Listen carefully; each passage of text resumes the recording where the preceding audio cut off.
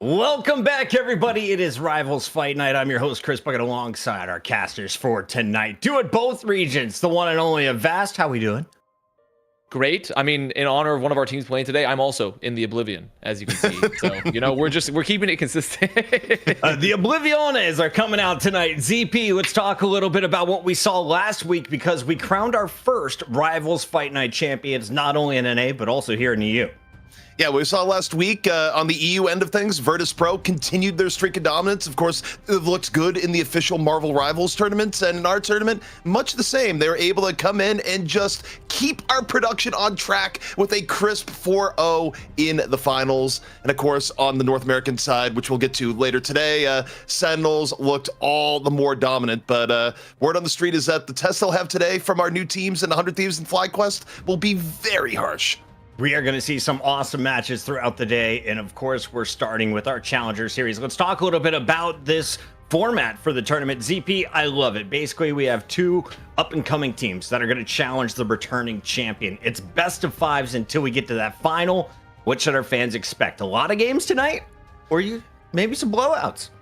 Honestly, whenever you're in a brand new game, you never quite know what to expect. But here's what we do here at Rivals Fight Night is that we grab two of the very best teams of each region, generally rotating between the top 5 or 6 within the region. They fight it out, and the winner gets the right to fight our defending champion. And let me tell you, even when you think you'll be one-sided, even when you think you know a favorite, you don't know anything until the teams actually play. And that's a benefit of just getting the top teams in week after week.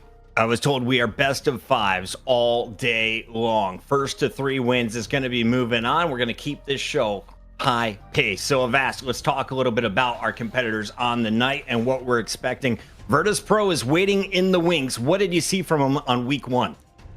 I mean, ZP was talking about it. Virtus Pro, both in the Marvel Rivals Invitational and also in us in the Rivals Fight Night, they are dominant. They looking like the team to beat.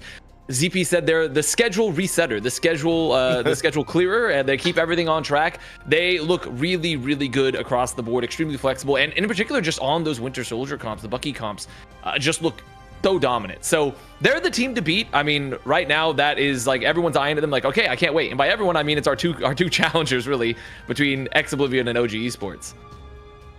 We've got some good games, and the first one is loading up here in just a moment. X Oblivion taking on OG Esports. And ZP, for everyone who watched the Marvel Rivals Invitational, OG Esports was in that EU Finals. Today, we get a new look at the players, and of course, there's been a patch. Any changes you expect to see from the new roster?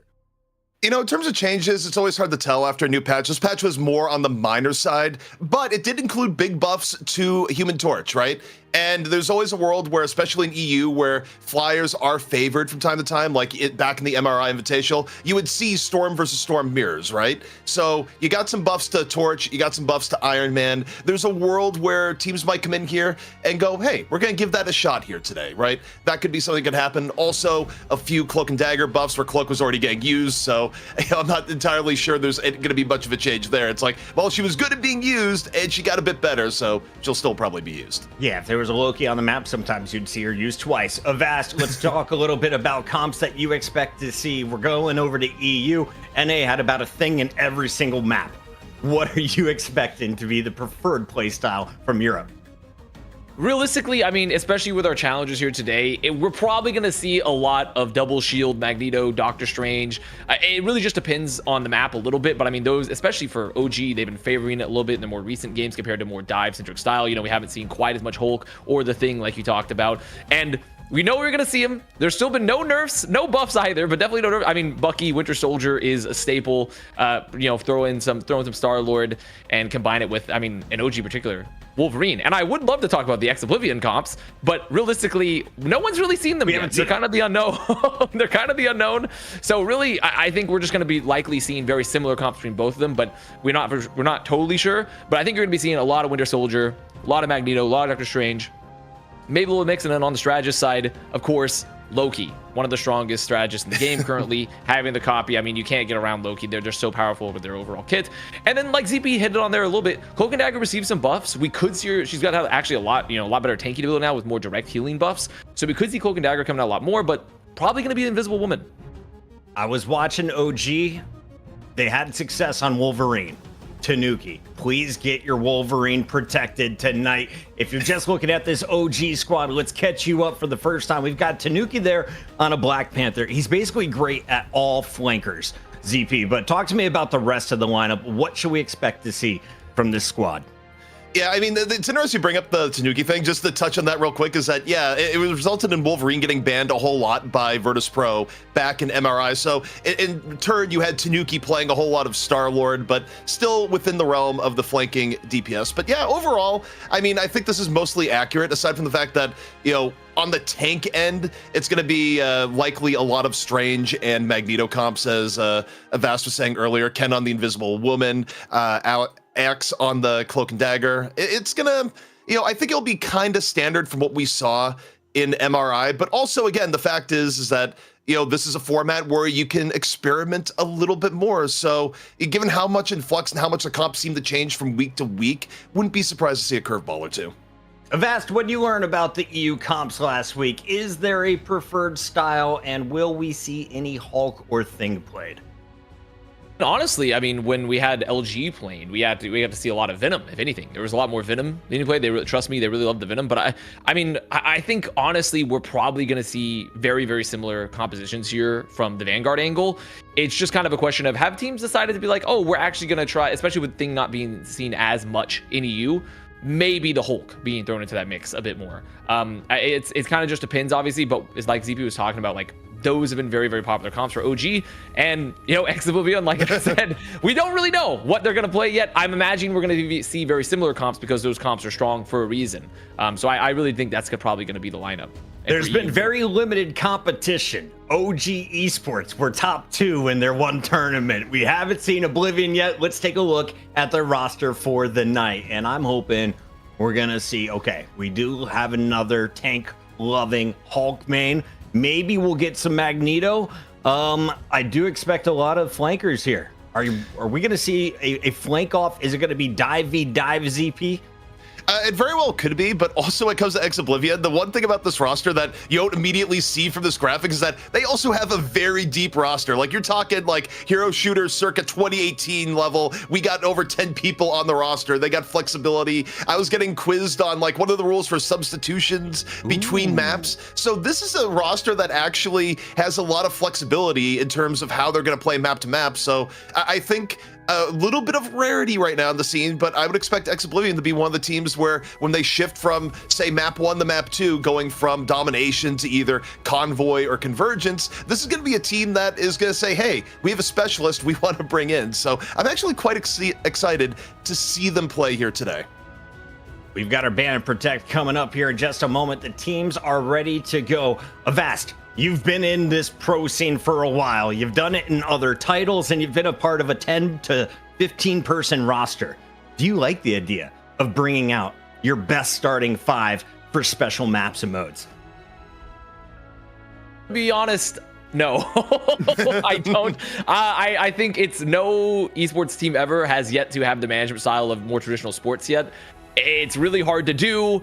There's so much scrim time and so little downtime that goes into just practicing, especially in a fast-paced game like Marvel Rivals, where it's very hard to narrow down and to really, you know, or to pretty much be like, oh, here's our map-specific rosters, right? This could just be the fact that we're in a very early esports scene here for Marvel Rivals, so there's a chance that maybe we're figuring out what's the best roster, right? Maybe we're figuring out like what's going to work best for us player-wise. So there could be a lot of different options going in for Ex Oblivion, but historically, no. I mean, I'm sure everyone, if you're fans of other games like Counter-Strike, if you've seen EG's experiments with like large rosters too, like it's hard. It's very, very hard to do. So I wouldn't necessarily say I'm a fan, but they could be the first. It's going to work today, Oblivion. It's going to work today. Royal Palace is going to be our starting battlefield. ZP, walk me through this format. I love what you guys have set up here. Yeah, so what we're doing right now, you know, we've done a lot of hero shooter formats over the years. In this case, we're opening up with a domination map to start with, where, you know, it's at least relatively even in terms of sides and everything else. And then the losing team gets to choose which map to bring us to, and they're not locked down by mode. They can choose any map regardless of mode. The only rule is that the losing team cannot bring us to a map that we've already been to within the given series. So the losing team has a lot of power here to go to a map they feel most comfortable on after taking a loss. Palace, which increases the odds of a really close series, but also at least lets teams show their strongest looks. We got our first two bans, ZP. Sorry to cut you off, but Adam Warlock is not going to be in the game thanks to OG Esports. What are we seeing on the other side? Our first Protect's about to be locked in. Hella will be on the map. Very common Protect, and also very interesting to see Warlock banned first here, because I mean, it was in the X Oblivion like, oh, this is one of our favorite heroes for our strategist players, is Adam Warlock. So they maybe recognize the power of Adam Warlock, maybe want to get rid of the team up as well, especially when you combine with the popularity of Star-Lord, who's been a really popular duelist. Remove the cocoon, the pretty much the regeneration cocoon, bringing them back to life. So I do think that's a very interesting pick, and Loki being protected, I think also pretty standard.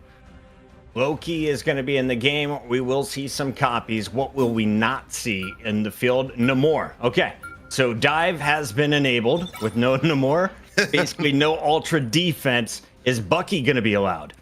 Well, we'll have to see here, right? I think banning Bucky would be a bold move from X Oblivion, given the fact that if you know the other team really wants to run Loki, maybe you're running Loki yourself. That also is one of the greatest enablers of Winter Soldier right now, right? And the fact that you can just continually reset your Kraken impact off the clones. So the fact that Bucky is being allowed and the fact that Loki is protected, yeah, we're probably going to see some Winter Soldier on both sides.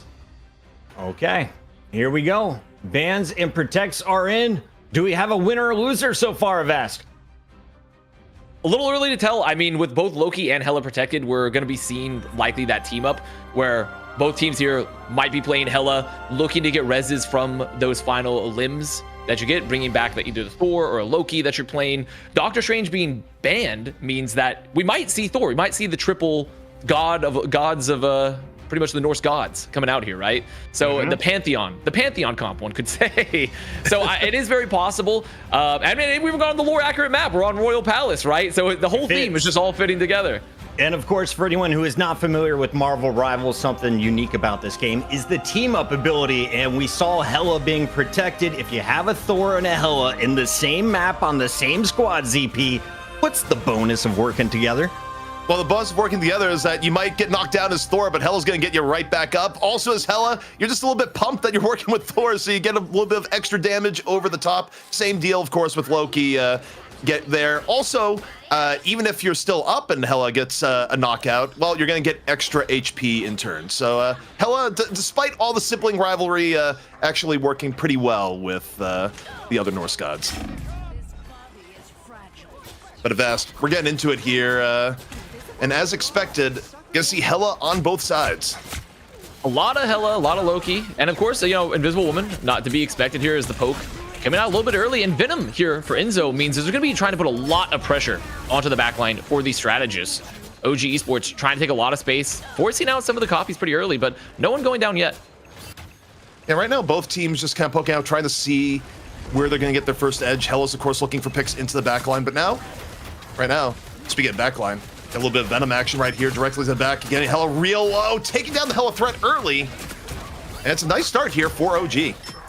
I mean, and they're doing exactly what I've expected for OG. They're keeping Enzo very, very aggressive, keeping pretty much a lot of pressure here on a strategy for X Oblivion, as they're going to lose the first fight, making a swap themselves. As already, or sorry, not making a swap, I should say. They're keeping the Venom. And they're just going to be trying to answer that aggression here. As OG peeking very, very aggressively, looking to get some poke. I mean, they're going to have the Galactic Legend up pretty early. Some ult bank looking pretty good for OG as they're going to fight on the flank. Yeah, I mean, OG too, they're just going up and just, actually making X Oblivion, take even more time before they can contest the point. I mean, this is standard stuff on a domination map, right? Where if you can take a fight a little bit off the point, it's to your advantage, because if you lose, you can immediately come right back in. But Boundary can be used early here by X Oblivion. Gonna be answered here by Luna ult. Fate of both worlds, Ken. Just dancing right now, keeping OG Esports nice and healthy. But early pick, Hela vs Hela. Sudi giving X Oblivion the 6v5 vest.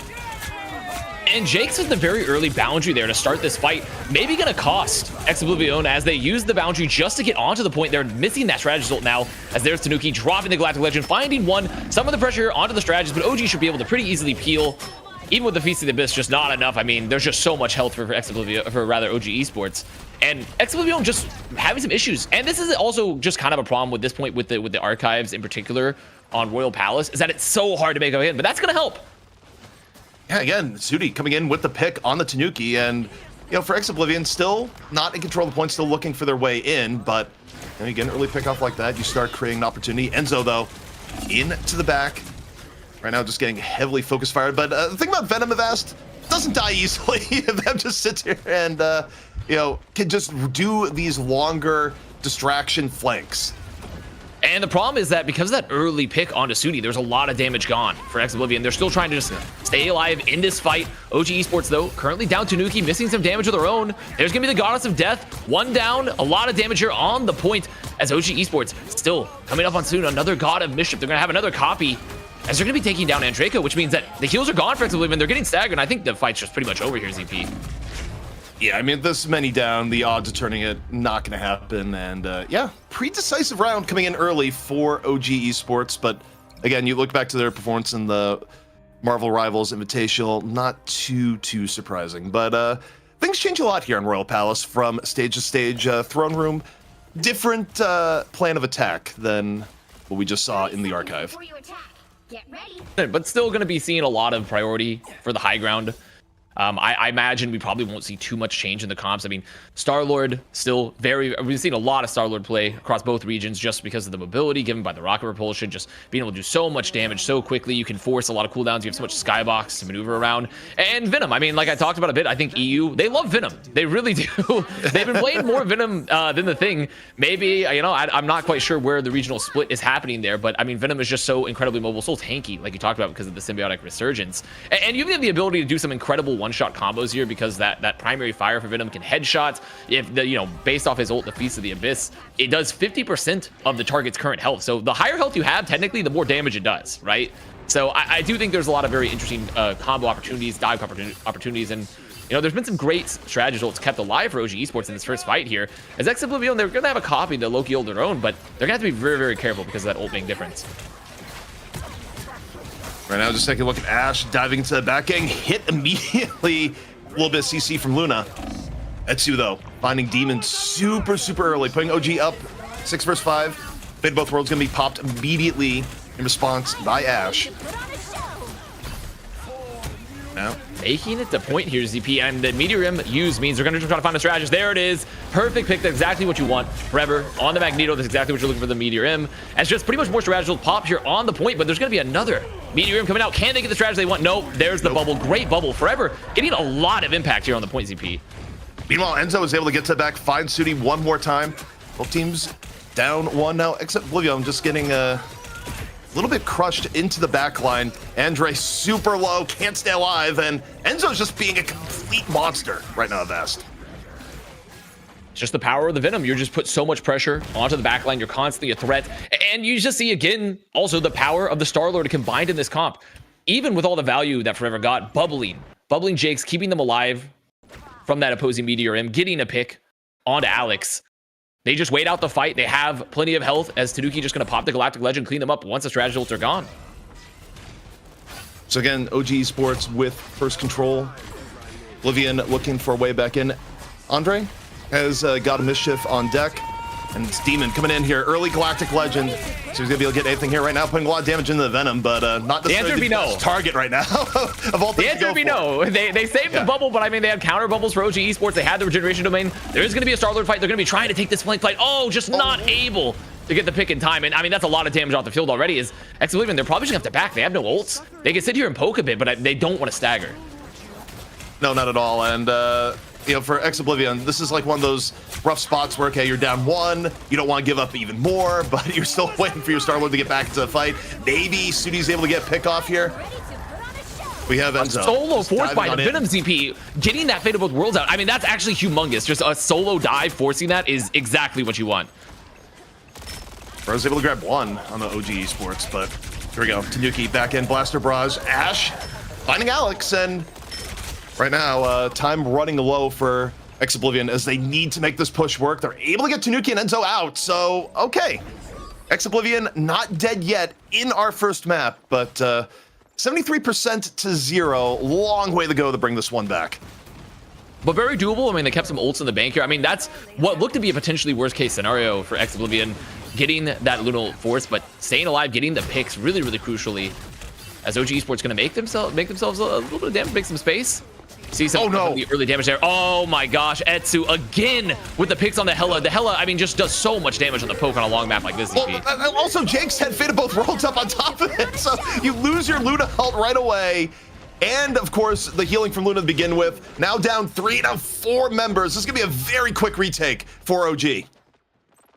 Using the Goddess of Death. Great bubble as well from Snaze, making sure to prevent their Luna Snow Alex going down from the opposing Meteor M, as Exoblivion looking to make the recontest forever, swapping over to the Capflation perhaps. It's time. Asudi gonna find Etsu pretty early. That's a lot of damage off the field. Yeah, I mean, Etsu was the hero last push for OG, so you set the 65, you don't have to worry about the Hela threat. You've vastly opened up the opportunities now for Demon to just go into the back line. Forever. Swap to the Cap right now, making a little bit of space. Demon, Galactic Legend. Working here in the back, still looking for anything. Unable to find it here just yet. Just King run around the pillars. Meanwhile, Galactic Legend on the other end. Doesn't matter though. Sudi snipes Tanuki out of the air. Both teams down the Star-Lord. All on deck right now for Exoblivion as they try and stay alive. Draco here, finishing up that copy kit as well. Both Lokis dropping the copy ult, trying to keep everyone alive on field. Enzo doing a lot of damage here. There's not a lot of cooldowns. Counter to keep the pressure here on Draco. Draco backing up. Can he pick up? There's so much damage. The region domain as well. Oh my gosh, Enzo is so sad here in this fight, but there's no touch. There's no touch. Everyone forced off the point. That was decisive. And to me, when you look at things that went into it, more than anything else, Etsu and Enzo just... You have the Venom causing so many issues from Enzo, and then Etsu just fight after fight, ending fights before they begin with pickoffs on the supports. I mean, you think about one of the last fights before the end there, Vast, where you get the pick onto Luna, who had ult ready to go. I mean, you've just completely demolished what Exoblivion was going for. And on top of that too, because of that recontest that happened, that late recontest after the swap, they had Forever stuck on Captain America, which it's unfortunate for a last fight, because it's not that Captain America is a bad hero by any means. It's just not, he's just not currently optimal. The comp wasn't built around playing with Captain America, and he doesn't do a lot of damage. He's kind of just like, hey, this guy bothering, bro? Of heroes, he's just running up in your face. He's hitting your strategy, like, oh my god, get this guy out of here. So overall, just they didn't have the utility they needed for that last fight. And sure, they were able to trade ults, but I mean, OG Esports continuing to look very, very strong. Bucket, you're back. What do you like as we were looking at all that? It was a lot of Venom from behind, is what we saw there. Oh, you're muted. Puckett stunned into silence. Puckett stunned into silence. The play was so good that he can't even speak. He says, "Wow, they were so good at what they're doing." You know what? I respect that, Puckett. I totally respect that. He says that he's speechless, totally speechless at the gameplay. And ZP, I mean, honestly, there's the reason that OG they took some maps off Virtus Pro, and hopefully this week as well, maybe looking to do the same. We hear you. You're back. We can bring you back in. Although honestly, I was down for the miming. Like I was sort of getting what you were saying. Hey, Ribco XLR, if somebody wants to create some software and make this work, that'd be great. Sorry about that, family. So we just saw a little bit of obliteration. Sue's pretty good on the Hela, so if you protect Hela, watch your face. On the other side of things, what was going wrong? Because we've got a deep roster of Vast. Is there one area, the strategist, the vanguards, the duelist, anything that you want to see maybe switched up for Oblivion going into map 2? It's their pick now. I think realistically, if they're going to look to mirror some of the comps that OG was playing, which, you know, we talked about earlier, how we're probably going to see very similar compositions across the board, which, I mean, the majority of that map we saw Venom, Magneto, right? Very similar duelist with the Hela, it's very similar backline with the strategist as well.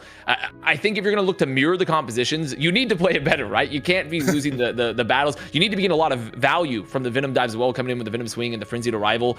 And they just weren't. You know, Enzo, like ZP talked about a lot during that map, was just constantly out pressuring them, constantly getting some picks, forcing ults on his own, and you can't be having that happen if you're going to be mirroring those comps. So maybe making a swap comp wise. I don't necessarily know if there's like a roster change really, but really just need to get more value if you're going to be looking to mirror.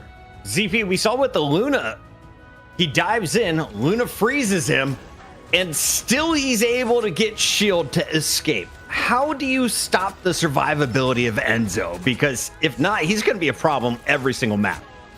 Honestly, it's a hard question that I'm not sure there's an absolute answer to. I think the problem is when trying to deal with Venom and why Venom is so good right now is the fact that if you're playing with a full like pro team behind you, right? The resources you need to dedicate to actually kill the Venom through Venom shielding and self-survivability is so much that you're going to die to the rest of the team, right? You can't just ignore players like Etsu to focus on Enzo while Enzo is diving. So it's a very, very tough question on how to effectively deal with the Venom, because you might be able to deal with the Venom, but you're going to lose to the rest of the team in turn. It's kind of just trying to stay alive long enough and hope that you're able to do damage to the rest of the team in turn, and then turn your attention back to the Venom. The Lokis, will they continue to help their team or will they be bullied? You saw them get pushed off the point on the second stage as OG takes map number 1, but this is a best of 5. We now go to Oblivion's pick. ZP, is there a weakness that you've seen from OG that we can exploit? Is there a ideal map or mode? Do you want to maybe have open space and take to the sky, or do you want like a narrow tunnel like Midtown and just push through as a squad? You know, it's kind of difficult to say in this regard. I mean, I think back to MRI, there was a lot of just mirrored compositions where if you tick to the sky, like they could also play a storm, right? So it's not like they're limited to just running hella compositions. You know, as much as I hate to say it, you know, part of the path to victory may just be, hey, play what they're playing, but play it better. You know, that was the VP method at times, but it's still not an easy solution. Be like, just play better. Okay. All right. So we'll see what comps roll out here. Avast, any thoughts before Oblivion makes their choice? With such a deep roster, I'm sure the coaches are having a tough time deciding who gets to play and where they should be playing. I mean, they should just listen to ZP's pep talk, the Z pep talk there. It'd be like, guys, just play better. Just play better, everyone. Like, if we just play better, like, it'll all be okay there. Realistically, I would love to see them, maybe if they're not going to be comfortable, like, mirroring the Venom, if they still want to play it a lot, maybe spend a little bit more energy potentially trying to remove Tanuki, right? On the Star-Lord. Star-Lord likely still going to get played. Even if you're on Neutral Path, which is the next map pick, it looks like, for Ex-Oblivion. It's still a map where Star-Lord can get a lot of play. There's a lot of maneuverability for them. But I wouldn't be surprised potentially to just see more Winter Soldier. And if there's one potential hero that can kind of counter some of the value that Venom gets, it is Winter Soldier, is Bucky with the bionic hook, does a lot of damage, you know, have the Kraken impact to allow for the executes off the culling effect. But I mean, like ZB was saying, Venom is just really, really hard to control. It's a very, very hard hero to keep under control. It's crazy because every time I get a Venom in my games, I'm just furious. I'm like, this is an insta throw. We're not taking the point. He's just going to go too deep. We're not going to get any heals on him. He's out of here. The pro level, it is something different, and they are escaping with just slivers of health. We are waiting on Exo's map picks as our producer. As soon as that one comes in, it looks like we do have it. So we're going to the path. Lots of airspace here, ZP. Talk me through expectations as game 2 is loading in. Yeah, I mean, there's a lot of space, but also the initial chokes are a real pain. So it's like you can run something like a Storm or a Torch if someone actually wanted to run in and play. You know, that's kind of, you know, is that going to be an option? But I kind of, going back to what Vass was saying, I think it's way more likely that you do see Bucky come out into play here. Also, just a quick note on the Venom thing you're knowing here. I don't even remember which streamer it was, but I think it was Boger retweeted someone just having an absolute meltdown over having EU Venoms in their games. Just, you know, an EU player going to NA just going like, no, I don't want to play against this Venom ever. Like, this is just ruining my life. Okay, so OG says we're not playing Adam Warlock. You are not getting the free cocoon on your Star-Lord, and we're not playing against the Star-Lord Mantis combo. So what does Oblivion do? Is there a target ban here? Could ban Venom. Venom? Could ban Venom. Nope. The ban on Loki is an interesting one too.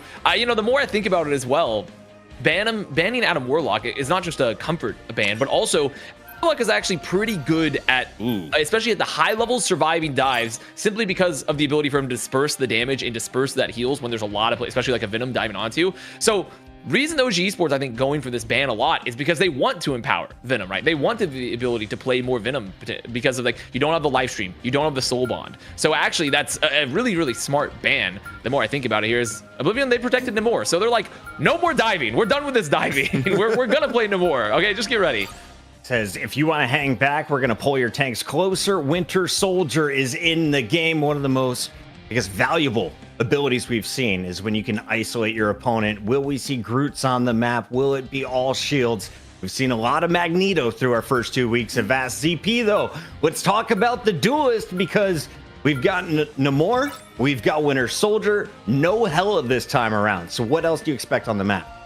Well, I'll say this is that this may not be the most ideal game for Venom coming in here, just because of you're going to have to deal with the Namor, who's still going to be more effective at doing high damage to people diving into the backline. The interesting thing to me, though, as I look at this composition, is that the protective Winter Soldier going in here is that, yes, teams still might want to run Winter Soldier, but you're not going to see some of the ridiculous value that we saw last week, where every Winter Soldier game was also versus a Loki, right? Where you're still going to see Kraken Impact resets, but not to the extent that you would if a Loki was in the game. So inherently, the lack of Loki does reduce the Winter Soldier value just a little bit. Here we go. Game number 2 is loading up on your mic. We have ZP and the wonderful Avast. Gentlemen, take it away. So Avast, I'm curious on the comps we're going to see here going in, especially if it's opened up with Venom, because, you know, okay, Venom can live through a lot, but still you dive to the back and the Boar's there, and all the spawn are just immediately attacking you. You know, it's at least a little bit more pressure on the Venom than what we saw in the last map. Especially because Luna Snow is not banned. Luna Snow is not banned, so you could get that team up as well for the Frozen spawn. You have to deal with the extra icy monster spawn that are slowing you, that do more damage, that have more health. So there's a chance that we probably won't see Venom, and I wouldn't be surprised. Well, but I say that Europe, they love Venom. Now, we shouldn't trust the spawns.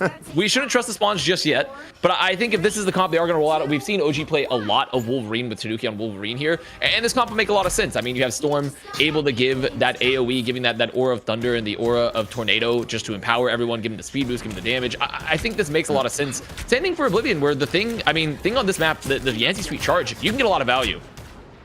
Alrighty, seeing more pressure put on the Venom than we saw at all in the last map. But I do like the Etsu onto the Storm. I mean, you don't have to worry about the Hela acting as a soft counter onto the Storm as a flyer. And within hero pool wise, I mean, just makes sense to me as Enzo blown up. Again, we didn't see this last map. No, we did not. And I think that's one of the, like I talked about, one of the few heroes that can. And Jake's is flying off of that. Gonna get the Feral Leaf. I cannot believe that Jake's has lived there. Great peel for Oblivion. And that's kind of the value here as well from the Thing, Magneto. You can give the Embattled Leap. You can give the damage reduction. You can give bubbles as well if someone is captured. Even when all the Wolverines, Tanuki, they see that and they're like, no, it's Star-Lord time. We're just gonna go Star-Lord. I'm not even gonna bother to put Wolverine to this. Also, should be given a lot of pressure here though from Nocta's Namor. That felt like a cinema leap that just kind of stalled midair for a while there too. But yeah, the quick swap off, didn't really like where that was at. But Enzo will take down Forever in the Venom versus Thing matchup. But this is interesting. It's already a bit of a slower pace than what we saw in our domination map. Oh my gosh, the find there on Etsu so big. He was looking for the peaks there from the higher ground. The Meteor, I'm not gonna find anyone yet, as there goes the support ult. Use and the Hornet Proteus. If you want to talk about something that can burst through as well, Hornet Proteus as well always is another reason that Namor is such a strong hero in these comps, especially when you're playing maybe slightly slower. You're forcing those strategist ults. Luna Snow, okay, there's the fate of the world, but Hornet Proteus, stay too close, and Giganto is just gonna flop on top of you. Yeah, also we didn't talk about, but just also the substitutions coming in from Oblivion too, where they got Passio in the game on top of it, where they definitely are all about roster versatility here.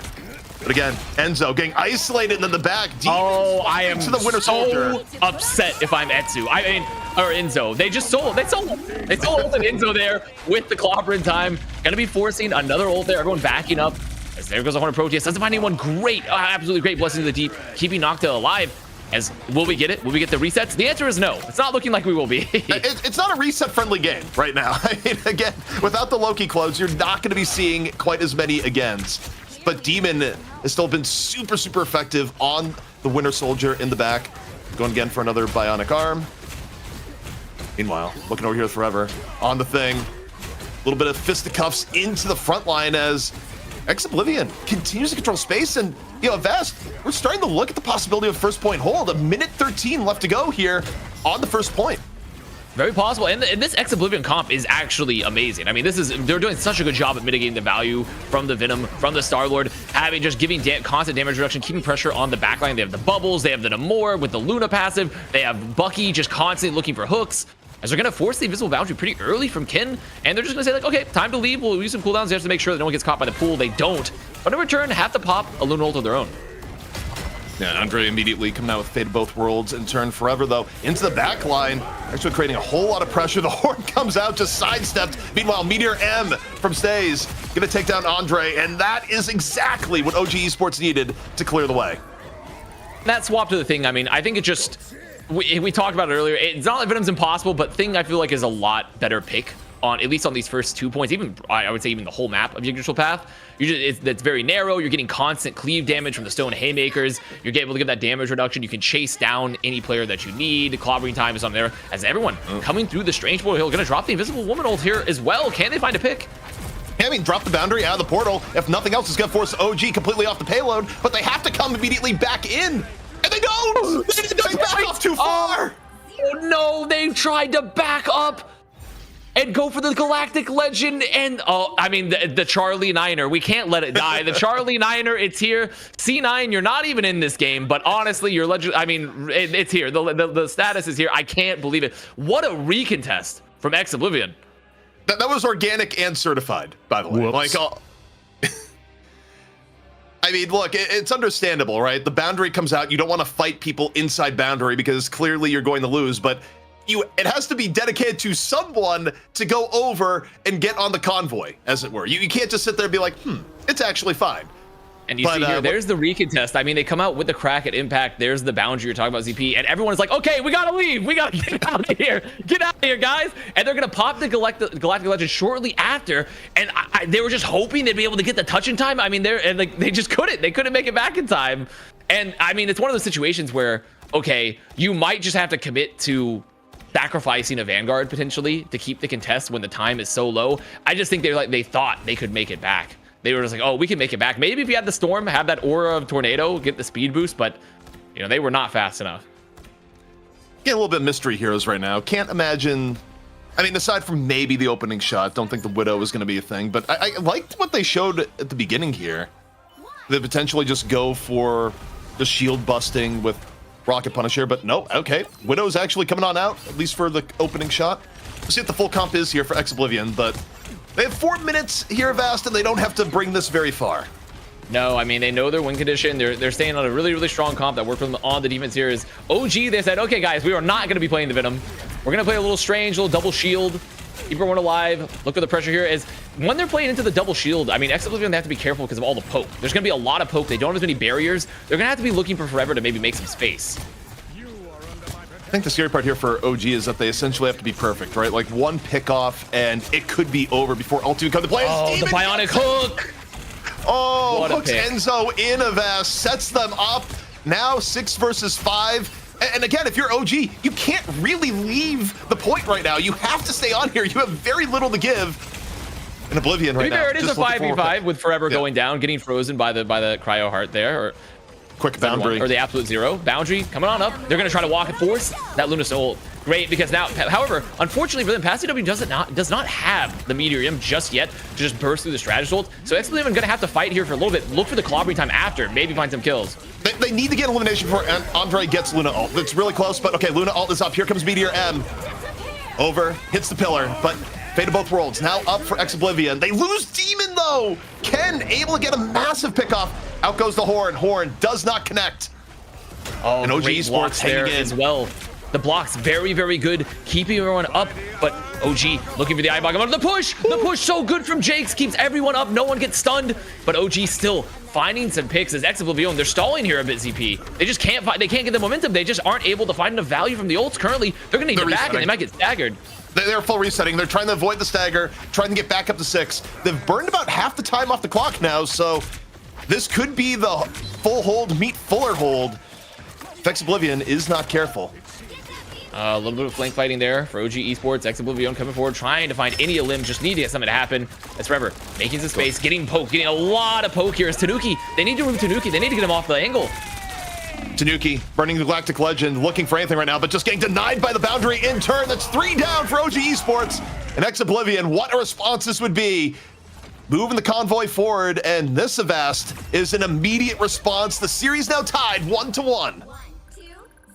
And I mean, we asked what maybe there was a roster swap, maybe there was something that could happen. We don't know how deep this roster could go, and it looks pretty deep off that map. I'm bringing in PassiW, bringing it in Nox. There's pretty much playing the Namor, playing the Magneto, just completely nullifying the value of Venom for Enzo. And also that thing comp, the way they played it, just making space, building ults, winning a lot of the flank fights like early. Yeah, it was beautiful. It was so well played. And the Winter Soldier, I think, crucial into that. The Winter Soldier, absolutely so important there for Demon, just getting constant finds at the Bionic Hook.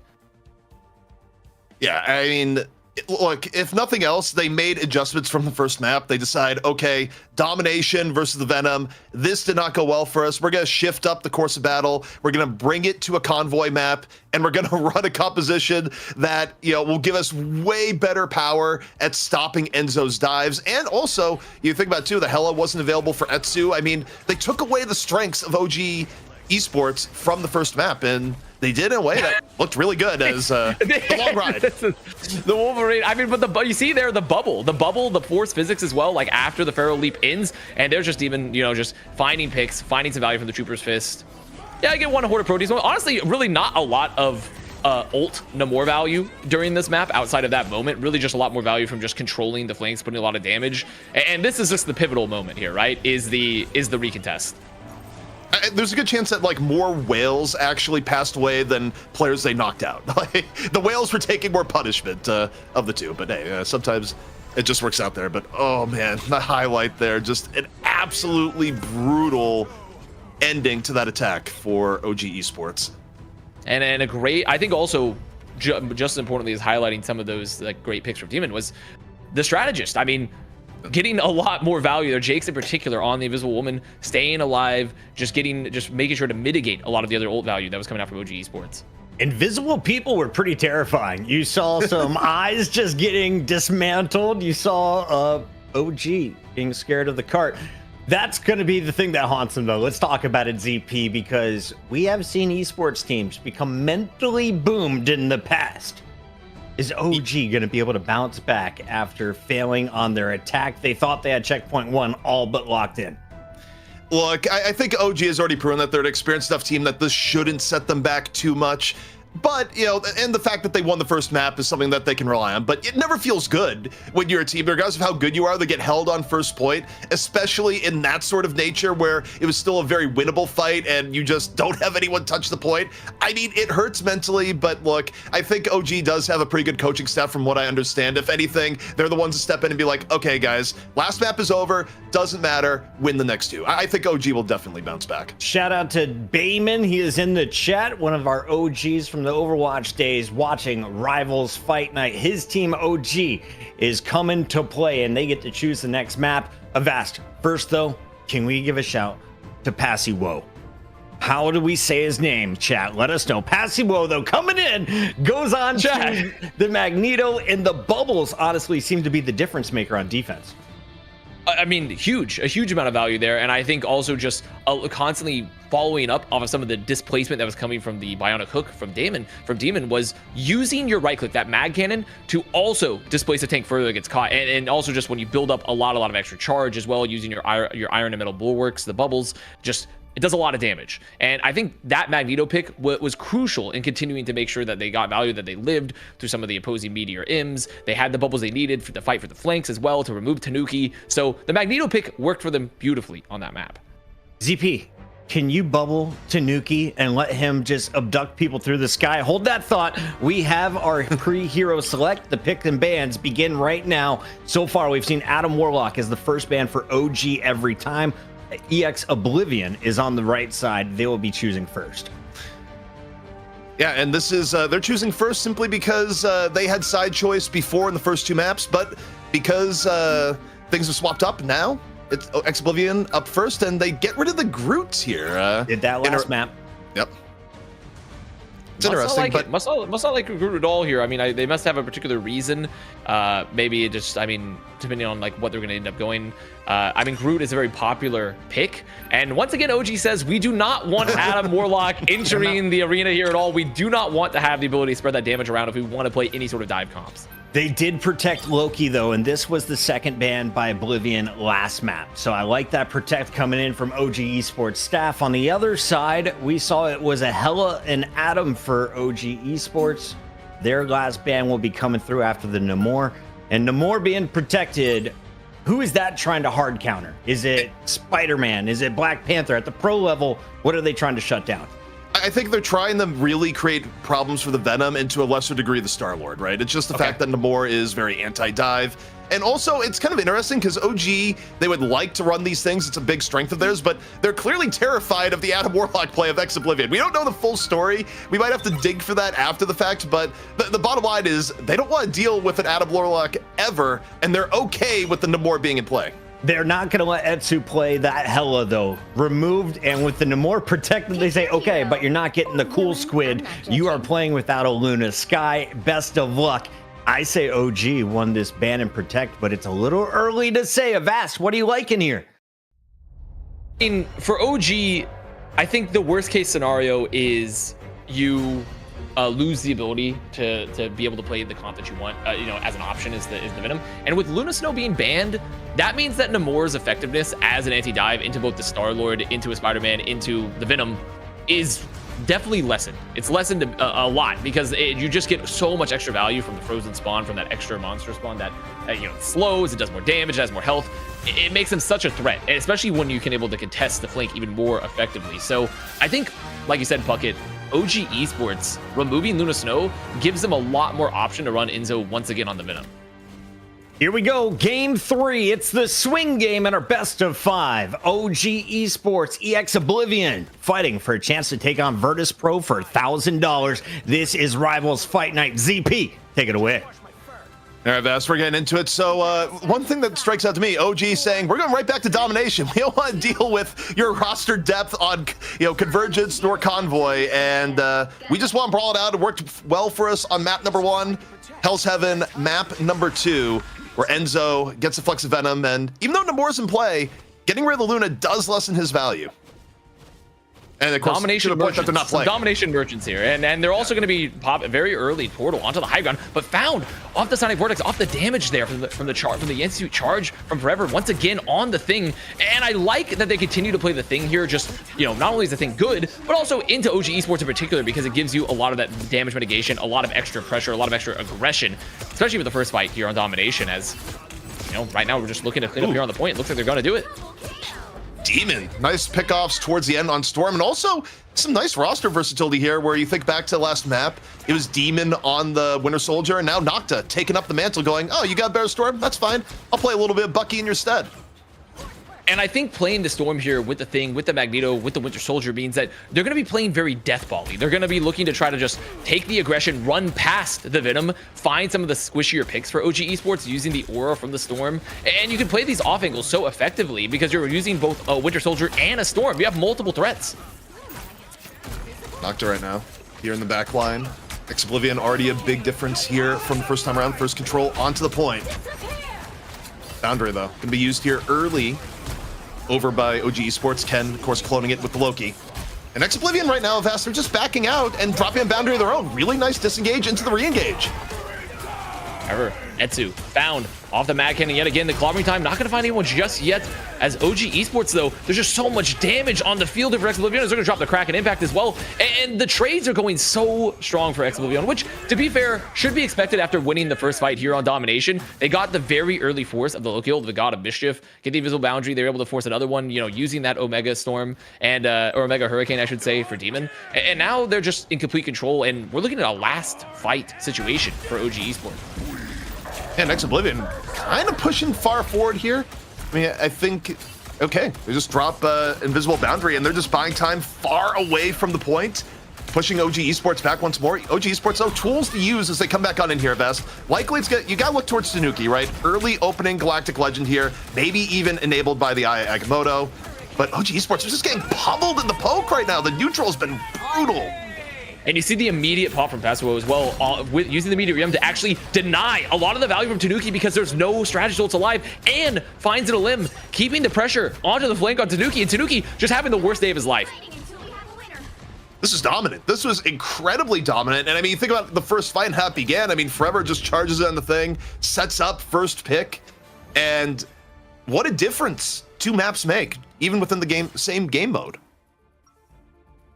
100%. And I think, we have to give a lot of credit once again to just this adjustment for Ex Oblivion and also the sub for Pazu coming in here, playing the Magneto, because in that last fight, that was pretty much OG's chance right there. Having the Galactic Legend, getting to play that wide flank angle, knowing there's no strategy, knowing the regeneration domain has been used, and popping the Meteor M immediately, you absorb all that projectile damage. You absorb all that damage, and you empower the actual ult for Magneto and get to find an Olymp. Something bothering you? All right, so OG Esports, you know, they come in here, they take away map 1, they have a rough go on map 2 on their attack, and now very quickly could find themselves down facing match point, depending on how this next round on Hell's Heaven goes.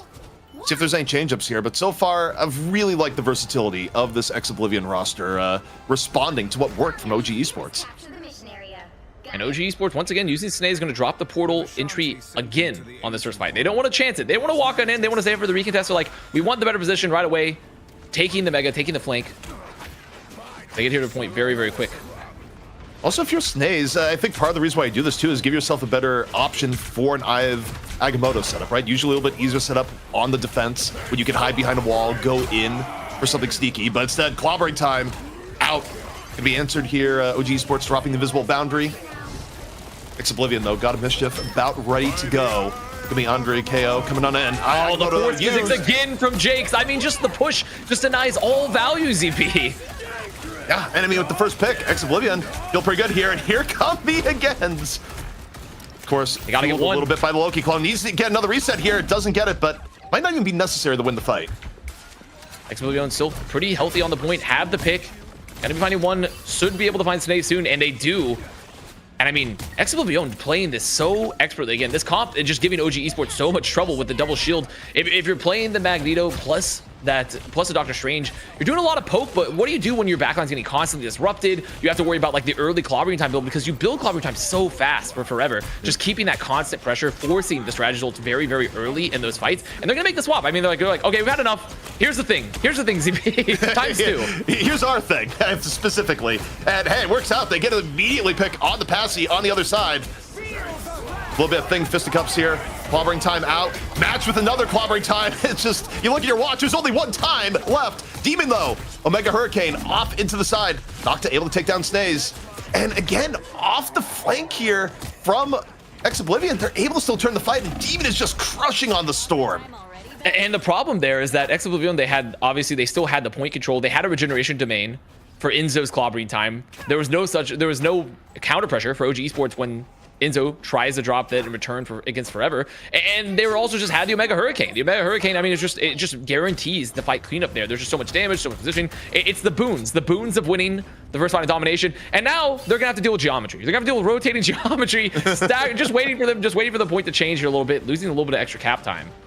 Yeah, the map rotating like that actually does sneakily impact a match more than you might expect offhand. But here's Tanuki, Galactic Legend, ready to go. As OG Esports looks for any way back into this map. God of Mischief used. Now we just look at Tanuki right now, looking for any opportunity. Meteor M, though, being used here by Passy. Oh, down Tanuki! He does it again. Pazu, I mean, just denying the ult value, getting one. Can they find in return for Snaze? They don't. And now the trades are so good here for Ex-Oblivion. They still have point control. They still have an invisible boundary for Jakes in return if necessary. Plus the clobbering time. Find several. Can they just clean up the damage?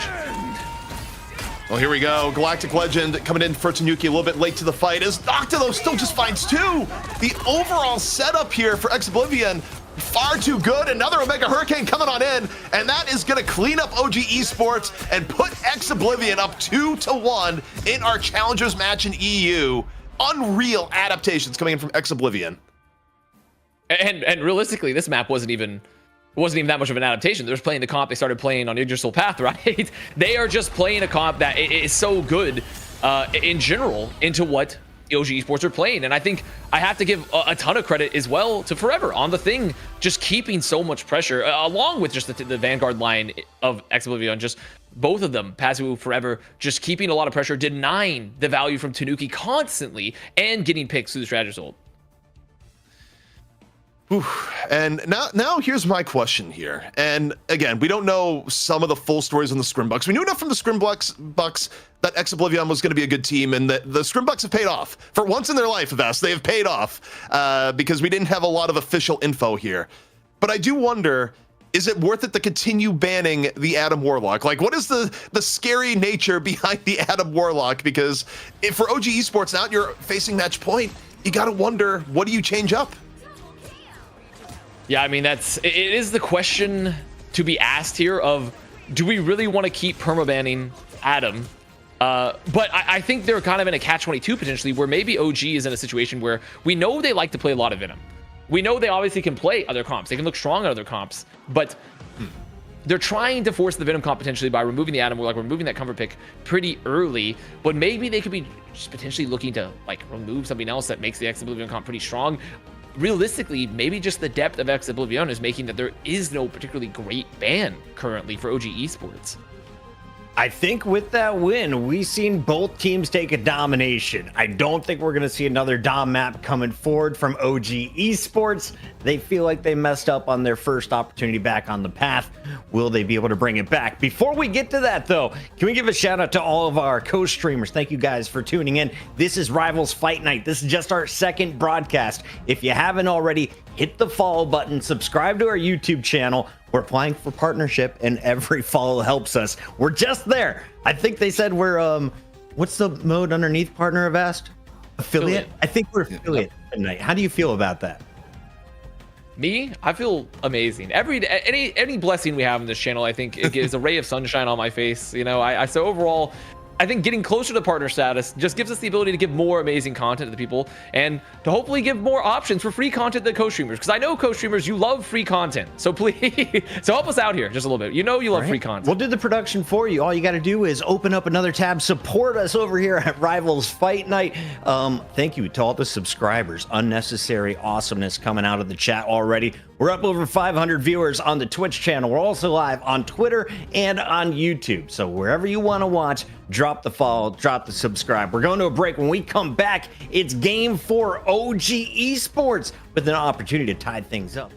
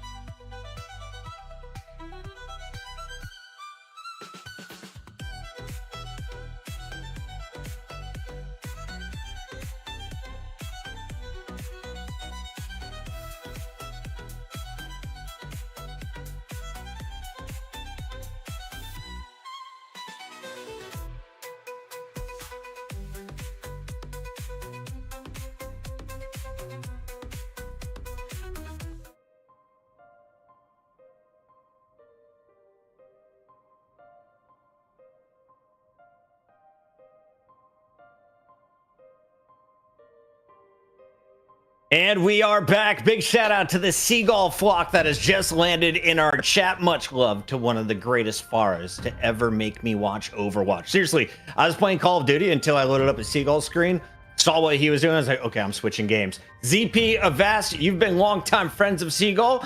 Any shout outs to the community? And can you update us with where we're at right now in the tournament, Avast? Well, I mean, currently we are going into map number, I guess it'd be 4 now here between Oblivion and OG Esports, and it's looking to be a bit of a banger. We were worried about like, oh, is Oblivion going to have the roster depth that people have talked about that they had? Are they going to be as good as we heard from the Scrimbucks like ZP had talked about? And they've lived up to it. They made some great adjustments, starting a new digital path, and they've won 2 maps in a row now, and they're looking really, really good moving on to the Thing and putting Passivewell onto the Magneto. So overall, I definitely think living up to the hype. As for the community in general, I mean, Seagull, I still think about it every day. The Overwatch League, walking in after as the Dallas Fuel was exploding, walking into the break room and you saying, I just work here, man, and then walking away. One of the greatest moments in my esports career. ZP, let's talk a little bit about our rival show. There's a lot of new viewers. Let's break it down. If they missed last week, Virtus Pro were our champions from EU. How do these teams compare to what you saw from week 1? I mean, how do they compare to what we saw from week 1? Is I think both of these seems to be very competitive with Virtus Pro into our money matches coming up after, right? Because OG Esports, they took Virtus Pro to the limit where they took 2 maps off them in the BO7, the Marvel Rivals Invitational, and then the maps they lost weren't necessarily blowouts or anything. So the fact that Oblivion has taken this level of fight to OG Esports means that whichever of these 2 teams gets through the fight Virtus Pro means we're in for a good game. Also, you know, to the Seagull community, nothing but love. Just one of the best communities out there that I still hang out on a regular basis, where it doesn't matter what's going on. I'll be like, hey, what's happening here? But much love. And our producer just told me we went up at least 200 followers just now. So for everyone who just hit that follow button over on Twitter from Seagull's chat, thank you very much. Shout out to everyone else who is co-streaming. A reminder, free co-streaming. We want you to share the show. Rivals Fight Night is coming at you every Thursday. If you want to get involved on the action, hit up Hexagrams in the chat at TempoZP on Twitter. Or you can follow Avast home if you really want to. Avast, we're going into Vernon T'Challa. Let's talk a little bit about what we expect to see from our squads, because the Ban and Protects have featured an Adam Warlock as the first ban. All 3 of our first maps. You're running out of time if you're OG. I mean, I think OG in general, it's very interesting because, like, okay, banning a lot of Adam Warlock, but also they're taking us to another domination map. I didn't think we were doing it. They're going to another domination with Vernon T'Challa. So, I mean, overall, like, OG, they have to have a plan. And the plan is we're going to keep taking domination and something's going to work at some point. And really, we'll just have to see what is the first ban, right? What are the bans going to be? Are they going to remove the Adam Warlock? Of course. 3 in a row. No Groots for you. All right. On the other side. Do they remove the Adam Warlock? Esports. Get rid of Adam Warlock. I dare you. We'll see. Honestly, yeah, I mean, they get rid of the Warlock again. They decide no Warlock whatsoever. Was the protected command they've been protecting Loki before? The one thing I would like to see them ban, and we were talking about this off broadcast, but get rid of Magneto. Passivewell has been your demon more than anything else, even more than the player named Demon. Like, just get rid of the Magneto, because that has been such a huge thorn in their sides. But right now, it's looking like more of the same. What if you remove Clobber in time of Vast? Could you equally get, I guess, as much value getting rid of the Thing and forever having to play a different tank?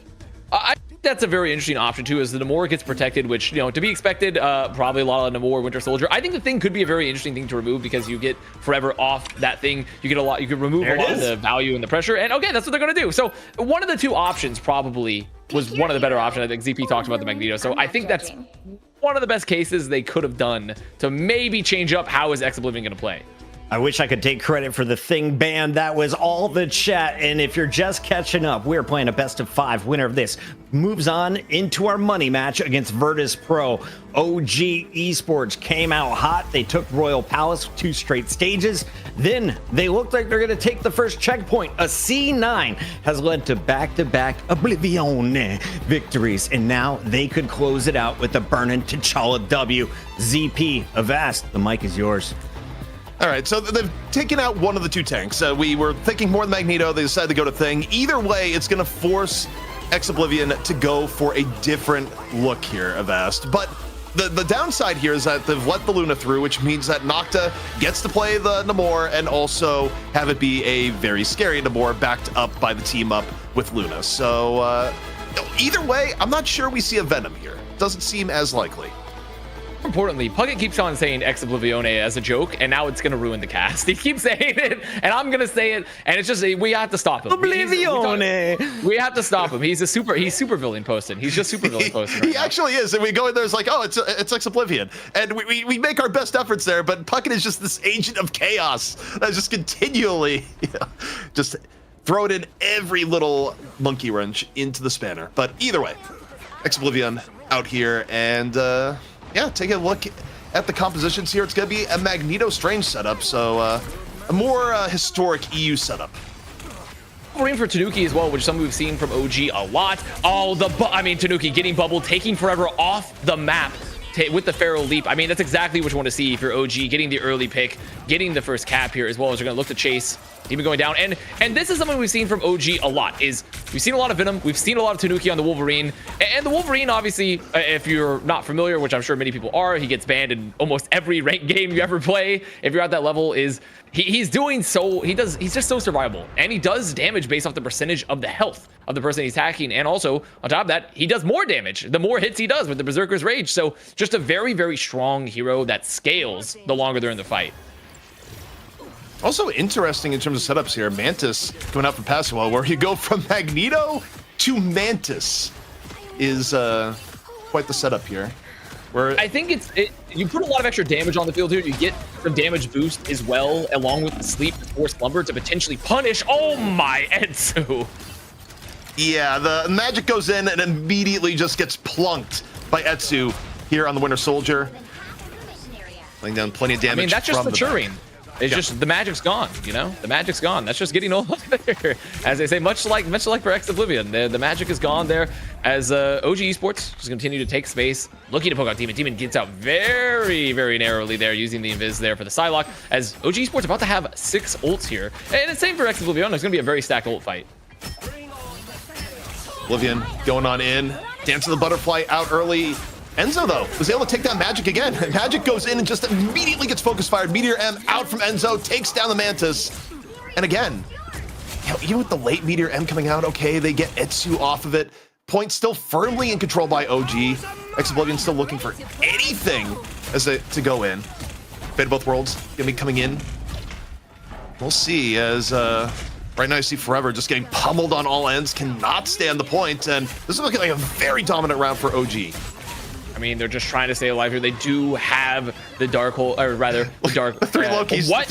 No way. There's just so much to stay here on the point. You see the 3 Lokis just pounding on the point. There's going to be the Eye of Agamotto, a solo Eye of Agamotto on the passive, taking down the Mantis.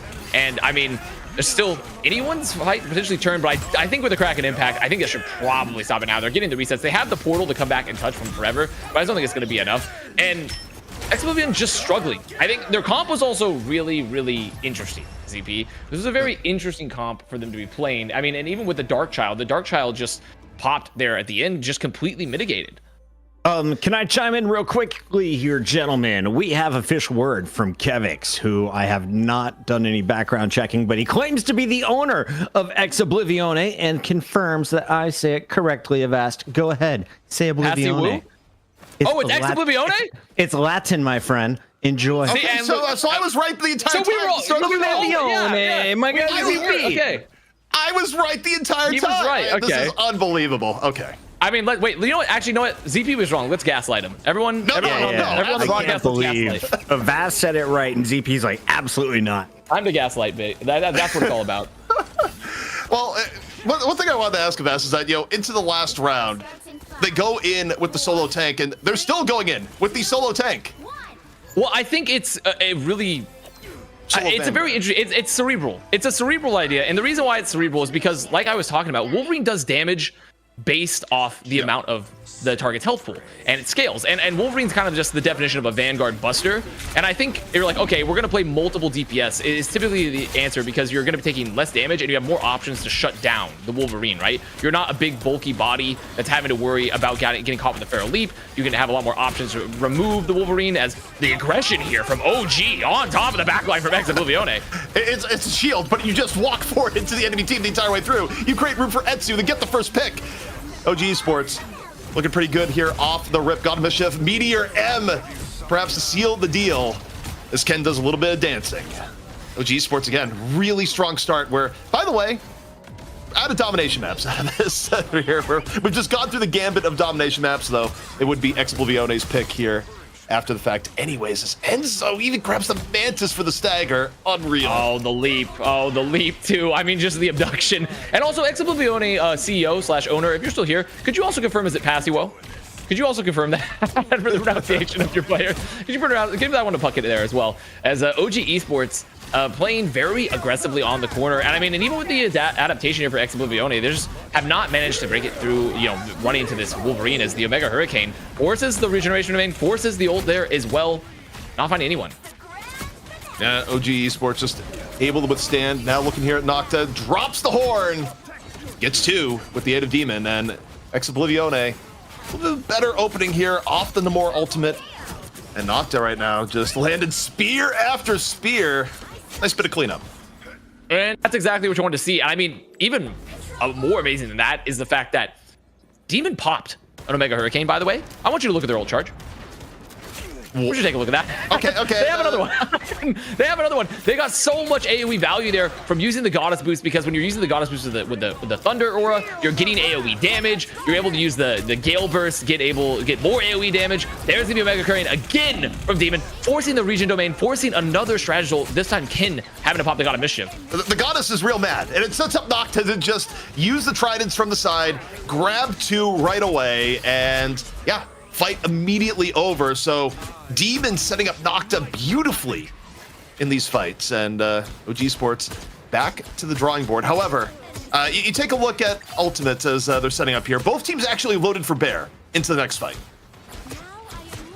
A lot of ults on the board here, but still the constant. Also, I think the passive with swapping to Mantis is actually what you're just getting, the constant damage boost from the Mantis here, the allied inspiration onto Demon, just letting them get so much pressure there. There's going to be the Feral Leap finding one, but they have bubbles, so no one's going to get just yet, as the Meteorium used here.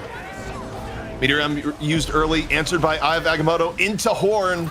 Oh, great shield. Amazing shield from Snaze. No one goes down. Yeah. Etsu after cracking impact gets Jake's early on. Gives OG Sports the one-person advantage. Now, Fate of Both Worlds right now out. Mantis ultimate fading. Omega Hurricane also done. Now see OG Sports as Tanuki just carving up the back. Tanuki waiting after the ults. A lot of those strategy ults get exchanged. The region domain is gone. And saying, now it's my time, guys. It's time to feast. I'm praying on you tonight. Play the song. Play the TikTok song. Play it in the background. They were jumping in and getting two with that. Pretty much getting three there with the limbs. Because now Exoblivione having to come back in for the recontest. OG Esports holding the corner very aggressively, looking to get some poke. They have the Fate of Both Worlds here for Jake's, but still not a lot in the bank. I think Jake's has probably got, well, okay, here's the problem. If Jake's pops it out, you've already lost Nocta. Etsu just gets a clean pick off, and you just see the sad disengage here of Ast as everyone just walks back and goes, wait, we're going to wait for 6. We're going to go with Fate of Both Worlds together, but it's going to be answered by Ken with the Loki clone, likely Fate of Both Worlds of their own, but Omega Hurricane in from Demon. Kicking things off here to start the fight. Should force out the Fate of Both Worlds, and does. Ken starts a dancing. Here comes Kraken Impact, though. Alex down early. First pick here, the Exoblivione. And that was an incredibly good engage there for Exoblivione, because they use the Omega Hurricane to force the God of Mischief, and then they come in with the Meteorium, knowing those strategies have been used. They have the Hornet Proteus, just extra damage here on the field. They have the boost. They have everything from the Aura as well, as Demon is an unkillable Demon right now, because he has him with the Idle Aura and a damage boost from Passio. I mean, Exoblivione, that is the perfect recontest you needed there, just to force Ken to drop the ult, or sorry, rather Alex, force him to come back in again, or actually, I guess it was Kin. It's just Fate of Both Worlds either way, and then just pop the Meteorium. Is you see some last-minute contests actually going to be happening for OG Esports.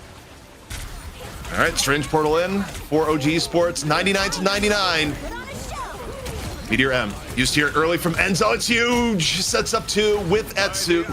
And just off that, Agamotto gonna be used just to be sure. And it's kind of interesting where right now, all ults on the table, all or nothing for OG Esports. They want to force the final map 5. And Avast, they're gonna do just that here on Burn and T'Challa.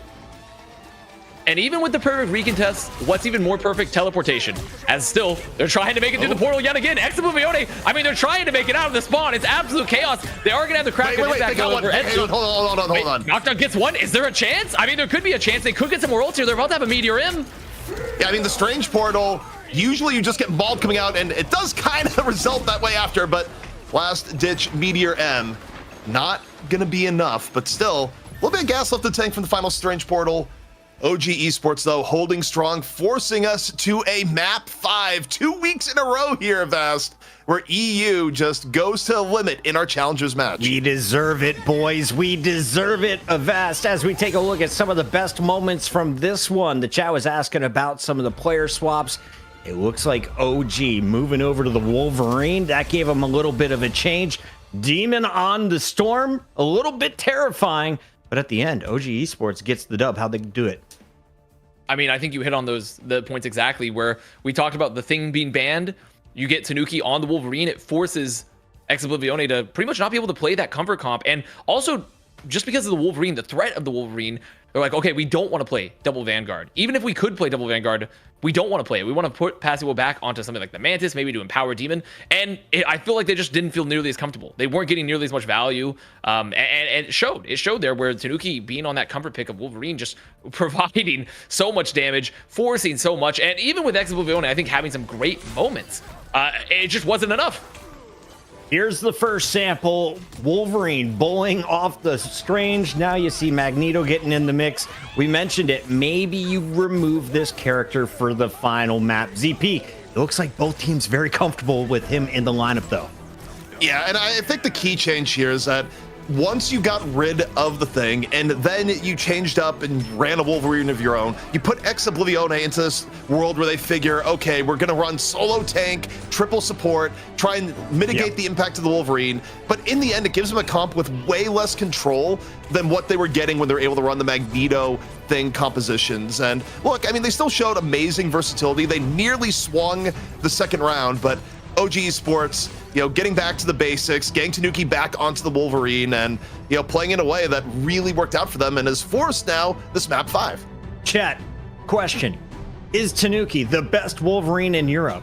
Is there someone better on Virtus Pro? Do you have a favorite Wolverine that I don't know about? Drop it in the chat right now. We are going into a game 5, and look how good our production team is. They have one by one gone through our first 4 games and showcased which characters have been banned.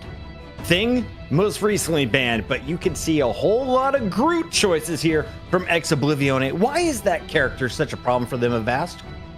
I mean, perhaps you've heard of Fortnite. There's the no build versus build scenario, and I think Groot allows you to build. You have Ironwood walls, you have the Thornlash walls, and Groot is just really, really good at mitigating the value, like pretty much isolating players, putting a lot of damage. You see Groot's doing a lot of tech with the Thornlash walls now, where they're putting them off the ceilings. You come into an area, okay, here's the right click, here's the Spore Bomb, lashes everywhere, okay, instant death. Like, I think overall that Groot is just really, really good at controlling the field of battle, getting Strangling Prisons as well to just force ults at, or maybe even just after the ultimate used, put everyone to a spot where you can easily get a lot of limbs. And maybe Exablivione just feels like, oh, OG Esports, we don't want to have to play in that group. Or maybe they just don't feel comfortable playing the group in return. But either way, it's a very, very powerful Vanguard hero that once they're off the field, there's a lot more room to move around. ZP, I saw a Groot from Hogs on Twitter where he created a death box. Jeff spit out an entire enemy team and he one-shotted everybody as they got spit out. Can we do that at pro level? Can we do it at pro level? Well, you'd have to see a Jeff in the pro level, which is easier said than done. Unfortunately, Jeff just not really seen to be quite at that level. But hey, look, if we get through a match and Groot is available and a team just feels far enough ahead that they want to make a highlight reel, look, make the death box a reality. I am all for it. But unfortunately, Jeff is just a harder thing to sell here. But hey, who knows? We might take a little bit of inspiration from some of our sister products here, and instead of doing a coin flip for side choice, might do a Jeff 1v1 at some some point. It's on the docket. Please. But well, that way, you're guaranteed at least a little bit of Jeff A on little the shark broadcast. v shark, a little Yeah. fin v fin action. Let's take a look at our final map. We're going to Symbiotic Surface. This can end up in a full hold, or you could see a very long, drawn-out game. So if you need a cocktail, make it right now. Avast, I have a feeling these two teams are going to be playing it tight. We're in for a good one. And also, if there was ever a map to potentially see Groot, it would be Symbiotic Surface. I mean, there's a lot of walls. You have a lot of like narrow choke points, especially on the first point in particular here. So we could be seeing some Groot potentially as already right off the bat. OG Esports says, get the thing out of here. We don't want to deal with it. They can protect the Warlock, though. They Adam can protect Adam Warlock. Adam Warlock. Ooh, I'm actually so We got to excited ban about this. first, though. We got to ban first. Let's get rid of the Groot. Let's just get it out of the way, Oblivion. I mean, I feel like it's very possible. Yeah, There it is. Exactly. Yeah. 5 for 5. This is a great map for Groot. By the way, Virtus Pro is just sitting here giggling to themselves. Like, we play strange. Okay, what is this ban or protect going to be? Do you protect the Warlock? This is all I want to see here, just because it's been a little bit of wondering. It's like, what is the fear here from Ex Oblivione on their side? And It they do is the They Warlock. protect the Warlock. All right, we got ourselves some new team comps here for our final map. And we'll see what gets protected for OG Esports. Might be the Hella, just Have because you of the guys- fact that Etsu has been so good on it. I was going to say, have you guys been insta-killed by Adam Warlock? It happened to me twice earlier today. It's one of the most frustrating things on the planet. He can just throw all of his abilities at you at once. Loki on the other side is going to say, you know what? We're going to have a moment of invulnerability. If you're going to put the Warlock out there, we're chilling. Star-Lord not getting cocooned this time around, Avast. I wouldn't be surprised to see Ex Oblivione potentially ban the Hella, just knowing that OG Esports with the Loki protection means you remove the team up, you remove those reses that come through, and also that means that it monopolizes the res economy to the Adam Warlock. Only Adam Warlock can res now, right? With the Karmic Revival, with maybe some of the passive, but it's actually going to be Luna Snow being banned, which is pretty. I mean, pretty much denies the Namor team up. It denies the potential for, maybe getting some freezes and the Fate of the World. This is a very It's the 20-minute dance-off that they got rid of. With the Loki being protected on one side, they're like, listen, you can have one ult. We're not going to let you have two Luna ults. It's too frustrating, especially on a map like Symbiotic Surface. We have Game 5 ready to go. The players are ready. Your casters for tonight's EU battle. We got ZP and Avast. Drop a follow and listen in to the sultry tones of Tempo ZP. Well, with an intro like that, how could you not? But Avast, I figured it out. I know why they went with the Luna ban. The reason you go for the Luna ban here is that they're still going to be running Loki, but because they like the Adam Warlock, they're going to be running the Adam Warlock. They don't want to go against a Luna on the other side. You're not going to run it yourself. You get rid of it. You get rid of the double fate of both worlds from the other side. Makes too much sense to me. I think that, I can't argue with the logic. I can't argue with the logic there. It does definitely change up the comp. So, especially for this map, a Symbiotic Surface in particular, honestly, Luna Snow, great, especially when compared to like an Namor board. Like, Invisible Woman is so strong on this map anyways because of the boundary, because you can just fill up the entire areas because it's kind of a narrow map. It's not like a particularly wide one until you get the last point. So, already, Snae's looking to do a little portal tech. I think just doing some checking, seeing where is the enemy team at? Where is everyone looking? Where are they looking to go? And already just going to ignore kind of that high ground differential you have to deal with approaching this first point and taking everyone to the high ground here. Very even back and forth here in the back corridor here of Symbiotic Surface. Strange Portal setting the stage. Regeneration Domain already being popped here by OG Esports. Now take a look at Tanuki. Back onto the Wolverine. Wolverine worked out well last map. Now in and gets the early snatch on the Forever. Carves him up with the bubble. Not enough to save. A pretty interesting look for Ex Oblivione because they're playing a triple strategist composition. Now it is first fight, right? So you can't really swap. You can't really swap as the defense here, as the defending team. But you're not. I don't necessarily think Adam Warlock is particularly strong into the Wolverine. Wolverine isn't necessarily splitting a bunch of damage unless when you're going for the last stand for that dive ult of his. He's doing a lot of focus damage, and Adam Warlock is a much better just like spread healer versus a singular focus like tank healer, So I do wonder what the efficacy of this is going to be, and you're really gonna have to hope that Andraco on the Adam Warlock gets a lot of value and damage out from the right clicks.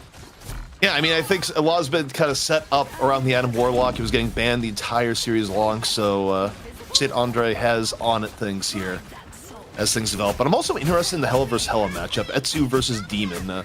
Both the most prolific DPS, I think, of their teams at times. But Nocta, quick pick off with 2. Heard me talking good about Demon, says, what about me? Dance the Butterfly in reserve. Doesn't need to use it there after those 2 picks. And the thing to remember here about Psylocke that makes Psylocke really so scary is you're incredibly mobile. You do a lot of damage here. As you can see, the dash is being used just to help finish off. And also, every time that you're getting a hit with the primary fire for Psylocke, every time you're hitting someone, you're decreasing the cooldown, all of her cooldowns. So you can do more damage. You can be more mobile. So Psylocke is kind of a feast or famine type of hero where the more damage you do, the more you're gonna do in general. Also note the swap off of the Wolverine in response to the single tank from Exoblivione here. Dance the Butterfly, though, being used into the back line. Tanuki, hang on the Kraken impact, waiting for the opportunity here. Win right in now. Forever down. Only tank dead. Boundary gonna be used in turn. Demon going to the skies. Goddess of Death looking for anything in turn, but Nocta finds Ken into the back line.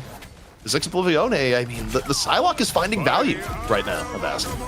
There's the bubble for the Aivagimoto going into the back, finding 2 of the supports. But I mean, there's just so much to stay in here. There's no one else to make it able to get forward, follow up on that damage. As now, there's going to be the Goddess of Death in return from OG Esports. Etsu dropping it there from the top. Gonna find one Passio. Gonna be taken out as finally OG Esports maybe getting a little bit of ground. They just have to make sure not to lose anyone here to the Meteorium, and they don't. Really, really good Astral Flock there. As they're getting chased down, they might be able to find, but the wall being raised, but I think that should be enough. Etsu just got completely forced back, and Nocta, again, just being a huge threat on the flank. This time, though, unable to just turn the corner. Got stuck for a second, so Nocta down. Opportunity now for OG Esports to push on forward. And we got a swap here, too. Etsu getting off the Hella, going to a Psylocke of their own.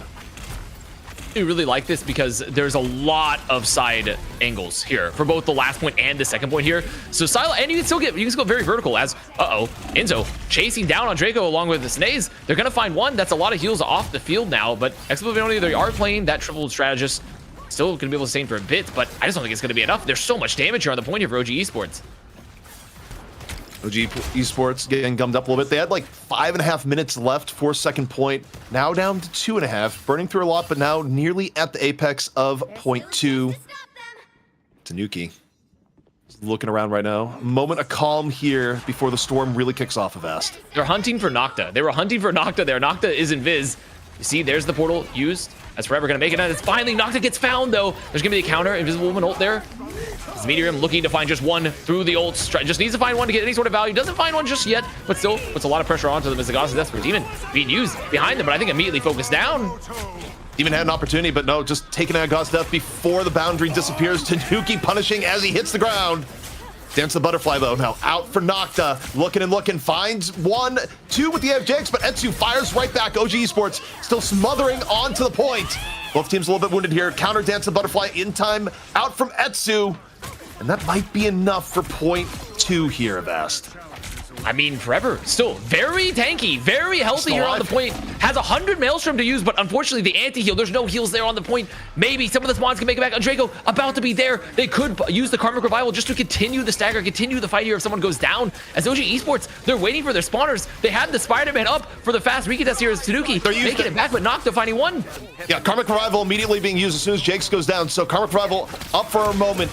OG Esports probably wanting to back off a little bit if they can. They take down Nocta, but guess what? The Revival is still up. Nocta's right back into it. OG Esports, 1 minute left here, trying to do anything to break on through. Demon with the swap to Wolverine, actually effective, taking down the Strange. Tanuki has gone back to spawn, by the way. Tanuki went through the portal, back to spawn, and wasn't in the fight. Tanuki left. I mean, that's fine. I mean, it was the reset anyways, but the Spider-Man just took the web and was like, goodbye, guys. I feel very Spider-Man coded. Best movement in Europe. And I do think this was a really good, very, very good swaps in general from Exoblivione there for the recontest because they used the portal to get back, and Demon going to the Wolverine there in the chaos, just when everyone's staggering back, just lets them find so many different isolations. Boundary used. Demon last stand, charge out through, can't quite finish the kill. Almost had it, just not enough. Alex able to sneak back into the invisible boundary. Ken got a mischief, second invisible boundary going on down, and now Demon carving up the Strange, looking a little bit of damage, and they get Enzo towards the end. Exoblivione, man advantage. They keep OG Esports off the convoy. And they set us up with ideal winning conditions now for Exoblivione on their own attack. Which side you're on. And incredible defense there from Exoblivione. I mean, like, OG Esports, it looked like they had something going for them. I mean, I like the early usage of the portals there for the first attack. I think that, you know, they definitely just out-comped them there, just being on that Adam Warlock into what they had. They found the picks they needed, though, for the second. And really what it broke down overall was the recontest. I mean, Forever stays alive long enough with Nocta. Nocta just being such a menace on the Psylocke, using the Invis, just getting constant cooldown reduction, just looking to just burst one. And because of that stall between Nocta and Forever, they're able to make it back to the point again. They're able to pop the Karmic Revival. Demon goes onto the Wolverine, just giving them even more problems. And it just kind of all fell apart there on the second. And it's just the issue of that long walk back. Yeah, I mean, this is just at times it feels like Symbiotic Service is just very defensively coded, but the upside there is if you're a fan of OG Esports, a better hold, definitely possible. Oh boy. He's gonna go through the portal. I mean, it was the reset. It was the reset, right? But like, he's out of the fight.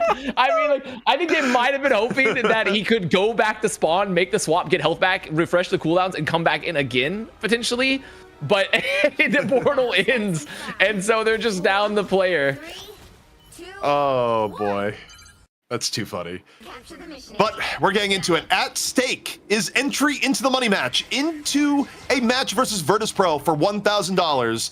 Exoblivione, they had a good defense to set the stage, but now will their attack be enough to dethrone OG Esports here? The favorites coming into this match.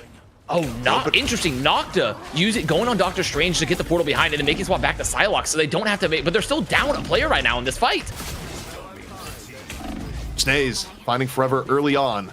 Tanuki working here towards the back. Oh, he's so angry. He's so angry, ZP. He's got 100 stacks of the Berserker Rage. And, I mean, and it's a really interesting strategy there. But the one thing that can't happen is they can't have their Vanguard player Forever get caught by the Pharaoh Leap when they're down Nocta. I mean, they're down the damage. They're down a player because they went for that portal strat. All right, so 1 minute burned off the clock as Enzo. Nice little pick off in the neutral.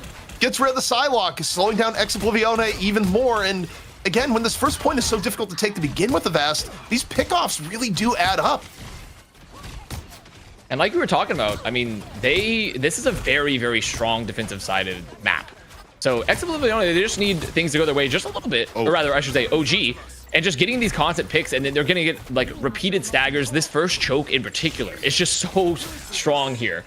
I mean, just like when you think about like all the convergence maps, I think like all of them have a pretty strong first, but really Symbiotic Services is like one of the strongest in terms of holding for the defense side.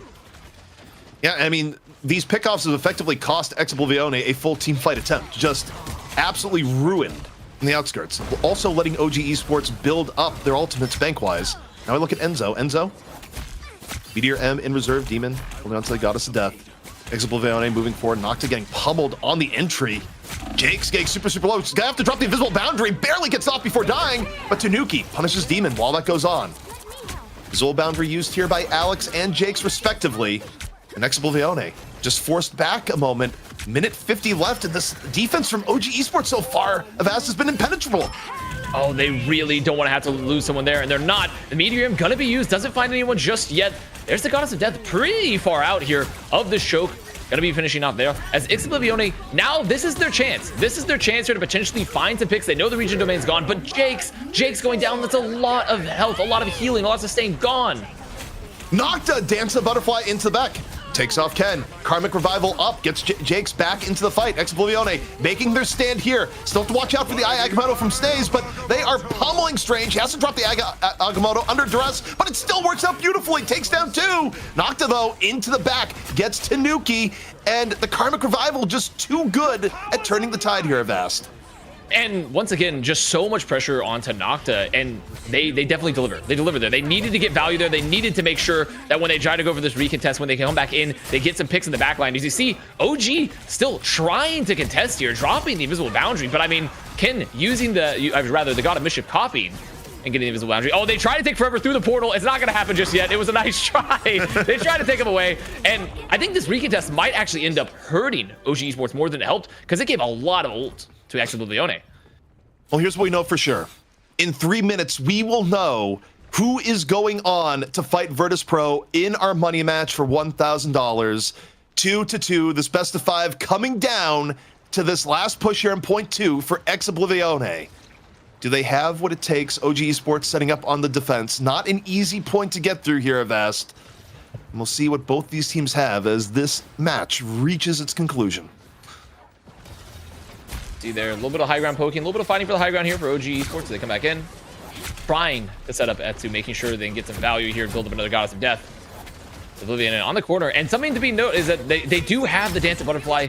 Oh, and that's exactly what you have to be worried of when you're running into the Hela on the high ground. Yeah, quick Soul Drainer into the 2-tap, just gets rid of Invisible Woman immediately.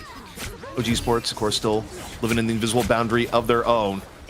Etsu, who is so big at points in the series on the Hela with key pickoffs on the supports, does it again. They take down Demon. And the first defense here for OG Esports looking good. 2 minutes left for Exoblivione. And winning that fight there, that very, very crucial pick early from Etsu, is equalize the ult banks. It's now pretty much neutralized the effects of that recontested. Nocta, though, finding Etsu again just on this, like these flank battles, so crucial here. Yeah, I mean, you get rid of the Hela threat, you give more time to go through. Jake's now open up an invisible boundary. Enzo, response, Meteor M. Doesn't get anything. Exoblivione now looking for a way to get a little bit more progress here. Ken got to mischief himself into another invisible boundary. Tanuki, though, on Wolverine here on the side here. Avast gonna be looking for a key play. It all actually could come down to this. Minute and a half left. Gets the snap onto Forever. Do they get the kill, though? The bubble is there, and Forever just gets to walk away. The Soldier's up though for Pascal, gives everyone the speed boost, gives everyone the heals. There's a lot of dark magic here onto Snaze. Gonna be looking for the Eye Vacuum pretty soon, but the last stand actually, not even necessary. Last stand, finding 3. And sure, they didn't even get a chance to use the Karmic Revival. It didn't really matter here. As OG Esports, they're even getting a stagger onto Andreko. Oh, no. This is just, you just don't want to see it. I mean, it's guaranteed a last fight. Okay. Final minute here. OG Esports being brought to the limit from Exoblivione, a challenge that many did not expect. But it all comes down to this. The winner of the next fight, likely going on the Meet Virtus Pro. Early snatch here on the Magneto, forces the Meteor M. OG Esports will live back. Stays in danger right now. Drops the Eye Agamotto under pressure. The push! Still alive! Stays. Oh, the push again. Jake's just constantly doing that. And there's the dance butterfly up into the back line. Still, they do have the invisible boundaries. Everyone's gonna survive there as Tanuki finds one. Karmic Revival is still up around Draco, so I imagine they're gonna have to use it soon. Very, very soon. And they will. Final 10 seconds, Ken. God of Mischief. Now Enzo. Here, dropping the Meteor M into the back line. No pick off. Etsu, though, gets Demon. A huge pick. But the Karmic Revival is there. Demon right back into the fray. Tanuki in. Here on the Wolverine, getting super low, healed right back up into the regeneration domain. Demon, though, is able to get Enzo. Overtime push down progress. Exoblivione. They need to leave. They need to leave. They need to survive for a chance. For a chance, CP here. They have to live. The regeneration domain gets up, but they're chasing down. They're chasing. Oh, Tanuki gonna get caught there by Forever, and there's so much damage. They're all stuck in this room. They can't get caught. The body block as well. The body block from Damon. They have to be careful not to lose anyone else. As now, I mean, it's gonna be a desperate recontest for OG Esports. Exoblivione, they've nearly done it. OG Esports need to get the point. They have to stay on it the entire time this time.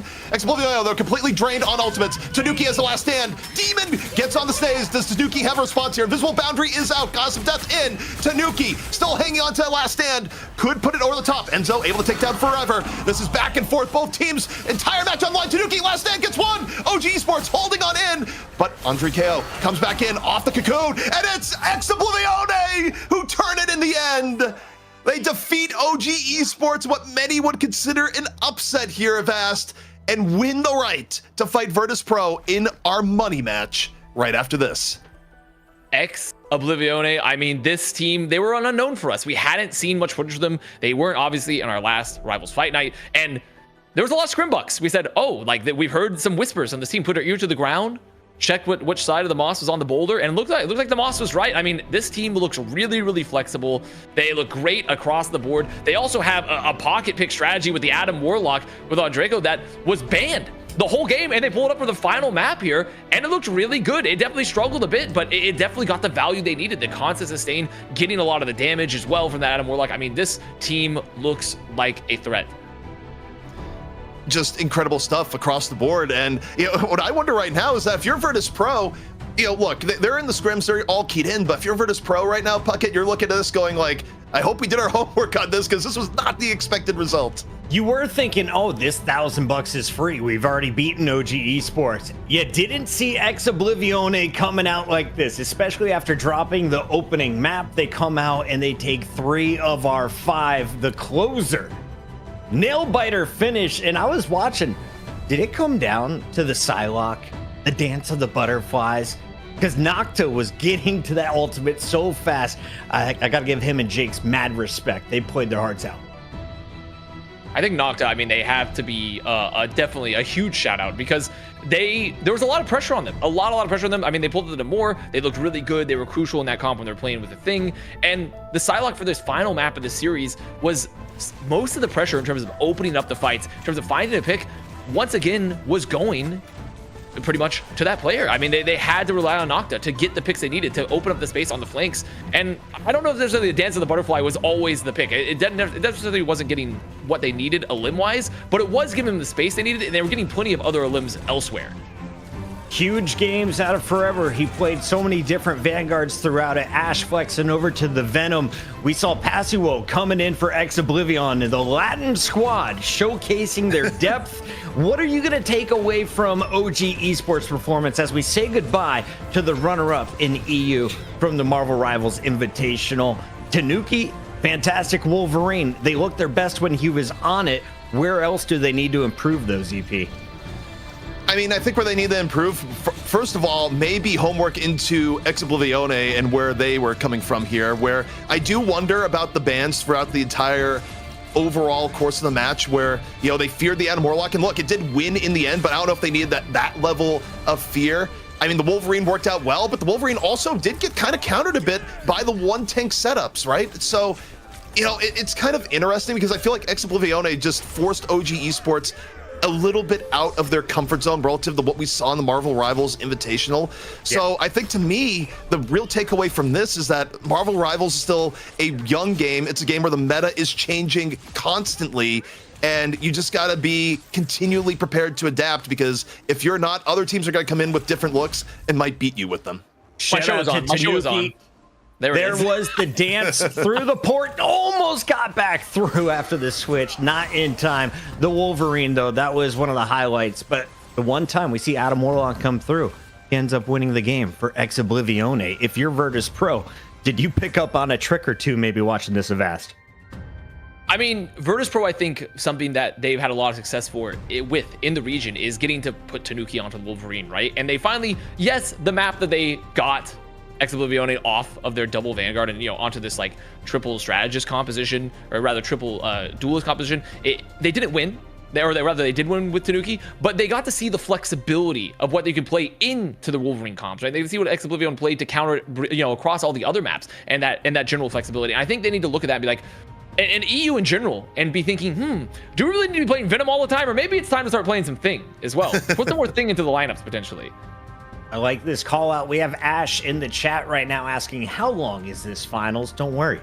We're doing best of 5s. First to 3 wins here in Rivals all night long. And yes, we're not even halfway through the show. ZP, for those tuning in to the second ever broadcast, what should they know about Rivals Fight Night? All you have to know about Rivals Fight Night is that we go out of our way to invite the best teams in each region. The 2 invited teams face off against each other. The winner goes on to fight the champion. The champion stays week over week. The goal here is that we know your time is valuable. We want to get you the best games in the shortest amount of time and make sure that you just have a regular place to go to when you want to see high-end competition in Marvel Rivals. It's been fantastic so far, and the party keeps going after this as we take a look at the highlights and our MVP performance. Avast, show this man some love. Who caught your eye tonight? Forever.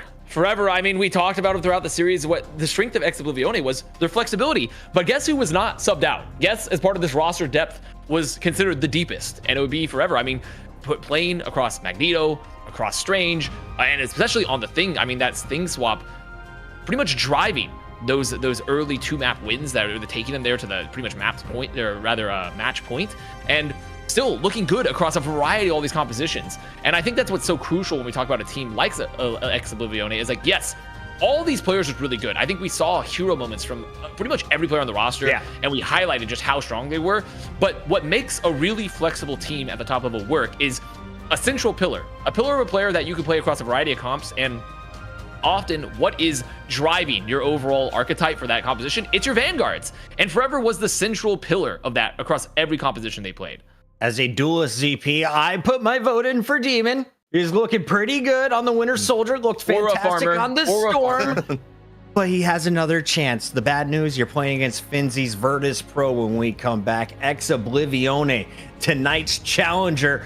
They got a deep lineup. They've got their owner in the chat, ZP. How far can they go in this series? How many maps can they take off Virtus Pro? Because Peps got 4-0'd last week.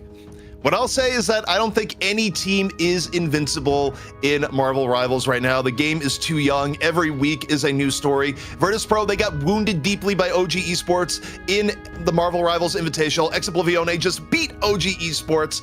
I don't think Virtus Pro is going to 4-0 this time. I'd still probably favor Virtus Pro a little bit, but other than that, I think we're in for a great EU money match. Big shout out to everyone tuning in. Match number 1 on the day is done. Before we go to break, do us a favor, drop a follow, hit that subscribe, because when we come back, it's more of the greatest Rivals players on the planet competing on Rivals Fight Night.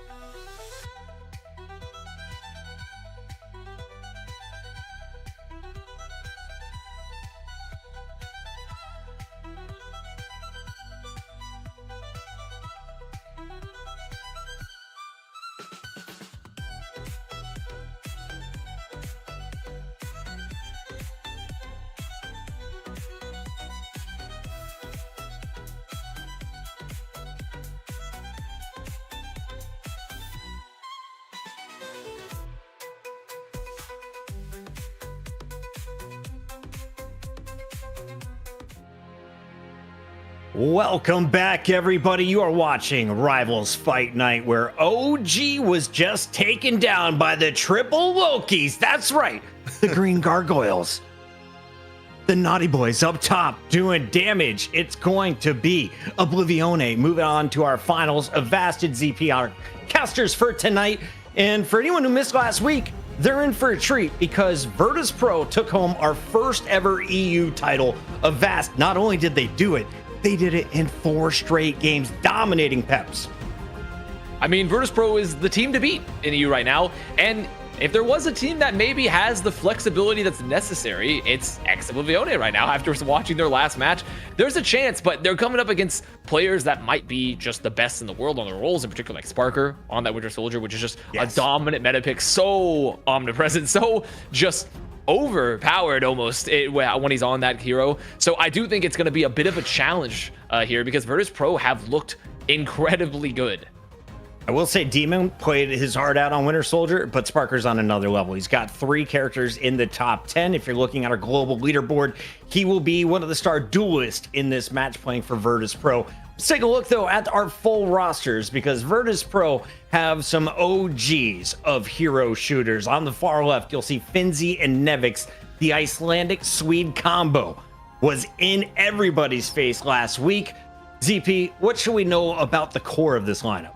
I mean, I think you said it at the beginning, right? It's just experience. This is a lineup where if you followed hero shooters for any length of time, these are people that have played at the highest levels of competition, and clearly based on Virtus Pro's performance here in Marvel Rivals, they haven't really lost a step, right? Like, Nevix has been doing this for 10 years. Nevix was literally the first hero shooter broadcast I ever did. That is how long back it goes, and I've been doing this for a long time, but I think I could also just add on to the fact that you look at the strategist end, right? Players like Saipei, incredibly consistent. You give them characters like Loki, where you just have so much room for skill expression and how you manage your clones, how you time your regeneration domains. It's just, there's so many avenues that Virtus Pro is just able to sort of flex their experience, whether it be in ultimate economy management, whether it be in how you actually position to take fights, how you actually coordinate to go in on fights. Overall, there's just a little bit of a clear difference between them and the rest of the teams that we've seen so far in EU, but Oblivione also looked really strong, so I'm excited to see how this one pans out. I want to say a shout out to Scumbag Finzi. In 3 of my last 5 games where I was playing Conquest, somebody has blocked my spawn with Portal, so thank you, Finzi, for teaching the world that it can be done regularly. Avast, let's talk about Oblivione because they have such a deep lineup. We don't know who they will start. One thing we know for sure, though, is they're not going to let Groot play against them tonight. And Virtus Pro, I mean, they love playing Groot. They really do love playing Groot. Especially with the Nevix. So, I mean, I think that Oblivione might just continue the trend here, but overall, I mean, the roster is looking pretty comfortable across a variety of different compositions. Maybe finally bringing the Thing into more play into EU. Obviously, they weren't the only people ever playing Thing in the region, but the region typically loved Venom, and so I think seeing some more of that from Forever has been really nice. So it's going to be just like I said before, the test for Virtus Pro is: are they still going to be the most dominant team in the region, or are they going to be able to be mortal here versus Oblivione, which is a team that obviously we haven't seen a lot of up until today, but this is kind of their explosive moment. CP walked me through this lineup. For anyone joining us for the first time, Oblivione just won the Challengers matchup. It took him 5 maps, though, to get it done. Throughout that grueling series against OG Esports, who stood out? Who are you looking forward to seeing once again? I mean, for me, I want to see more Passio on the Magneto, where I look back at where things really changed up for Oblivione in the map is where they decided we're going to do a roster swap. We're going to bring in Passio. They got him on the Magneto. They teamed up with Forever on the Thing, and they were able to break through and counter what was originally a very strong Venom comp that just gave them all sorts of fits. And I think the other thing you should know here too is that you're not looking at 6 players for Oblivione. They have a very deep lineup where they are rotating who is playing what based on the map. And it's, as we mentioned at the start of the program, it's difficult to do this effectively. A lot of teams have tried this in the past, and it doesn't really work out because you're just not getting good practice for your players in a lot of situations. But Exoblivione, really good coaching, I think, to make it work because they're able to take down who many people consider to be the #2 team in Europe in OG Esports. So the fact that they're making this large roster actually be effective and they're changing up between map to map is really cool to see. I have to say they've been one of the most exciting teams to watch, especially in that match against OG Esports, seeing the stalls coming out as it looks like the checkpoint's just about to come through. The last second stall, the whole team rallies behind it. They've been scrappy to get here. The question is, can you stay scrappy against a squad like Virtus Pro, who loves to steamroll? We've got another best of 5 coming. The maps and modes being selected by our captains in just a moment. Avast, walk me through as it looks like Hell's Heaven will be our first domination to kick things off.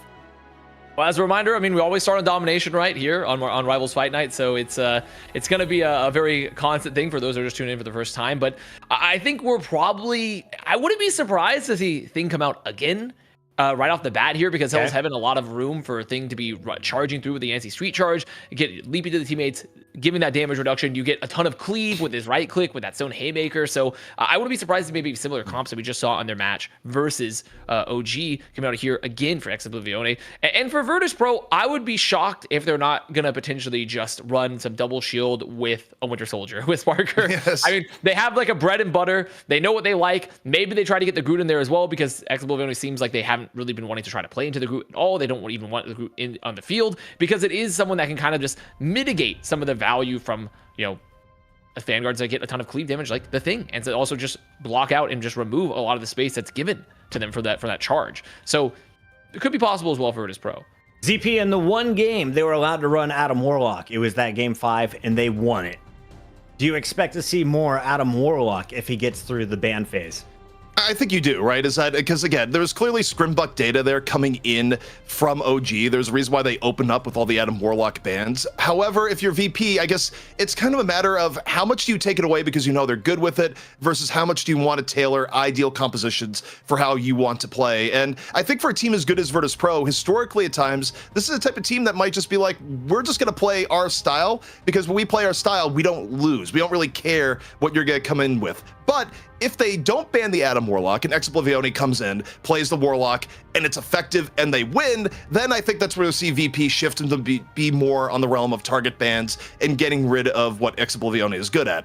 The one thing here, though, that I'd like to see from Exoblivione in turn is we know that there's certain parts of VP that are ridiculous, like Sparker on the Winter Soldier.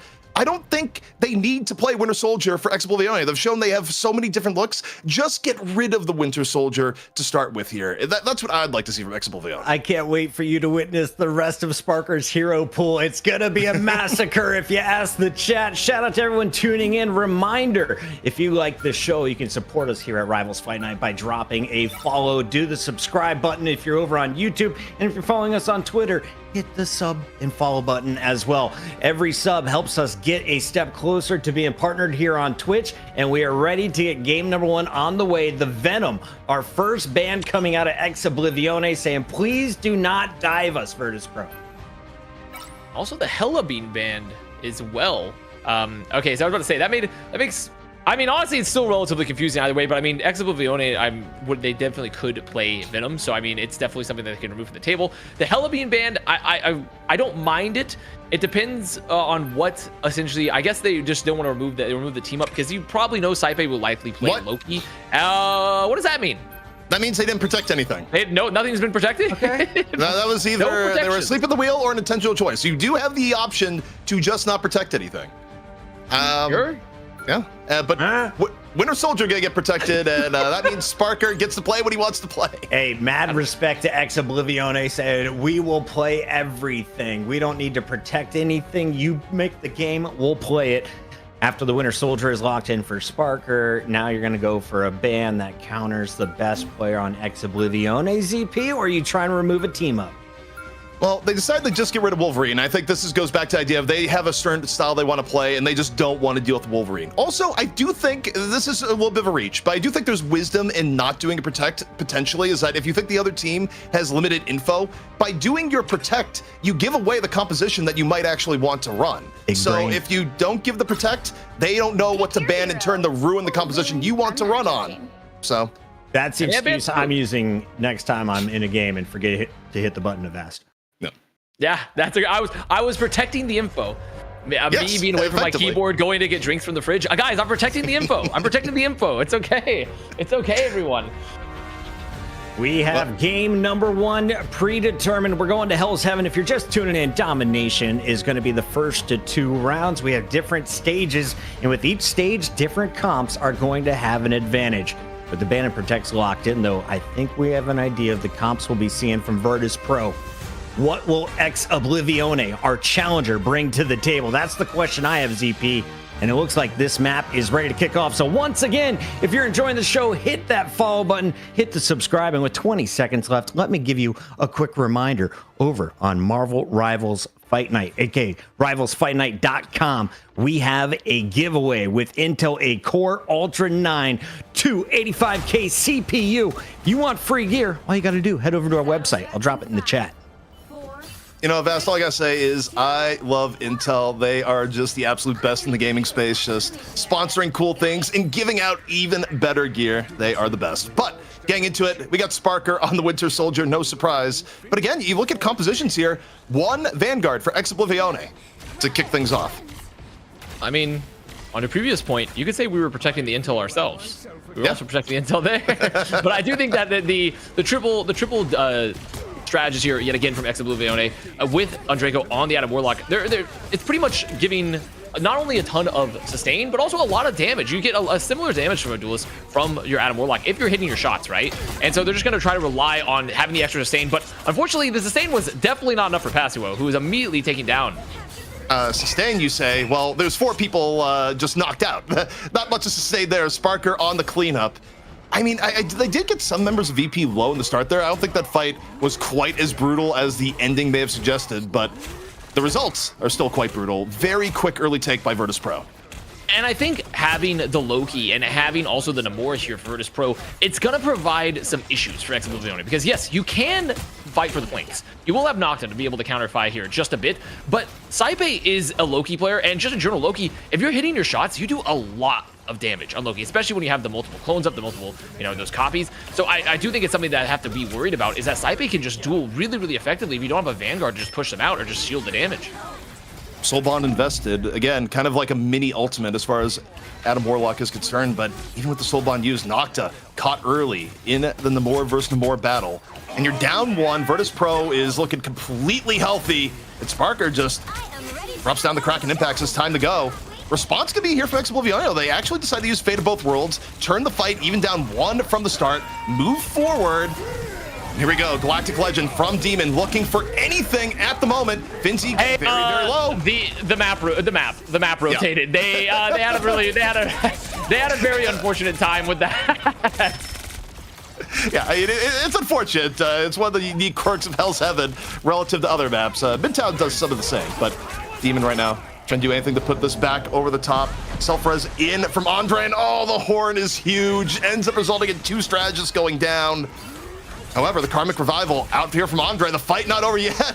Andre might be down himself, but the Karmic Revival getting everyone back into the fray. Demon picking up where he left off, takes down Dreedro immediately. They need to pick right now. They need to pick right now. They need more picks because, I mean, sure, they get 1, but they need a little bit more. But there's so much pressure here, led by Nevix, just making sure that no one can run away. There's going to be also the next G chart, making sure they can't leave with the movement ability, just pretty much gone. The immobilization. And sure, they're getting some more sustain, they're getting some more revivals here, but there's just no damage. There's no ults. And Ex Oblivione, I mean, they just, off losing the first fight, which is always like a very, very hard situation here on Domination, they've been on the back foot the entire rest of this time. They had no control of the flanks. If you're gonna play the triple strategist, I mean, surely you're like, people have to live, right? If I'm gonna have 3 sustaining strategists, I need to be having people live so I can like win a flank fight. And that just never happened. It never happened once. So here's an idea. This is just thinking about Ex Oblivione and their team identity. They might be more of a download team where the map 1 is just sort of a gimme as they get online, because you think back to even the first series that we saw here, right?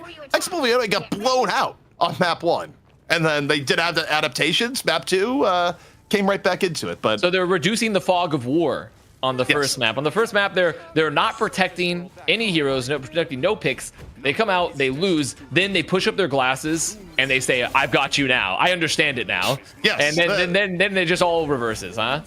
They've turned into a full-on either anime protagonist or villain. Really, it breaks both ways. But look, no other ways of sugarcoating it. That was a rough opening.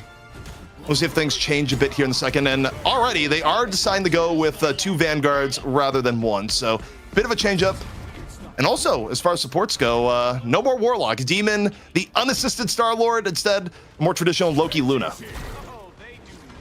And this is a comp that they had a lot of success with, too, when they played this earlier, when they played Hell's Heaven, with the Thing, having the Magneto, trying to fight for this high ground very, very early. But I mean, Virtus Pro already here, just the damage from Sparker, the damage, Redro there with the Icy Arts, just piercing through, getting tons and tons of damage.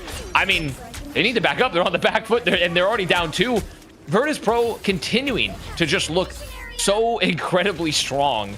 It just feels like there's an infinite source of damage. And it's something that Virtus Pro in particular in this region, when you watch them, is that if there is a single mistake or a single opening, they collapse on you so fast.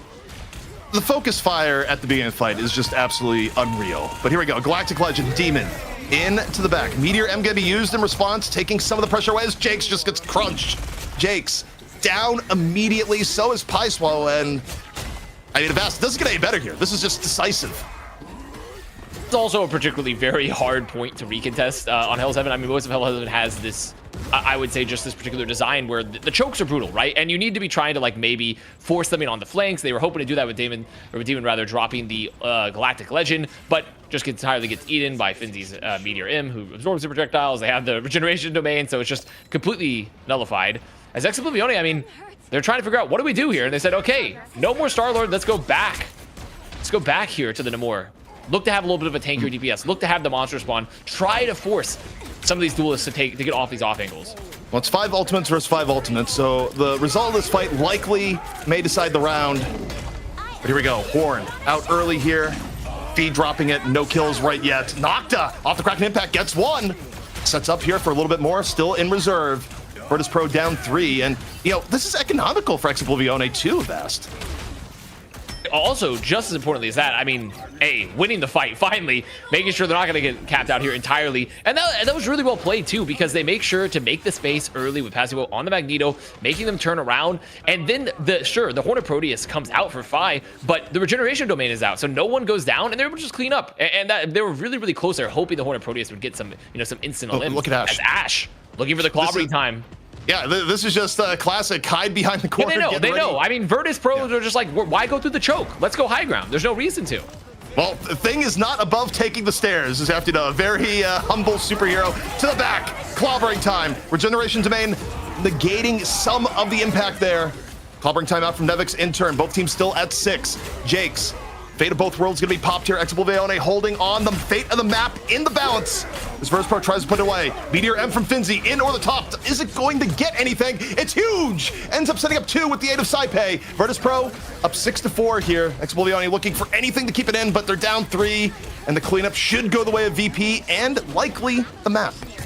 Oh, I mean, Virtus Pro just playing this so well. There is gonna be one final fight here for Exoblivione. They have to be careful not to lose anyone early. Sparker just peeking.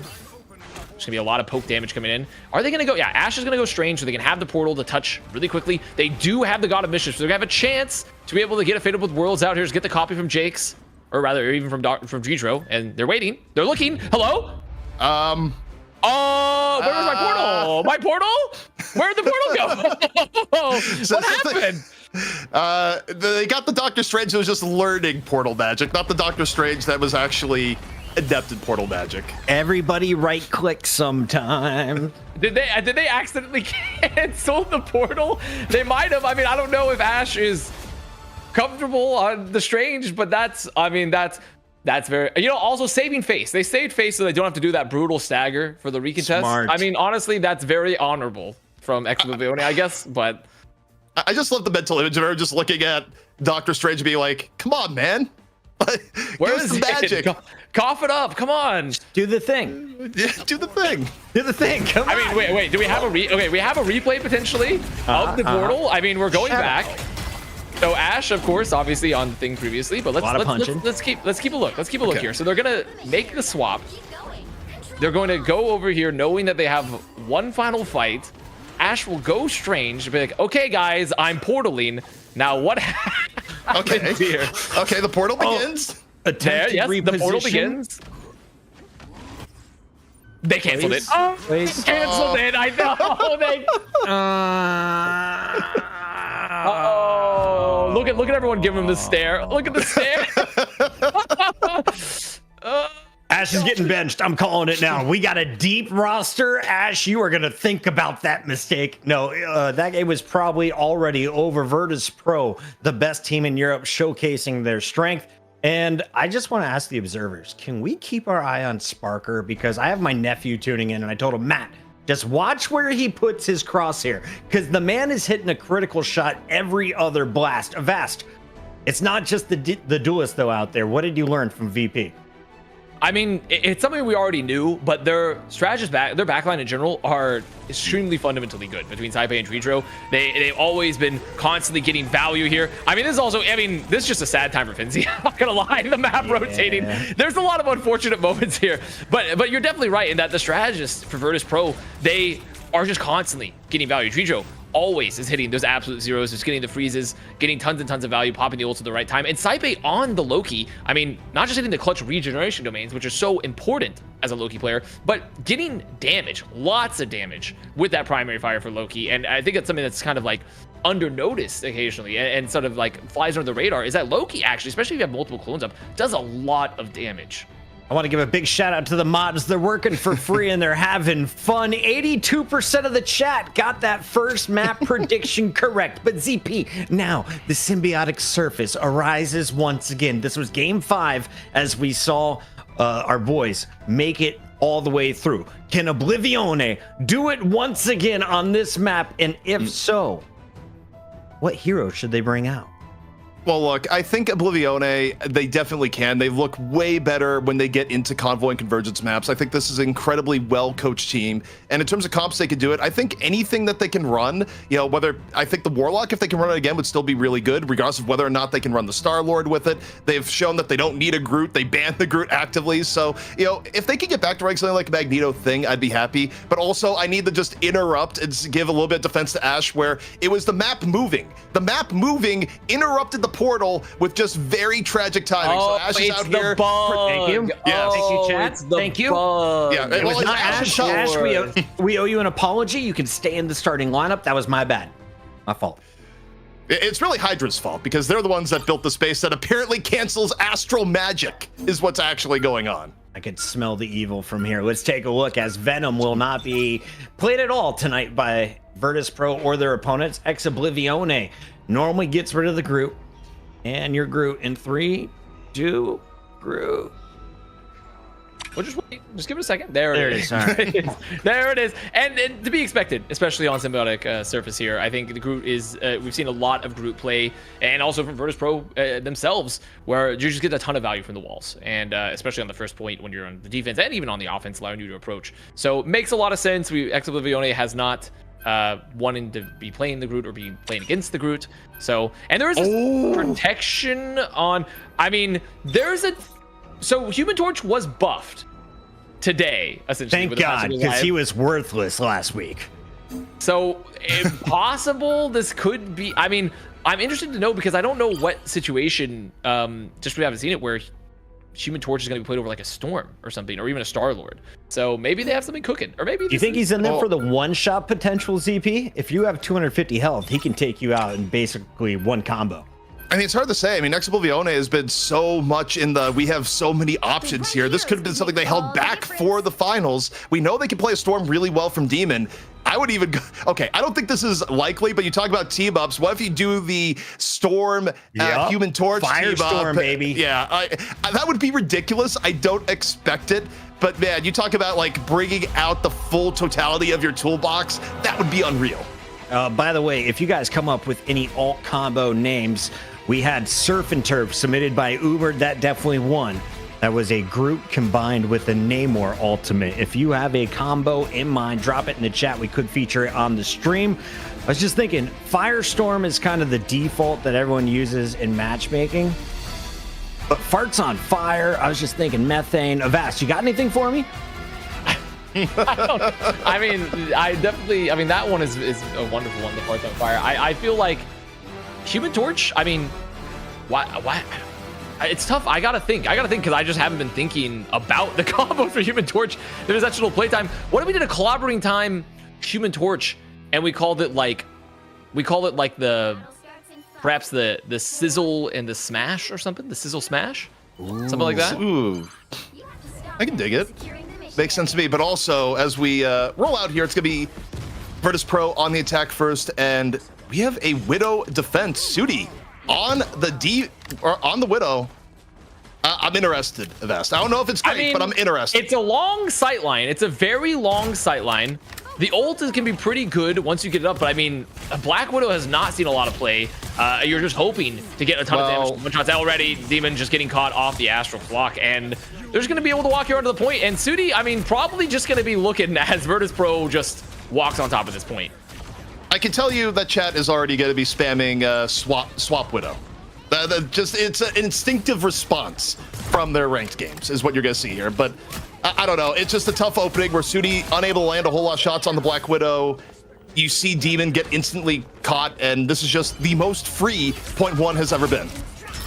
Yeah, I mean, having Ashe play the Mantis there to give that allied inspiration, to give the damage boost to Sudi, it's an interesting idea, for sure. But, I mean, also, something to note here, I mean, the map knowledge. The map knowledge here, knowing to use all of these, just like, these tendons to get up and down. The chase is very, very real here, as there's the staggers for Exoblivione off this. It's just gruesome. It's gruesome.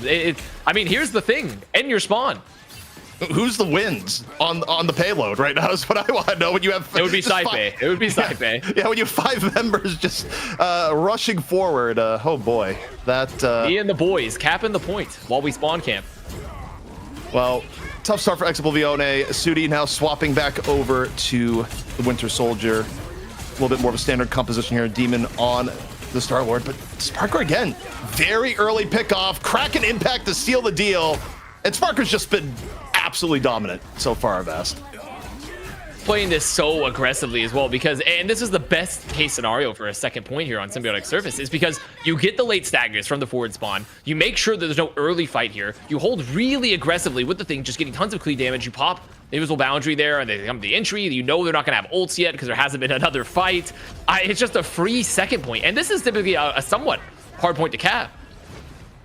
I mean, this has just been the most freedom we have ever seen on Rivals Fight Night so far. This is just an absolute dominance. However, Demon, perhaps Spark of Life here, takes down Fee. Exoblivione moving forward. I don't know how deep you want to go in here, given that you're now fighting at the enemy spawn. It might be time to back off, but instead, they do Invisible Boundary right outside the spawn. See where this one goes. Galactic Legend in tow for Demon, but you lose Ashe on the Mantis early here, and okay, you still pop the Legend, and that's still not bad. You get the boundary out of it. Not the worst trade. And you have to remember, when Ashe goes down, they're not down for that long because they're playing, they're having the revival, right? They're having the cocoon as well from Andreko. So both Demon, Ashe, and Andreko can all come back after going down. However, they're not coming back from that. Invisible Woman, unfortunately, is not coming back from that unless they pop a Karmic Revival, which they're going to do, but it might be potentially very tragic here. And maybe cleaned up. No, that was a really timely Meteor M coming in from Passive Blow there. Like, it stopped the impact of the Goddess of Death, gave them time to DPS it down. They get a kill on it right after. Ashe is able to fall through, and Exoblivione actually getting their footing now, Avast, in this last fight and a half or so.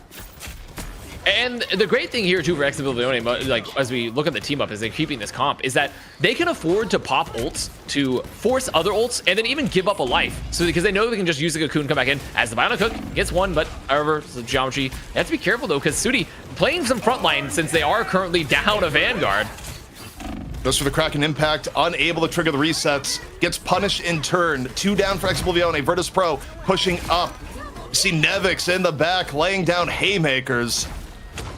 And just like that, Virtus Pro about 1 fight away now, Avast, from setting a blisteringly fast time, especially for this map, which oftentimes you don't even see fully completed.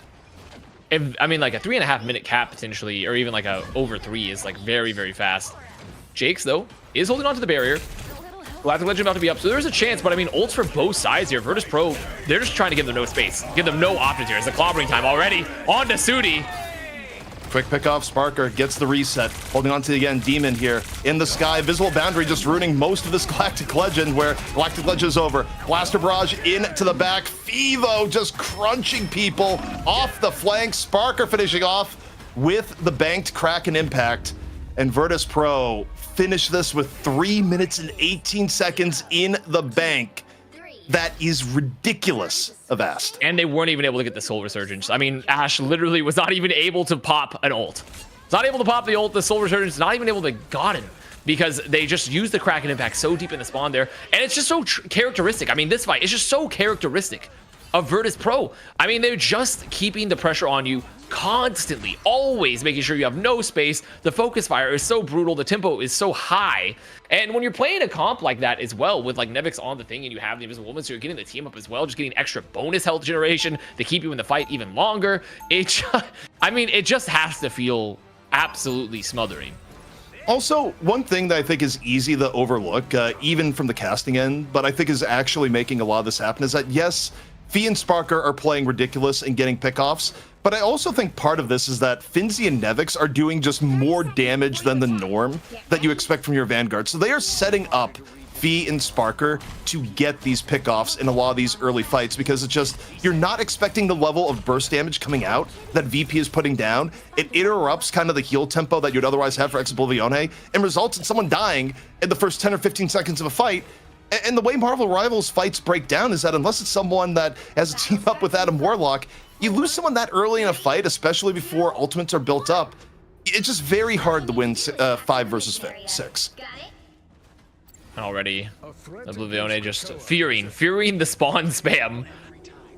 And this time, surely they're doing the strat again on Draco. This time going to be going to the Strange, so they're making sure to have someone that can just drop the portal and then make the swap. As, I mean, okay, they're gonna make this, what I guess the purpose of this, they're maybe faking. Were they faking the portal to make them turn so they come back in? Yeah, it was a portal fake. Okay, we're getting Valorant up in here, huh? Yeah, I mean, right now it's just a little bit of mind games, and look, it works out. They're able to get an early pick off from it. They set up the 6v5 for a moment. I think Virtus Pro is just gonna give up perhaps a little bit on the point, wait to get back up to full strength, do a little bit of poke in turn. Spark right now, looking to lay down some damage, but it's a nice entry so far from Exoblivione. Demon, though, going super, super low. Nearly gets picked off, gets healed right back up, though, in turn. Sparker firing away. Nevix, Finzi taking damage, but it's Ash just getting pummeled in the back by Fee. Nearly gets picked off. Both teams, though, still 6v6, but eventually the pressure takes hold. Jakes goes down as Nevix gets right in there. I mean, and this is kind of the issue, I think, a bit with... Okay, the fake was beautiful. The fake was cool. I mean, you have not seen it very often, if at all, and it lets them get an early elimination. They're able to take a lot of space. But when you're playing the triple strategist, once again, I like the Cloak and Dagger pick because you're able to get pretty much that the vulnerability, right? You're able to get the vulnerability once you go to the cloak. So you're able to get the options to maybe burst down some targets a little bit faster, but you're still down a lot of damage, a lot of meat, like on the point. Nope, fine, get it, take it down again. Yeah, really nice early pick from Demon. I think probably set up by Sudi in turn. But here we go. Galactic Legend up 1. See if Demon gets anything here. And absolutely not. The shutdown from Finzi, massive. Stops the Galactic Legend by existing. The Meteor itself taking down 2. All momentum lost for Exoblivione. And you brought it up. I mean, like, Finzi is doing both the Vanguards. They're just doing so much damage. But in particular, Magneto is a very high damage Vanguard. Extremely high damage. Probably, I mean, I would imagine it's just him and Strange that do by far the most damage, along with the Thing, if you're able to like get a lot of cleaves. And they recently had that buff a while back, as Nevix might want to look to engage, set up the clobbering time here. Is Oblivione, they're going to have some strategy ults, they're going to have some options available, but we're pretty much approaching the crunch time pretty soon. I enjoy how Nevix keeps solo W, but here we go. The flanking Thing. It's clobber time right to the back line. Drops it over in. Soul Bond out, though. Pretty well timed from Adam Warlock. Might remove the worst of it, but Sparker's still able to get 1. Kraken Impact resets in. 2, though. 3 down in favor of Exoblivione. They get the resurrection off, too, courtesy of Adam Warlock. So really well played fight from Exoblivione, even with the Nevix flank. There's the Soul Resurgence coming on in. There's going to be the vulnerability, too, from Jakes, trying to find one target to burst down, but they do have the bubble still getting a ton of space. And finally, it looks like they're going to have the time that they need. Jakes getting to clean up their kind of the Goddess of Death just to secure the point. Maybe a little bit more contest. No, they're not even going to bother. Could get some staggers. They will get some staggers. And this is what they need. They need to get some chase downs right here, ZP. They have to. Well, don't forget too, Ideally. I mean, Ex Oblivione, not only do they need to complete the map, they have to do it with some time left because Virtus Pro did it with an enormous amount of time left, but the staggers are big. And you think back to just a round ago, right? Virtus Pro did lots and lots of staggering at Ex Oblivione's expense. I don't think they're going to get that many staggers, but the ones they did do help them set up for this very No, they're going to get another fight. They're getting another, unlike Ex Oblivione on their defense, they will actually get a fight before the last point. And so they're going to be fighting for the high ground here first. Pretty early on. Draco very, very low. Galactic Legend going to be used, but I mean, Regeneration Domain's up, which means it's going to be pretty hard to get a pick off that. I mean, if nothing else, you get the Regeneration Domain out, but Sudi falls in turn. Andre decides to res themselves. Sparker from the Blaster Barrage, Dreedro on the Passivo, and Demon still making some things happen here. So is Andre off the res. Also, get Demon in off the combo. And the Karmic Revival is out right now. It's still something that Ex Oblivione is actually taking the tempo from here, Avast. Virtus Pro, I mean, though, so they much have credit here to Reserve. Demon. Demon just doing so much damage. I mean, 50% to another Galactic Legend. Bomber Time gonna go out and Draco down. That's a lot of heals on the board here, but they're still sustaining, staying alive. Demon doesn't have to fear, does not have to be that afraid because they are gonna have that Cocoon still available as Fi. Gets pretty much immediately bursted down, so does not get much. Be immediately brought to ground. Demon in on Demon, though, finally falling as Sparker on the Star-Lord himself, Galactic Legend. Gonna be a bit of cleanup now for Virtus Pro, putting a stop to the payload. So one fight away from finishing off second, but again, Avast, the thing I will continue to hammer here is that the time is so rough for Ex Oblivione because not only do they need to succeed, but they're still way behind where VP was just one round ago.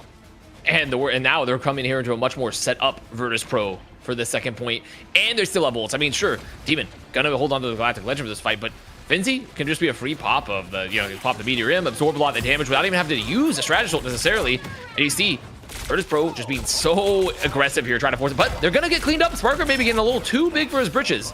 Yeah, Sparker was a little bit too deep. They drop the Soulbound at the right time. They immediately dive in, use the Blaster Barrage, a little bit of extra damage. Now, a little bit of disengage. They don't want to fight into the invisible boundary, but as soon as it's gone, it's Galactic Legend time. Demon in over the top. Meteor M out in response.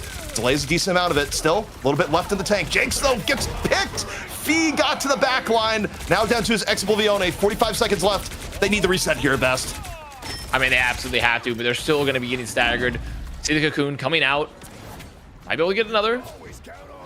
No, they're not. They're not. Demon going to make it out. I mean, last fight territory. Goddess of Death going to be up. They'll pretty much, they're going to have the Eternal Bond. They're going to have, hopefully, a Karmic Revival. So they have some options. But Virtus Pro, I have no doubt they're just going to look to just set an early trap, have Fee on the sidelines, just look for an instant engage, an instant execute, while Sparker just dives in with a bubble. Well, also they have pressure. They have to just get on the convoy to start with and not give up any picks in neutral, but they open up here, Eternal Bond, saying the way, all the way to the payload. They're going to be able to touch it. Now the pressure on the Fee. Fee getting really low, stays alive, able to take down Jakes instead of falling.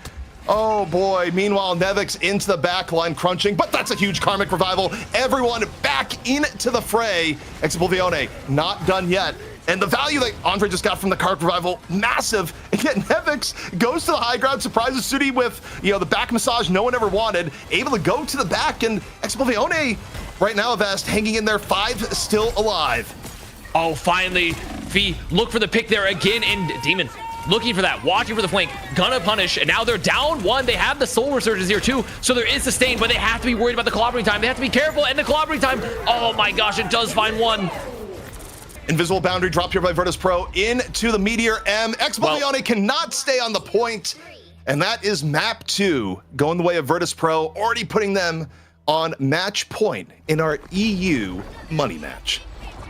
And it's just, the comps are unique, right? Ex Oblivione, they're trying to run this triple strategist. It's a very interesting idea, but I mean, the thing I think honestly is just an answer to that in many capacities because of the fact that the triple strategist is so vulnerable to him getting to the back line. He's just doing so much cleave damage. You're constantly building clobbering times to just stun everyone, even with the soul bond up for the Adam Warlock. It's just not going to be enough. And you're missing like having something like the regeneration domain, right? The regen domain arguably much more effective at keeping people alive in the soul bond and just output so much more healing, and they're just missing that. They're missing the damage as well. I mean, you would think that, oh, Adam Warlock puts out a ton of damage as part of his kit, right? But also you're missing like the ability to control high ground. You're missing the ability to teleport, to swap between do the devious exchange. And I think that it was felt a lot there where they just could not get enough value until they're just pretty much waiting for a karmic revive. And sure, you keep the fight going, but like, what are you getting out of it, right? Like, what are the other ults you're building, the other team's building in the meantime?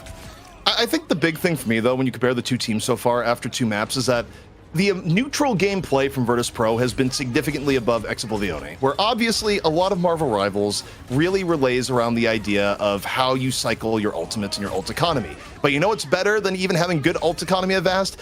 Getting a pick off before anyone presses Q. And Virtus.pro was just doing that reliably in fight after fight, whether it be an early pick on to Jake's, an early pick onto Ashe, or even onto Sudi or Demon, right? A lot of this was, again, it's the overwhelming damage being put out by the front line of Nevix and Finzi, but also the accuracy coming in from Sparker and Fee. It's just pressure on a level that we didn't see in our first match.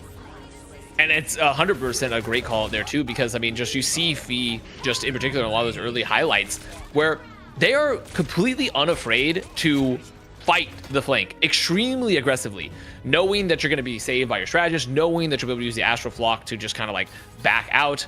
A little cutesy moments there with the Cocoon, with the revival. But I do think that is a very, very important call out there, is just that your Hela, especially when you're playing around the Hela, has to be the person to make the moves on the flank to get those picks. And that's something that Virtus.pro does really, really well. That was a fun matchup. I thought we were going to see a longer game than we did. Virtus.pro coming out, steamrolling on the attack. They set the tone throughout 2 maps. We're now on match point, but ZP, before we get to the path, let's talk a little bit about the dominance we just witnessed. Does Virtus.pro have the best strategist line, the best backline in Marvel Rivals right now? Best backline, if they don't, they're at the very least in the top 3, because what Saipe and Drido do is easy to underrate, right? Where we talk a lot about the Vanguards, we talk a lot about, what the duelists are doing, but the reality is that you're not alive to do the things they do, to play aggressively as they do, without players like Saipe keeping people alive. And I'll highlight Saipe too, because when Saipe's been playing things like the Loki, right? The regeneration domains have been so well timed to basically give you an edge in the ult economy, even without using an ult of your own at times, right? And it just, you cannot underrate that impact on the rest of your team, where playing well from the strategist end makes everyone else look way better. I like that call out. Shout out to the chat. They were arguing, is it Fee? Is it Fi? Is it Foe? Is it Fum? It is officially rhyming with Pi. Fi is our guy. So far, if you watched back the OG matchup against Virtus.pro in the Marvel Rivals Invitational, they went after Fi. They were trying to shut down his Hela. Avast, can I do that right now? Is it too late in the game?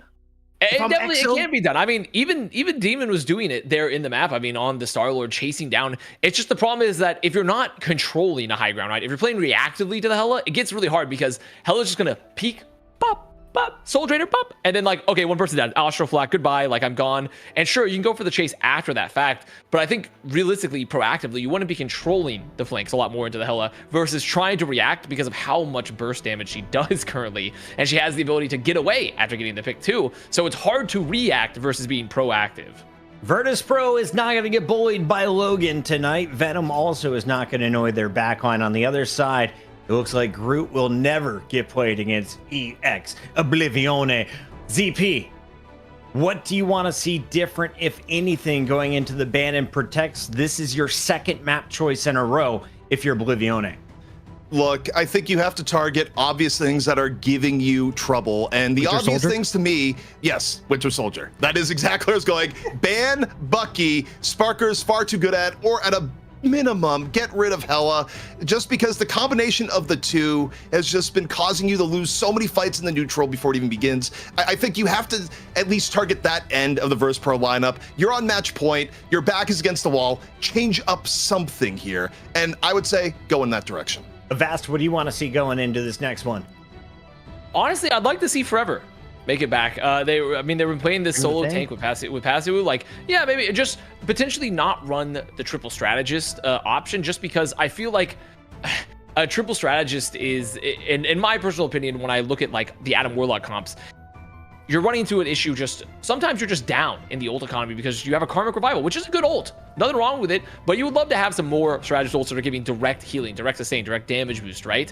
So I would kind of like to see some options potentially for them to just get off the triple strategist, bring in Forever, play more 2-2 standard, and just see, and also like ZP said, I think maybe target some of those like really crucial duelist bans there for VP. I think if you do those two things, there might be a chance. I think there's definitely a real chance there to make that comeback because I just don't think the triple strategist right now is giving them what they need. I think Chad nailed it. Get rid of the Mantis. She is not worth her weight in gold, even if she gets a free revival. Mantis will be in the game most likely, though, if you're EX Oblivione, and I want to see if they can make this work because they seem to be going around the Star-Lord. They seem to feel like they can keep up. I feel like you got to change up the comps completely here, ZP. Can you dive on Virtus Pro? Can you poke them to death? I feel like the tanks or the Vanguards are too good. The Vanguards have been very good. Also, I think there's a reason why you look at Virtus Pro and the bans where they are just doing the same bans regardless of who they're up against, right? Where they decide, we're getting rid of Venom, we're getting rid of Wolverine. They get rid of a way of just interrupting their tank synergy with the Wolverine. Okay, but they got rid of the Magneto now. Interesting. This, I feel like, is a map-specific thing because of how well we saw Paswo play in the previous series. That's my only explanation for this, because generally I would go from the idea for Virtus Pro, if it's working, don't change it. But for Exoblivione Puckett, they got rid of the Hela. That's a change I do like to see. All right, so Hela is off the map. They've been listening to the broadcast of Vast. Now, what do they protect? Game one, they didn't protect anything.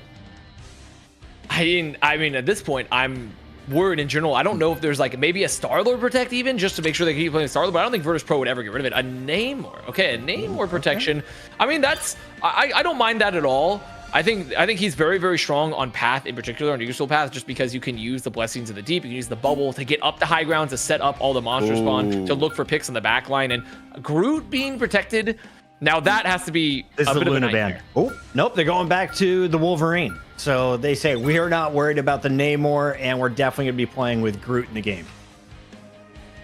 Yeah, and I think this makes sense. Again, Wolverine is such a wild card that if you don't normally play Wolverine, you just don't want to deal with it if you can. You want to keep things as standard to what you're playing as possible. Letting the Groot through, I wonder if this is a big mistake from Exoblivione. I mean, we did say they changed things up, and on one hand, they don't have to worry about Fee just being a terror, or Phi rather, being a terror on the Hela, but now they have to worry about Nevix, who is a Groot god in turn, so they've traded one bad matchup perhaps for another, but we'll see. This is the map they look strongest on versus OG just a series ago. So if Oblivione is going to bring it back on any map, it would be here on the Path. I love that we're all afraid to say the first word in the Path outside of Uber. He crushed it. I'm never going to attempt it. If you're Swedish, tell me how to pronounce it in the chat right now. In the meantime, shout out to Virtus Pro. They are one map away from $1,000, and we just hit over 1,000 viewers once again on Rivals Fight Night over on Twitch.tv. Do us a favor, if you're here for the first time, hit that follow button. We're live every Thursday. You can check us out going live at 4 p.m. Eastern, 10 o'clock over there in the UK. Let's jump into this one. ZP Avast for what could be the final game from Europe. That's right. Virtus Pro, one map away from the $1,000 and the title of champion once more, which of course would make them the champion heading into next week. It's not just the prize money, Avast. You keep your spot. I'm gonna say though, I know those stakes are all important and all, but this really is the Gaslight stream, because I have been saying the Yggdrasil Path, by the way. I've been saying that. Just want to point that out. So this really is the Gaslight stream, just a little bit, as Virtus Pro here.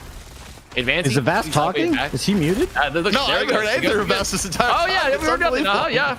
Yeah, I'm just me in the rubber room, bouncing up against the walls. As Exoblivione losing Demon pretty early, and they are going to be playing this Cloak and Dagger, hoping to get some of the vulnerabilities. I mean, they're going to have the reds because they still have the Adam Warlock, but I mean, the pressure from Virtus Pro again. ZP, it's just absolutely brutal. Also, the Hawkeye. Making the Hawkeye look good, setting up Sparker for kills. Right now, Phi just doing it all. As Exoblivione, I mean, they see this and they're like, okay, like we cannot play our comp. We need to get a Hulk. We need to have some options to potentially pressure out that Hawkeye there for Fi. And exactly what they're going to do. Get a little team up here for Forever as well. So that means that they can stack up, you know, that dark magic, not get the anti-heal, do a little bit more damage as well with the stacks. Exoblivione trying to make it in, but they're getting walled. They're getting walled, and they're gonna have to rotate, and they luckily managed to make the contest. They just barely touched there. The combination of group walls and strange pearls will try and block off all engagements. But here's Sparker, the Kraken impact, locked, ready to go. He's armed, he's dangerous. And does he get a reset? He does. Reset, good to go. 3 pickoffs here for Virtus Pro. Will be the point and then some. There's almost no one left to drop him again on. And you have to look at this just like the comp here for Virtus Pro. I mean, we're just looking at like kind of like the meme format of like, oh, what's that? Like, what's that? Like Exoblivione, you're making all these cutesy comps with the Adam Warlock, and you have the triple strategist. This is fun. Look, cool team up. Virtus Pro, Chad Winter Soldier, just cracking impacts. Like it doesn't matter. Like they're keeping a very similar style. Now I will say, I mean, the Hawkeye obviously not typically seen in the more popular comps, but still very strong for a map with huge sightlines like this. So you see Exoblivione trying to make the engage happen yet again. They're going to have a lot of the bank here. They're trying to find one. Not quite finding anyone just yet. They leave Soul Resurgence, Galactic Legend. However, Virtus Pro answering in turn. Agamotto going to be dropped. Blast Barrage in right now from Demon, trying to get anyone down low. And it's going to be Hawkeye dropping his ult. Under pressure, though, can't really shoot the images right away. And almost goes down, but the healing is sublime. Saipe keeping people up in the backline. Nina's Virtus Pro bends. They do not break yet, Avast. Have to make sure to remove that wall. There we go. Forever just going to be using the Cloak of Levitation, Strangling Prison up into the back, finding one. I mean, that's value. Just getting just one key strategist pick. That's all you need. See, the Karmic Revival is going to come in here, but Virtus Pro, they're just going to walk on forward. They know they can try to find some picks here off the Karmic Revival. Not finding anyone just yet, as you see. Ash making it back in here. Looking to find one. The ult is going to be up empowering the Hulk, but really not finding anything on this at all. And they're going to get staggered on top of it. So VP just absolutely moving through the second point here. And I mean, even recontest, this is a long walk back of us. I'm not sure they get the recontest because they shouldn't have a portal back just yet. Maybe they're able to touch. This is going to be really tough, though, to even touch without giving up an immediate pickoff and still dooming yourself. And also just they're not going to let them touch for free. I mean, they're just going to sit here. They're going to put a lot of pressure early with the root walls. They do have the Thorn Lash right above the choke. The Galactic Legend going to be used, but they have the regen domain. They have the ult from Tridro, so everyone's just going to survive through this. Virtus Pro, Sin Pretty right now. Visible Boundary going to fall. Nevix ready to put people in jail one more time. Strangling Prison, good to go. Saipe, God Mischief used. Agamotto, dropped by Forever. Can Exoblivione get any pickoffs from this? So far, the answer is no. Finzi, meanwhile, Eye of Agamotto sets up Dredro and Sparker into the back. Point 2, done. Well, they say an eye for an eye makes the world blind, and I think that is definitely true for Exoblivione because the second eye, I mean, it was humongous. It was absolutely gigantic from Finzi, and it was really just a huge ult bank from Virtus Pro coming in there. They put a lot of early pressure, 4th cooldowns from Exoblivione. You see, like, hoping they can get anything. And Ash, sure, gonna have yet another opportunity to be on the Monster Hulk here, get that World Breaker, but I mean, it's just, they need something else. They need something going on. It looks like it's gonna be a Rocket Raccoon, actually, for Draco. They've got off that team up, and they're gonna put Demon here onto the Punisher, hoping to get that infinite ammo, that fire rate team up buff as they look for the contest. Well, that's a little bit unfortunate, where Hawkeye pops the ult and immediately dies. It's like, I never miss, but also never shoot a shot. Technically accurate, as it turns out. But VP still trying to recover. And the engage was good. The engage was good there. I mean, they pop the Hulk ult, just make sure they can burst one down. They get the extra empowerment there, as you see Bionic Cook coming out. But they got bubbles. They have guards. All just fine for Exoblivione as they're going to look to hold. Probably just look to pop the CYA here, the Amplifier, as Virtus Pro rounds the corner. Look to force the Strategist ult. And this corner, it's a very tough piece of geometry. Getting into this last point, there's just so much geometry to work around. The loser Strange immediately. This is going to be tough because you want to use Punisher ult here, but also you don't have protection for it. And that's what happens when you don't have protection for the Punisher ult. You just simply fall over. It's a ult that's very difficult to make work at times, and Sparker right now just rolling into the back without a care in the world. The heals just keep flooding on in. Oh, Sudi. I mean, they Forever sitting there trying to just rotate the shield, uses the Trooper's Fist to get to the Mega, but still just not enough. Sparker just walking, and there's the portals on the spawn as well. The Strangling Prison from Nevix. It just has to feel so bad. bad because Virtus Pro they're just oppressive with their utility usage. They're oppressive with the ults. They're both their duelists are not afraid to take extremely aggressive fights, feel extremely confident, especially Sparker when you're getting just the bonus health from using any of your abilities. It has to feel like you're at like a David Goliath situation, except in this time, this pretty much this case, David is not winning. They don't have the proper sling setup. I think that's something that's worth noting too. Something, particularly when you compare pro play to perhaps your ranked games, is that the level of support that your DPS players get at this level of play is quite high. And, no better example of that than what Virtus Pro just did, where you see Sparker taking damage, but also not taking damage at the same time. Just gets to walk up, lay in shot after shot, get pickoff after pickoff, and it just escalates from there. But, repeat the stakes here. It's a very strong attack coming in from Virtus Pro. Exoblivione, now at a minimum of Ast, must finish the map to keep their hopes alive here in our money match on Rivals Fight Night. All comes down to this. And that was also still a very, not the fastest cap I've ever seen, but a very quick cap here for Yggdrasil Path as well for Virtus Pro. So they have a lot of time in their bank to work with. Exoblivione obviously backs as well as Demon. So looking to make the chance, yeah, and it looks like they may want to do a little bit of a Hawkeye poking. Two Hawkeyes on the same field. Hawkeye for Hawkeye. You said it was an eye for an eye, but what about a Hawkeye for a Hawkeye? That's true. We got 4 eyes. We got 2 eyes of Agamotto. We got 2 Hawkeyes. There are 4 eyes out here. Nerd emoji. Yeah, pretty much. That's where we've got to here. But Hawkeye, if nothing else, one of the more volatile heroes in the game. One way of getting pickoffs in the neutral. We'll see if Demon can match a performance that we've seen from Fi here so far. But test number 1 for Exoblivione, the Choke of Doom here on Yggdrasil Path, as Finzi immediately takes down Ashe, and not a great omen to kick things off here as Virtus Pro gets 2 quick pickoffs. And definitely a lot more traditional comp, I would say, out of Exoblivione. Something we've seen a lot. Putting Draco back onto the Loki. Even putting Ashe onto the Groot here to counter the Groot. It's not nearly as, I'd say, unique as we've seen from them in some of the previous matchups. So, and this is where I think Virtus Pro is going to thrive. They're going to be happy for that because, oh, finally, we're playing some good old-fashioned Marvel Rivals here. I still wonder about the ideas, you got rid of the Hela, but the Groot has also been such a problem so far. Oh, boy. The hook in. Ashe. Though the support on Ashe is pretty good. Strategist keeping him nice and healthy. Gotta look here for Andre, this kickoff here with the God of Mischief. Probably gonna be the first ultimate used by Exoblivione, as right now they just walk forward. Invisible Boundary gonna be cloned in early on. They get down Fi early. Man advantage now for Exoblivione. Counter Boundary gonna be out here from Virtus Pro as they look to hang on. Finzi, Eye of Agamotto, Sparker, Kraken Impact.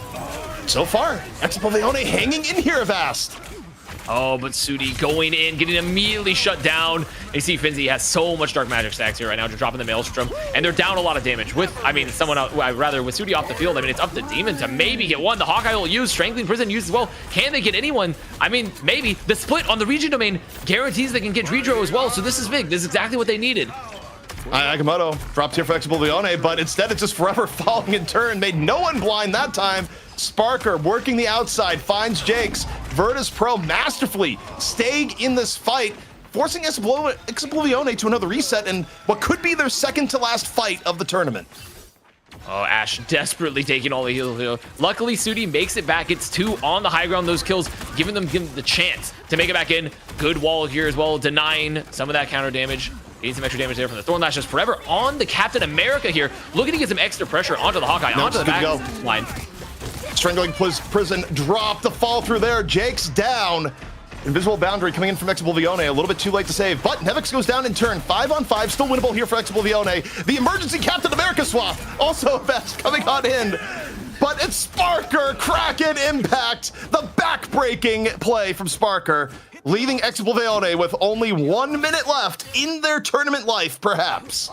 And you had to be thinking, if you're Exoblivione there, it's like, oh, we have it. We've walled the chokes. We've walled the recontest. We have a Strangling Prison. We got some picks from Sudi, but Sparker moment. It's just a Sparker moment now. Everyone's set back up. They still do hold on to the Strangling Prison, and Demon making a swap over to Moon Knight for the Hand of Khonshu, just for the opportunity, the option to hopefully drop an ult, just insta-burst anyone through any sort of strategist opportunity. But you can't just run away from it. You can't get away. There's even some opportunity if your Doctor Strange to shield it a bit, shield that damage. Forces being used, but instead, Forever Found. Aggressive Agamotto just takes them down immediately, but Avast, it's so decisive with 23 seconds left. They're gonna wait. portal spawn. They're gonna portal spawn. They're going for blocking off. I mean, there's still a third way out. You can't fully block off here, but it's going to delay them 15 seconds. Is this delay from Finzi, the Portal Architect, enough for $1,000? Portal off on the other side from Forever. It comes on out. Is Explosione going to be able to touch? I mean, they have to go through the portal. Coming out with the Hawkeye ult. They're able to touch, but they run into the blunder, courtesy of Hawkeye. Overtime, ticking on down. The rest of Explosione trying to get over to the convoy. Will they make it? They do. They get on in. They call the prayer of the Khonshu, but nothing happens. Virtus Pro still holding strong on the convoy. Here comes Sparker. Do we begin as we end? Kraken impact into the back line. Looking for anything right now. Has one so far. Virtus Pro hanging on, $1,000 at stake. Explosione desperately trying to keep their life on the line here, but instead it's Fi grabs another two. Virtus Pro will be your Rivals Fight Night champions for EU 2 weeks in a row. And even with the last ditch efforts there, I mean, they even stagger themselves perfectly to go through the portal waiting. They only make sure to send the Invisible Woman to drop that ult on the point, and it just wasn't enough. A Virtus Pro, there's a reason they're the champion back-to-back here for Rivals Rivals. They've been a champion in Europe. The team is so clinical. It's so dominant. Everyone not only is playing their role perfectly, but everyone is a monster in terms of doing damage, in terms of getting value out of their utility, out of their ults. It's just oppressive. Yeah, and I think the key for Virtus Pro is that, again, while the duelists are going to get a lot of focus because they're the ones getting a lot of the killing blows, it doesn't happen without spot-on heals from the strategists and without arguably one of the most fearsome front lines we've seen with Finzi and Nevix on the Vanguards, continually setting up for pickoffs and holding Explosione at bay the entire series long. I think Chad said it best. Please move to NA so we can give Virtus Pro some competition. Ayo, EU, you got one team at the top of the leaderboard and they are bullying everybody out. Shout out to Explosione. They put up a good fight. It went to round 5 against OG Esports, but when you play the champs, you're gonna get rolled, especially if you let Sparker play his main all match long. Avast, talk me through the highlights, though. If I'm a Virtus Pro fan, I got 3 more maps in the books of dominant gameplay. I mean, the highlights here, if you're a Virtus Pro fan, is you're kind of like Scrooge McDuck diving into the vault, and it's just gold everywhere because it's all highlights. I mean, the team looks incredible across the board. There is no weak spot. There is nothing like, oh man, I wish they did this better. It's essentially playing perfect Marvel Rivals as it currently exists. And I think my personal pick would be like, oh, I mean, obviously we looked at like strategists playing well, and we give a lot of love to Sparker, but I really loved how Fi played today. I think Fi's just flexibility across the board, Hela, Hawkeye. It's something that you want to see on your duelist pick. And of course, obviously the Vanguards. I mean, I said everything's a highlight. It all looked great. I mean, Nevix and Finzi are putting out damage that you normally see from duelist players on those roles. So there just is no, I guess, lack of riches. If you're a Virtus Pro fan, you should all just be happy. You should be getting like, oh my gosh, it's a 2-cake scenario. It's not just 1 cake. It's we have all the food in the world. We're eating great. Buy your jersey now. I don't think you're going to see any changeover in this starting lineup. ZP, question from the chat. I don't know if it's hyperbole or is it a fact. Are these the 6 best players in their role and on their main in Europe? Again, So it's always Finzi, debate, the best but Strange on the planet. Sparker, the best Winter Soldier on the planet. Tridro, the best Invisible Woman or Luna on the planet. What do you got for me? Or at least on the continent? So within the continent, I think it's hard to make a case against it right now of how dominant Virtus Pro has been. I think if you go worldwide, I think the players, especially on 100 Thieves and Sentinels, would have a lot to say about it. But you cannot take anything away from the dominance Virtus Pro has had in EU. It's almost like the maps they lost to OG Esports in the Marvel Rivals Invitational was a wake-up call where they decided to come in here today and play even better. And it was a masterclass to watch start to finish. And, you know, one of the few teams, I think, in Marvel Rivals that is a truly complete team from top to bottom. We got our replays ready. Let's take a look at some of the best moments. Shout out to our highlight team. Incredible production. Once again, this is Marvel Rivals Fight Night week number 2. We're coming at you every Thursday. And the Rivals Fight Night crew, they're crushing it. This was a well-known glitch, I'm told. It was not just on the Strange, but the last-minute portal not going through leads to a VP early stage win From there, Ex Oblivione had map picked. What do we think of this choice, Bast? I mean, they tried to flex their flexibility. I honestly, and though it sounds really silly that sentence, but it's the truth. You know, they try to pull out something a little cutesy. They were playing some Black Widow. They were running this triple strategist, putting Ashe on the Mantis, and it unfortunately just didn't pay off. I mean, the power here from Virtus Pro is that they have constant aggression, just constant damage, and when you were dealing with players that also are putting out duelist level damage on the Vanguard with Nevix and Finzi, it's just really hard to make some of these more, I would say, interesting comps work, because there's just such an unbeatable amount of just united front and united focus fire. Dredro, by the way, put up around 11,500 damage in that map number 2. 2 of the 3 strategists put up 12,000 combined. So basically 1v2. He also had more heals than those two combined. Let's take a look though at map number 3, ZP, because this is where VP sealed the deal. It was tight at every checkpoint. Yeah, and I mean, VP, there are a few points where they got challenged by Ex Oblivione, but overall, I think the standout to me was you take a look at Fi breaking out the Hawkeye and making it work, where you go, okay, they've banned the Hela. Guess what? I gotta bring back the old Season 0 Classic and Hawkeye. I don't care if I do a little bit less damage. I'm still gonna get pickoffs that I need. But also, how could you not when you have players like Finzi landing key Eye of Agamotto's, Nevix with great strangling prisons? I mean, again, you're set up for greatness if you are a duelist on Virtus Pro. It's just fantastic. Great stuff across the board. They are our best team. And who is the best player on the day? Well, Vast and ZP unanimously chose Fi. Why is he our guy, ZP? Well, Fi's our guy because not only was the Hela play so devastating that they decided they wanted to ban the Hela over banning the Winter Soldier, but you brought out the Hawkeye, and not only did you not look bad, you looked great. And you know what else looked great that we got to bring up on broadcast as we go through the MVP highlights? Seagull dropping us the raid. Thank you so much, Seagull, for all the support. The flock coming to town as we get ready to go into NA pretty soon. Flock, it's time to eat well, and if you're hungry, I need you to smash that follow button, because we are going to be bringing you meal after meal of delicious Rivals footage every Thursday, starting at 4 p.m. Eastern, 10 p.m. over in the UK. Let's take a look at what happened in Europe. It is done. It is dusted. 5 maps later, Ex Oblivione earned the opportunity to play Virtus Pro for the $1,000 in EU Rivals Fight Night title. Virtus Pro now 7-0 in finals. They have not dropped a map in Europe. Moving over to NA though, when we come back, 100 Thieves with a brand new signing, FlyQuest with a fresh roster. We'll tell you all about it on the other side of the break.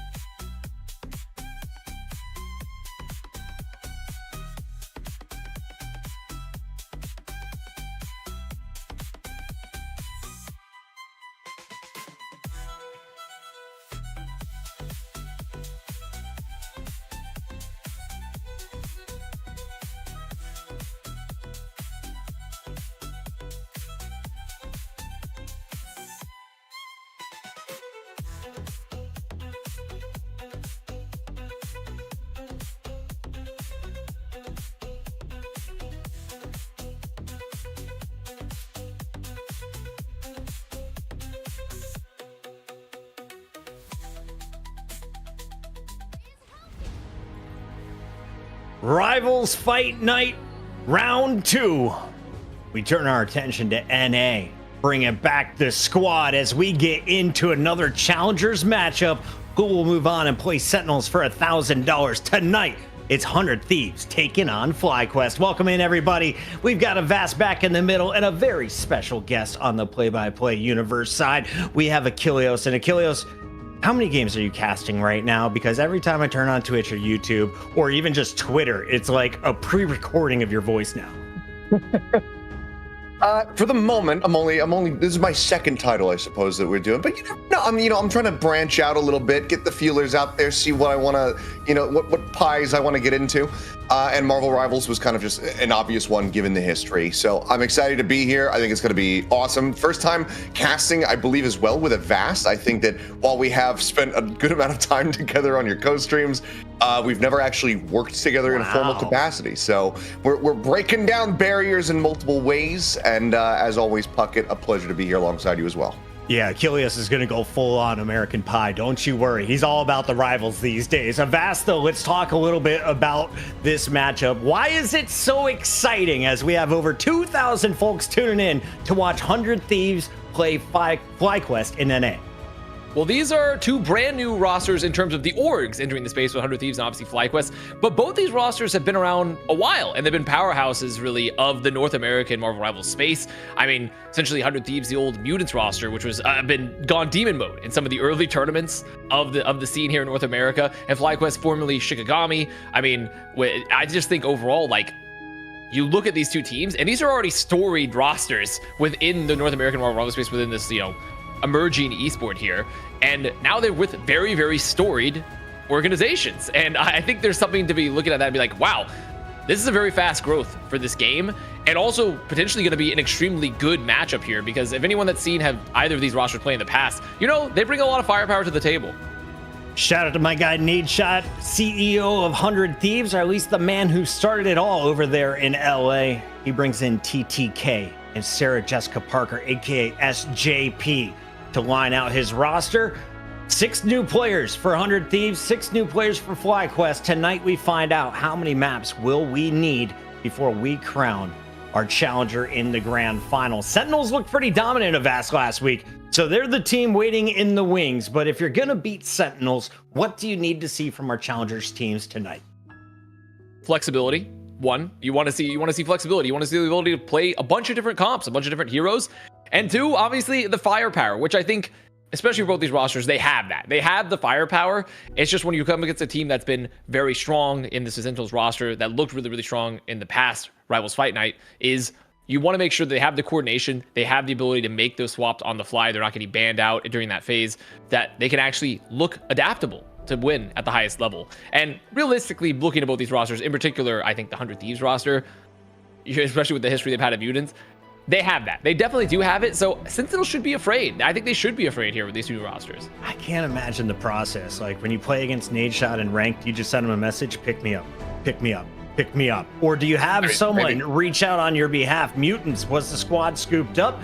We'll see them take the stage in just a moment. We hit over 2,200 followers on twitch.tv/Rivals Fight Night. If you're watching over on YouTube, make sure you hit that subscribe button. And if you're tuning in on Twitter, find a better platform to watch some content. But if you're there already, hit the follow button as well. We got Achilles Avast on the mic. Our players are ready in the chat. They are choosing where we are going to go. In fact, we're always starting with domination. So Avast, let's explain it. If you're tuning in for the first time, I'm a 100 Thieves fan. I'm coming over from Valorant. What do I need to know about Marvel Rivals in domination?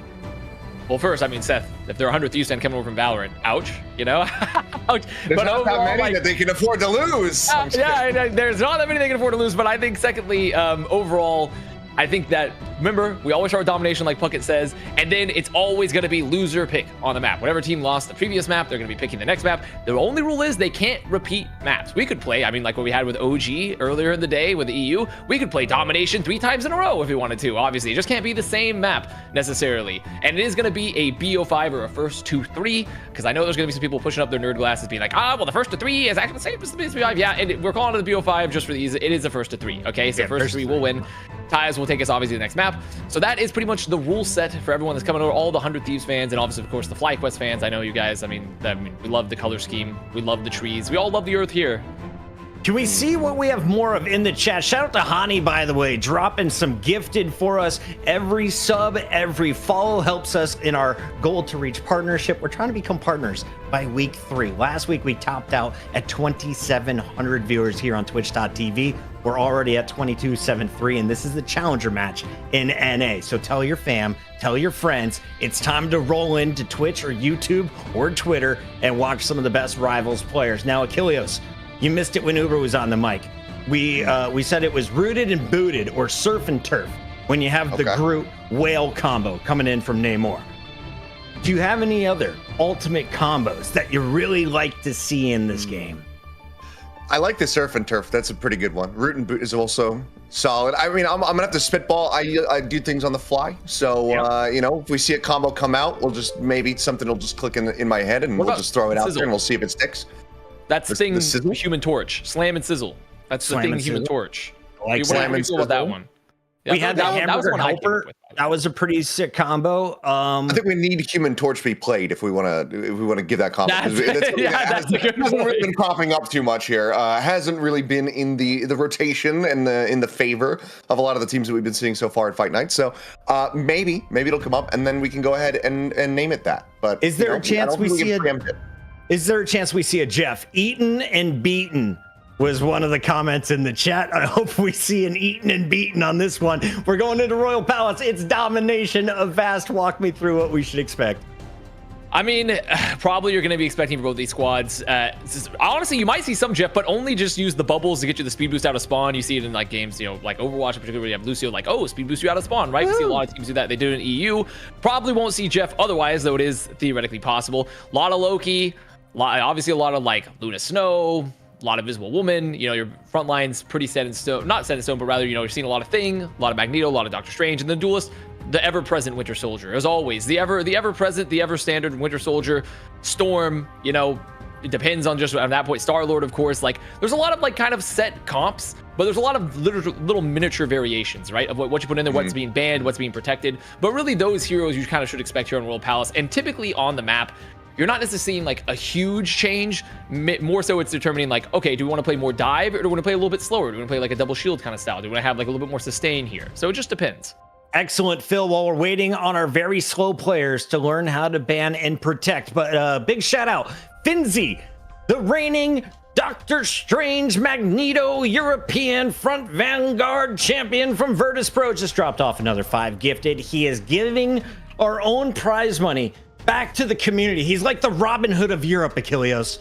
Love that redistribution of wealth. These trickle down subonomics that he's coming out with here. So learn something, Elon. Distributes it back into the rest of the people. So there you go. Like that a lot from Finzi. But yeah, I mean, as Puckett's been saying ad nauseum, obviously all of the support is very much appreciated, because this is something that we haven't seen, and like Puckett and I, Avast as well. Like, you know, you as a player kind of back in the day, but like we've been around the block for a while, over a decade. I'm washed, here by the way. You can just say I'm washed. You don't have to say back. Well, in the day. Okay, well, yeah, I just meant like you weren't a commentator at the time. Is basically what I was trying to get at here.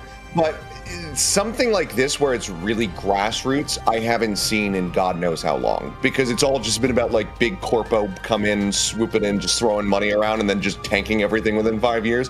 And I think it's super awesome to see kind of this return to just more grassroots style. Come in, you know, couple matches, some money on the line, get out, do it every, you know, week, 2 nights a week, you know, because with the sister broadcast for Deadlock. I think it's really awesome. And, you know, shout outs to ZP, Hex, everybody behind the scenes has been like basically just making this whole thing.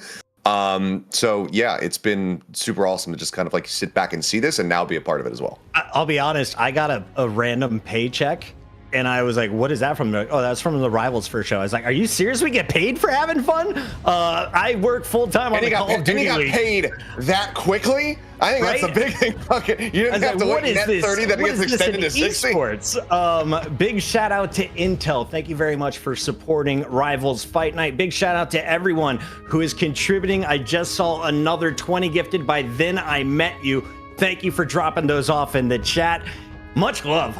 We just hit our sub goal and beyond for the day. I don't know where we're at with overall followers. Let me hit that refresh button. But the goal was to end around 3,000 followers on our Twitch channel and get up to 1,000 followers over on YouTube. Right now, we're at 2,900. Avast, you got to love the community support. They're always at our back. I mean, I really have to highlight the fact that Nevix comes back in, drops a couple of those gifted, because that's just the XQC theorem, right? Back in the day, you know, it's just infinite money, right? If you just keep gifting the community back subs, Right, you just keep right making off. the money back, right? Obviously, isn't that how it works? You just take the money you get from the prize pool, put it back to the channel you got the prize pool from, and you just keep making the money back, right? Like, surely there's no money lost in that process. It's just infinite money loop, surely. The team captains just now read our chat requesting ban and protect. The lobby is made. If you are watching the stream, you are a pro player. Please get in the game. North Europe America is will give outclassing you- North America. I was right going to now say on that. North America. I've heard In that so you many may be ways. stronger in teamwork. You're lacking in organizational skills. We'll get there. You know, perhaps in the future we can have an Asia broadcast, and then we'll see the true just streamlined Gentle manner. product. Like Solomon's going to struggle to keep up with the teams because they're going to be so just ready to go and just be banging through all of this stuff. So speaking of See, Achilles, those are- where are you living in the world right now? I am still in South Korea. I got up at 4 in the morning to check in for this broadcast. It's now 8:17.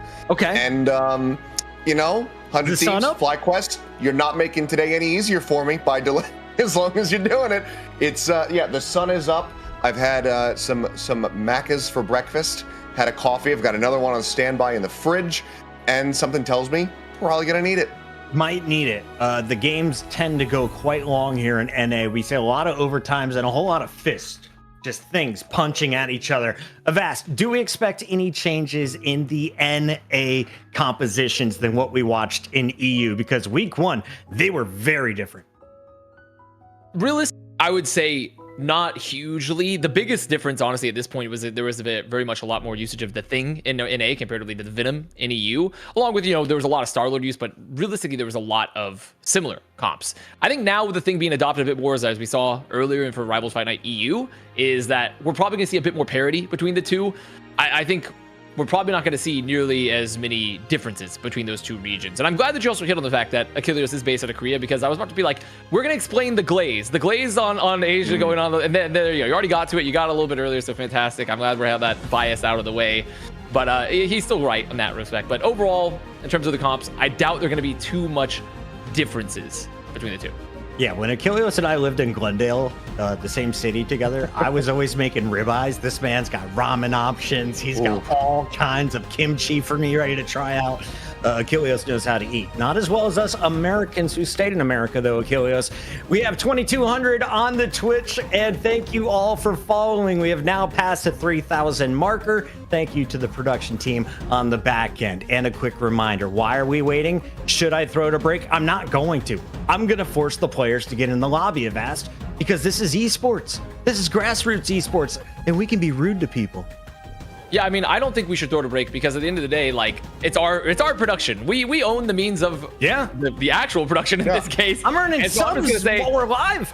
I'm just gonna say that, NA players, like, you gotta step it up. Like, we've been here. Achilles is up at like 4 a.m. in the morning ready to cast your games. You guys can't even into the lobby. Like, let's pick it up. I mean, we got 2 orgs here. FlyQuest, 100 Thieves. Let's start cracking the whip a bit. Let's crack the whip a bit. Let's get these guys in the lobby. It's our broadcast. I mean, technically speaking, ZP could just say, all right, you got 15 minutes. Otherwise, we just give the win to Sentinels again. And We they just have get 12 $1,000 chat members who want to face off for a chance to play Sentinels. Pair up quickly. Ooh. Send us your That would gamer be tags. good. No, in real talk though, shout out to everyone who subscribed. I'm told I think we are now 15 away from hitting partner level, at least the goal metric that we needed to. Fi Overwatch, the man you just saw dominating on Hella for Virtus Pro, he comes in with the 5. We saw Finzi dropping down 5. That's the Doctor Strange frontline for Virtus Pro. We saw Nevix coming through as well. All of our champions hanging out in the chat. You got questions? Finzi doesn't go to sleep. He'll answer them all night. Just keep spamming them. In the meantime, FlyQuest, 100 Thieves, same lobby. Ban Protect begins right now. Take it away, Avast. Well, Wolverine banned right off the bat, so they're saying we really don't want to have to see Wolverine. We don't want to have to play in it, and because it's a very, very hard hero to play into. No Venom. With Thieves, I mean, we talked about we probably weren't going to see Venom anyways. We're definitely not going to see Venom this map with being banned. So the question becomes, what do they want to prioritize with the protects, right? Do they want to try to play a dive? Do they want to play a little bit slower? Do they want to keep? And with group being protected for 100 Thieves, that means we're likely going to see group play. We're going to see a little bit of a slower comp, like try to play that like very, very healthy, very, very aggressive front line. Namor is protected, trying to protect that back line potentially from a dive. And we'll see. Is Luna going to get banned on the other side from 100 Thieves to nullify that pick? FlyQuest with their final ban coming in, Achilles. Yeah, I mean, it seems like fairly heavy anti-dive, getting the Wolverine out of the equation. And then also, okay, the Winter Soldier. So we're not going to have that. I mean, there was wreaking havoc. Obviously, Sparker was just utterly destroying everybody. So out of the equation. And then you get rid of the Adam Warlock. So now we don't have that kind of cohesion there alongside the Star-Lord as well. So Namor as well as Lunastone still going to be a really powerful combo that either team could run on this one. So I'm curious to see what they have that they're going to be piecing together here. But as far as the front lines, I'm curious if there's going to be double Groot play now that he is protected, or if we're just going to kind of see maybe just 100 Thieves running the Groot and still lean on that Doctor Strange and Magneto setup for FlyQuest. Great call out. I wanted to ask Avast. First of all, who has more scrimbucks? Who's the favorite in this first fight? Because I know Sentinels are considered the best we've seen on Rivals Fight Night. I mean, both these teams, obviously, they have a lot of history. There's a lot of recent results from both of them. But, I mean, this Mutants core for 100 Thieves, they were extremely dominant in a lot of the early tournaments and tournaments that have been happening before, the aptly named MRI, the Marvel Rivals Invitational. Though every time we use the acronym, it sounds like I'm getting ready to go for a brain scan. Yeah. But overall, like, I do think that for me at least, 100 Thieves is the team that might be favored just because of how strong they've been historically. Not to say that FlyQuest is going to be a slouch at all. This roster, this core, very, very strong. I mean, Gaskin has been part of like the early Nightmare core, which then became Sentinels, right? That was extremely dominant too in the early parts of NA. So I think it's going to be kind of a battle here, but I got my money on 100 Thieves. All right, well, here we go, Avast already. Portal just going to be setting up here from Gasklin. As it jumped down directly onto the point itself. 100 Thieves a little bit slower making their way over. Do have that Magneto as well as the Groot, so differential in that front line. There's already neutral fight coming up. I had a bit of damage going across here, but it's a little sustained for the moment, though. Just a slight little pullback from the side of 100 Thieves as the point gets ready to unlock. And you see here all this pressure early, very, very early for 100 Thieves, just trying to find them, take them off the high ground as everyone starts moving towards the point. With the Luna Snows and the Namors on both sides, you're going to be seeing a lot of Namor looking for a flank, looking to get a pick off air with the Frozen Spawn with that team up, as a lot of pressure here on a Spark Chief, trying to force those walls, and they are going to do that as you see finally one pick going ahead down for Delina. Yeah, Delina going to get taken out. Energy able to find that opening kill here. Ultimate's coming online for the side of FlyQuest. 100 Thieves just now starting to get some of theirs up, ready to go.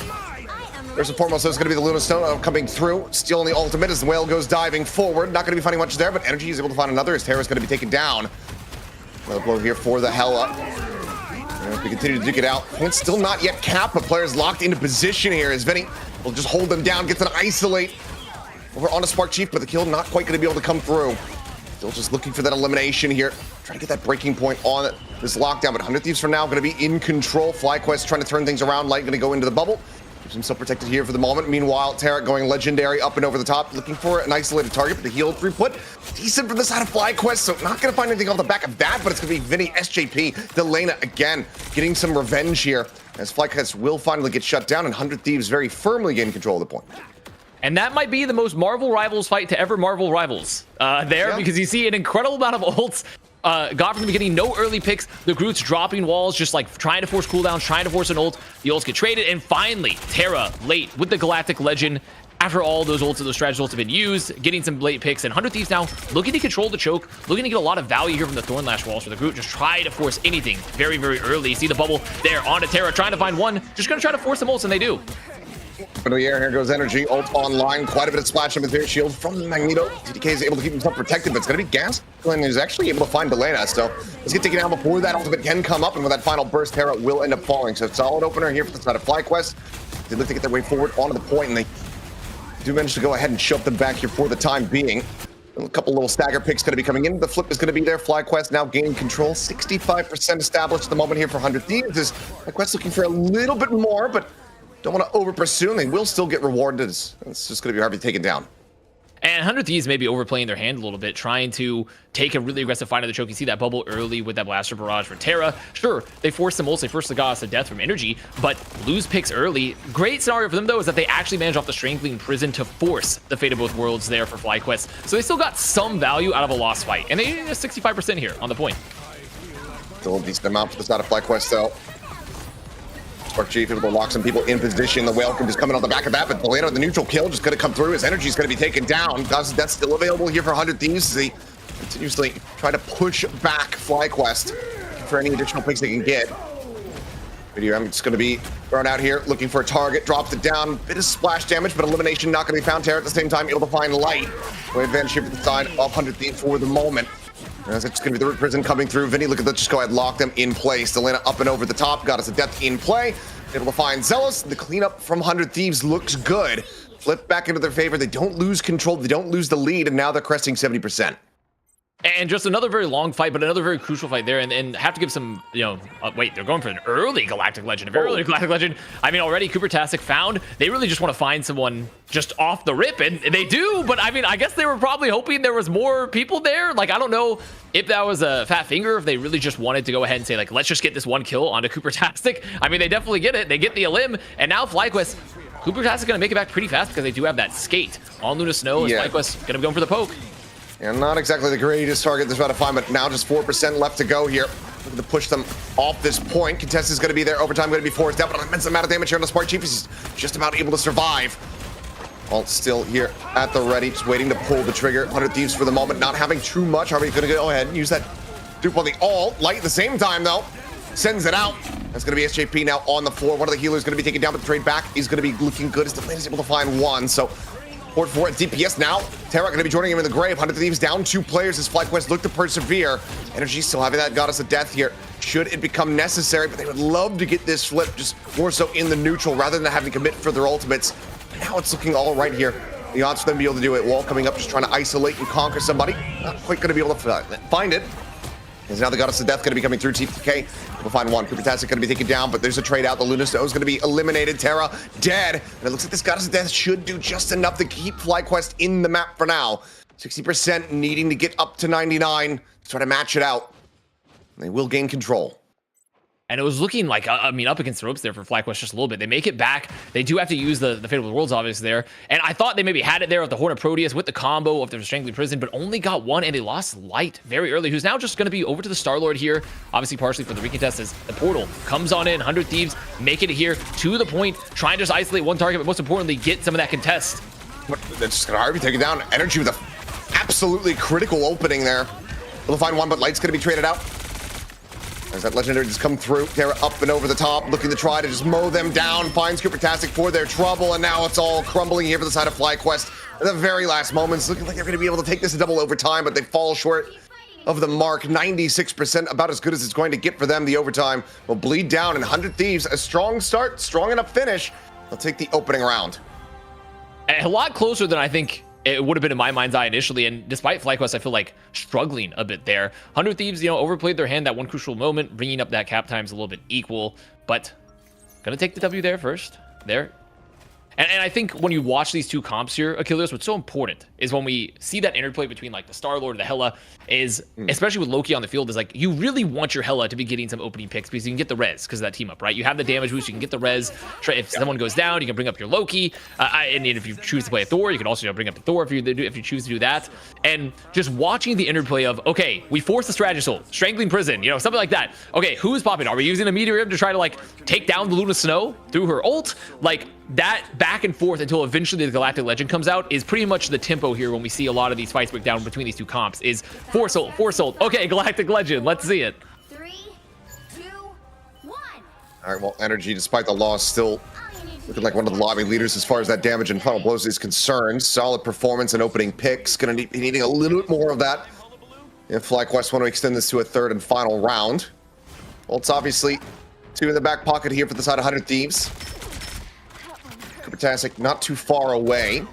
Have that Fate of both worlds online and ready. Terra for now is going to be playing the low ground here, poking and prodding, duking it out against Light, who ducks back around the corner. They're going low, but heals now coming through right as they try to go in for the pursuit.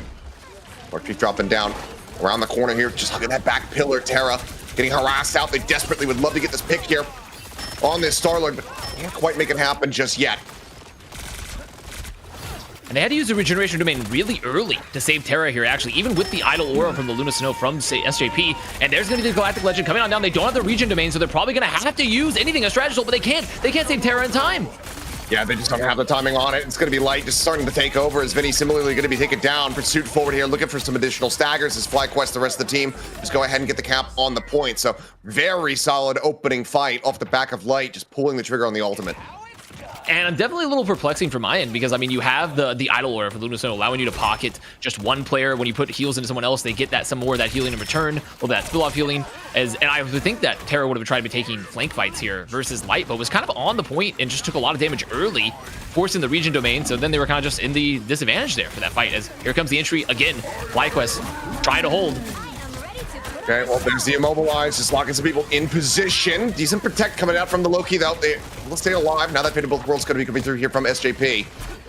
Keeps the team alive in the mix here for the moment. FlyQuest, however, still in control, still playing forward against this wave here from 100 Thieves. A little bit of a back cap they're coming capping. through. We'll see if anybody's going to go back to the contested. Looks like the answer is going to be yes here. The very last second, they are able to go ahead and stop that one from just getting neutrally flipped. Goddess of Death now going to be coming through here. Energy taking the skies. Terra able to get some revenge. His Light's going to be eliminated there.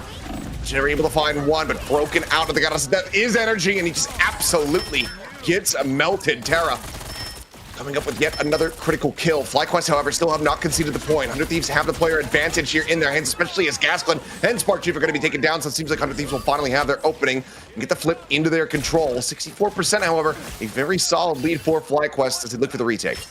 Uh-oh, Terra has to be careful. Luckily, gonna use Rocket Propulsion, get on out. They do have the Stellar Shift as well, give them a little bit of frames of invincibility, and that's exactly what you want out of your Star-Lord player, is the Star-Lord player, especially with a really aggressive hold here on this map, on Royal Palace, and just Marvel Elves in general, you have to use so much just to get out of the spawn. You need someone to make them turn around. You need someone to turn, and when they did, Terra had the Galactic Legend ready, just broke the whole fight open. Now on the back foot a bit here, FlyQuest. Nearly 4 ults online, fantastic. Getting close to that next one. Little crow out.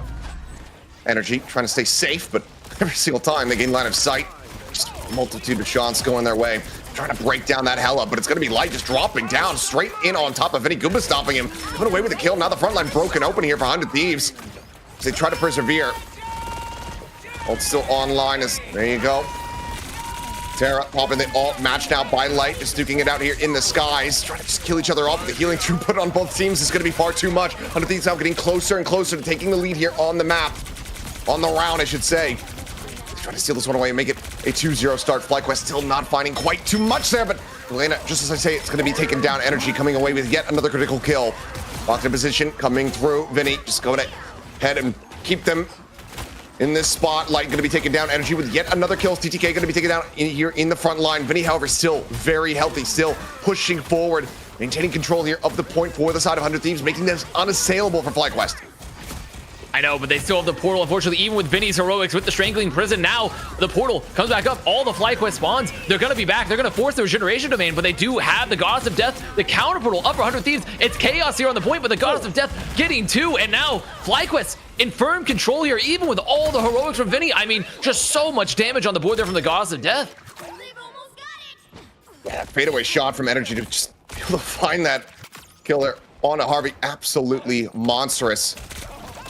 Secondary shot, now a bit of pressure being applied there under Delena, but Light needs to play this carefully, but his Energy joins it alongside the 2v1. They come out on top. FlyQuest looking to take this to a third and final round. TTK getting himself forward here. That Agamotto at the ready, jumps forward, does manage to find a connection on the multiple players. Can they get the cleanup? Arby's going to be able to find one. Gasklin taking down Spark Chief as well, dead. The front line going to be broken down at the same time. 100 Thieves are able to find the flip. They're now in control. 99% there for the side of FlyQuest is Light, popping that ultimate, taking to the skies, trying desperately to find some kills to get his team back into this one, but Cooper Tastic is going to be eliminated. Now FlyQuest need to just get back over to try to find a touch. I'm not sure if they're going to be able to do it.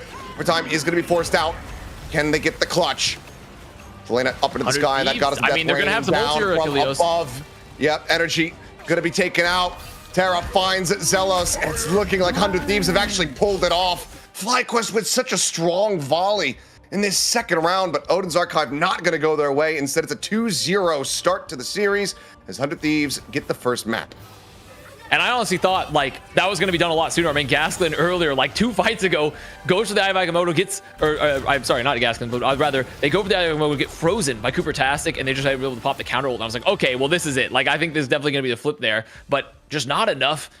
And 100 Thieves, it was scrappy. I mean, take a breath, Achilleos, because this was an incredibly scrappy map. It felt like there was having to be hero plays back and forth between the duelists for both squads, just looking for hunts, looking for just any sort of flank pressure, any sort of flank picks there, which they did. I mean, that you saw there that they were looking to just go those 2-man death squads, just try to find one, try to get an early pick, and it just became scrappy every single time. And luckily off the heroics there for TTK, getting the Eye of Agamotto, forcing the region domain, Harvey following up, getting a pick, it was down to the wire. And Puckett, I mean, I don't know what you were thinking, but I mean, that just has to be one of the scrappiest maps I've seen.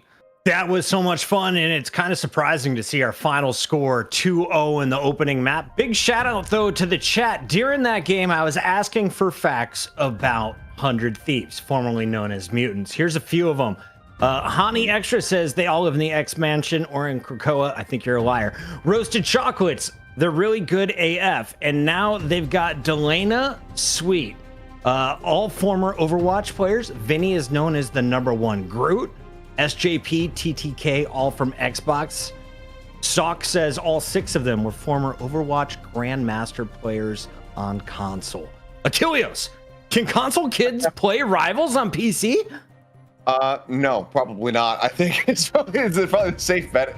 But I mean, hey, if they are, power to them, because what a performance. But yeah, this was, I think, a trial by fire a little bit for me, jumping in, first ever cast of this game. Let's just make it the scrappiest affair we possibly can. Yeah, just welcome to our world, Achilles. This is the chaotic love that we have for you. Of course, Death from Above, setting the tone early. We saw all kind of leaves trying to beat the Thieves into chat. Ultimately, though, Thieves at the end of this round lock it up. Walk me through it, Avast. Was it the ultimate usage? Was it a few key picks on the strategist? What went right for the Thieves?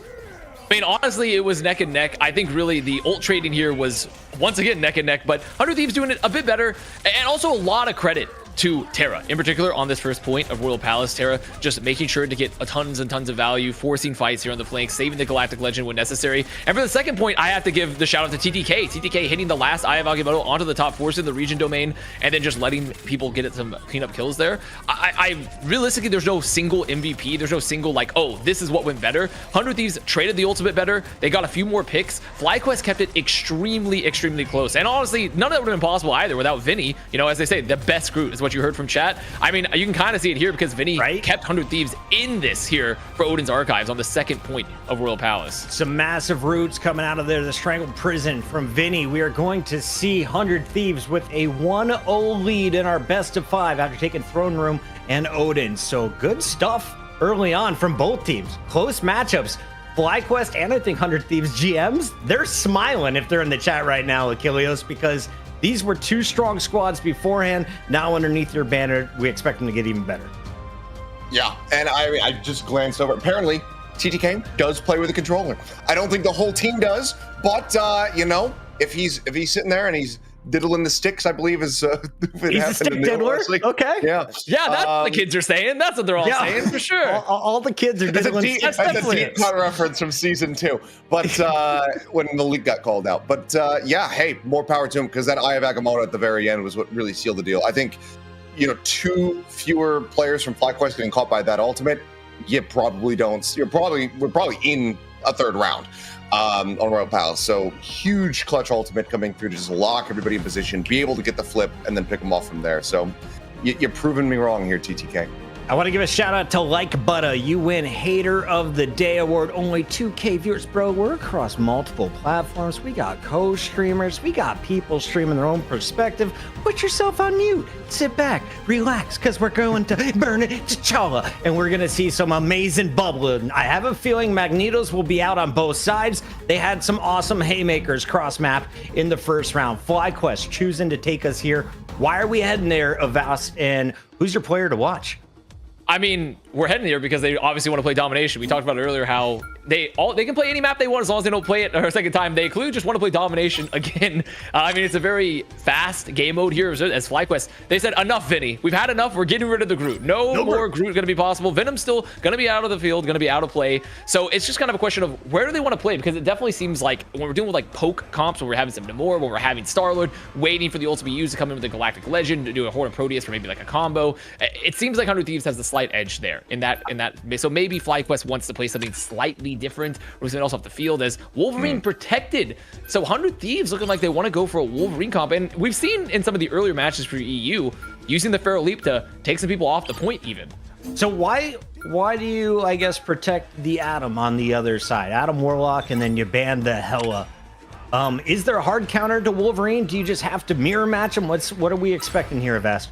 Well, I mean, we've seen a lot of teams play, like, let's say, Winter Soldier. You can also have, like, the Thing as well to just, like, and of course, Magneto for the bubbles whenever you get the Feral Leap. And Adam Warlock's interesting because if you're playing into very dive-heavy compositions, you might see here, especially with, like, a Wolverine, Adam Warlock's able to spread the damage around with that life, with the, you know, the live stream with the soul bond, so to make sure that no one goes down if we're dealing with a dive. It also does a lot of damage himself and gets revives if you lose a pick. So Adam can be seen as a little bit of a piece of a puzzle here to try to deny Wolverine value, but really a lot of it comes down to like Magneto, you know, are you having the Winter Soldier? But it's going to be pretty interesting because they're a very interesting set of bans and protects.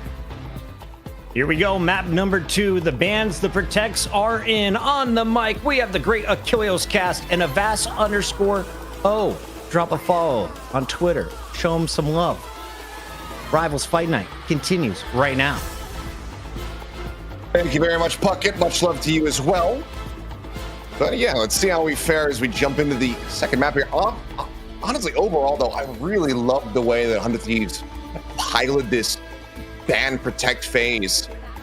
Seeing, okay, you know, you're going to go ahead and take away the group. You're really concerned about that. We can play plenty of other things, and that allows us to get this Wolverine that you previously had the first round ban because, you know, you're worried about it. So we'll see how this goes here, but Terra was an absolute menace in the previous map there on that Star-Lord, and I don't think that that's going to change too much now that he's over on the Wolverine. FlyQuest actually looking with this Thing comp to be really, really aggressive. Try to find someone off the rip there for 100 Thieves. Yeah, nearly got onto Delana. Does manage to stay alive there on that Namor for the time being. They do also get first look of the day here in NA on the Thing.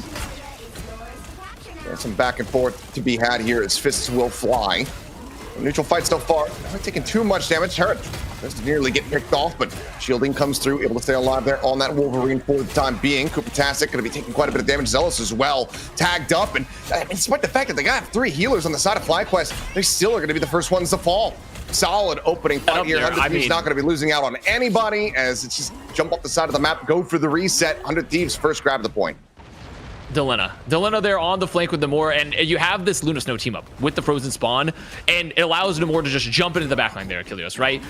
Put down some Monster Spawn, you do a ton of damage, you slow them, and just immediately burst down this triple strategist for FlyQuest, because they are playing a triple strategist comp here. They have a Luna Snow, they have a Loki, they have the Adam Warlock, and sure, Adam Warlock does a lot of damage, still a strategist at the end of the day. You lose some of the flexibility of having a duelist or maybe like another Vanguard. Well, I guess to be fair, they're already running 2 Vanguards, so they don't want to run the triple. But 100 Thieves here with some very, very strong ults. They have the Namor set up. FlyQuest gonna have to look to make something happen. They're not too far behind as far as their ult build is concerned, but 100 Thieves obviously having the lion's share. But Terra going to be taken down here in the neutral right off the rip. Is Spark Chief able to get in on top of that Wolverine? Harvey looking for a steal here, trying to just make up for the loss of that one character. Terra going to be looking to rejoin as quickly as possible, but DTK able to find Zealous yet again. All the support's going to be taken down off the rip. JP tagged up, but that's just going to be fitted to both worlds. Now going to be popped here, just keeping everybody sustained on the side of 100 Thieves as they look to maintain control. Now already 60% being accrued. FlyQuest need to get something going. They need to make it happen right here, right now, Avast. And the last stand's up for Terra. If they can keep Terra alive, I'm sure they still have the regenerative healing factor as well. The Galactic Legend used. Regen Domain gonna be popped. Are they able to peel this? Then more using the Bless in the Deep. They're still on the backline. The collaborating time goes out, but I think that's just gonna clean them up here on the point. Nothing found for Vinny. And that pressure from Light on the Star-Lord here. When you're playing triple strategist, you don't see Star-Lord a lot. Star-Lord is a very common pick. You're very mobile. You can have the idle aura there from energy and just wait for the right opportunity to strike. Wait to set up a Galactic Legend, force maybe the regenerative domain, or anything. And since there was no strategist ult remaining, it was just free pickings. A really nice capitalization there from the side of Light, just seeing that the team from 100 Thieves getting segregated away from one another. He's able to weasel his way into the back line, find those squishier targets, take him down with the ultimate. Terra looking for the dive. And connecting though. Yeah, a little bit of a little whiffy. But ultimate now going to be online. Zealous, however, able to find one. Is Delana going to be taken down? Critical target found here for the side of FlyQuest. See if they can maintain that, but dive forward. Terra isolating. Coopertastic now eliminated. Well, one of those especially is going to be eliminated, but just as soon as it starts looking good for Terra, it ends up looking a little bit bad as Spark Chief's able to find that kill yet again. Vinny now going to be taken out. FlyQuest very much starting to run away with some of these skirmishes here. More kills found. TTK gets a parting gift shot there onto Light. Get rid of that Star-Lord. Okay, Delena able to find Zealous suddenly. Window of opportunity for 100 Thieves to re-aggress back forward onto the point. It was looking like they were going to be completely contained back, but now they can go ahead and push forward. Luckily, though, they do have that team up there with the Adam Warlock, both Star-Lord and Adam Warlock coming back from the cocoon there, regenerating here.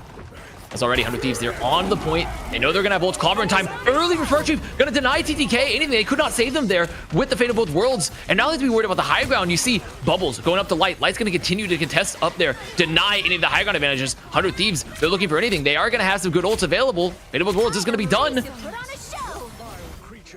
Maybe looking for some kind of big opening kill here. TTK getting ready to come back over.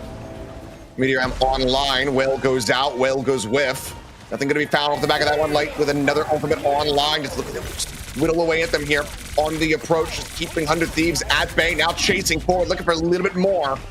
Fulfill going to be coming through, keeps them protected. And Light overextending. Does end up taking it down. Delena able to find that kill, but overtime still forced out. Going to start draining very quickly. Still just the one kill found so far. Oh no! Decent damage across, and Zealous chunked out. Terra on the rejoin. That Winter Soldier now in play. He's able to find him, picks them off. Player advantage is now very much here in the hands of 100 Thieves. Looks like this round not going to be over quite just yet. FlyQuest close but no cigar. We'll have to go for a final fight, but 83% 100 Thieves very close to stealing this one away. And what a set of hero plays from 100 Thieves. I mean, the regenerative domain late from Harvey, keep everyone alive from the Galactic Legend from Light, who is finding the high ground, and then the find from Terra, denying the Karmic Revival. No reses available as FlyQuest looking to try to make it back. They have the portal. They know Spark Chief has the clobbering time. However, immediately cleaned up there with the Kraken impact. I mean, it's just getting so much value. Maybe not making another reset here. Cooldown about to be up. Yeah, they're not. This FlyQuest, I mean, they're down 3. It's just going to be a slow bleed here. Yeah, I mean, fantastic. Gonna have to try to see if we can do something here. Put it on his back part. Spark Chief as well. Does have that clobbering time at the ready. But, oh, the uppercut into the headshot. Terra just picking them to pieces. What a clutch rejoin. The swap to the Winter Soldier. Absolutely everything with that catch onto Zealous, and 100 Thieves coming away with the opening round here on Burning T'Challa. And you see the power of the triple strategist there with some of the longer fights, like how long they can stay in the fight with the Star-Lord, being able to get the cocoon passive, get the team up, come back to life. But when you want to do a really, really unfortunate find there of Terra finding the Adam Warlock, they're finding Zealous on the high ground, it just It's about as bad as you can get.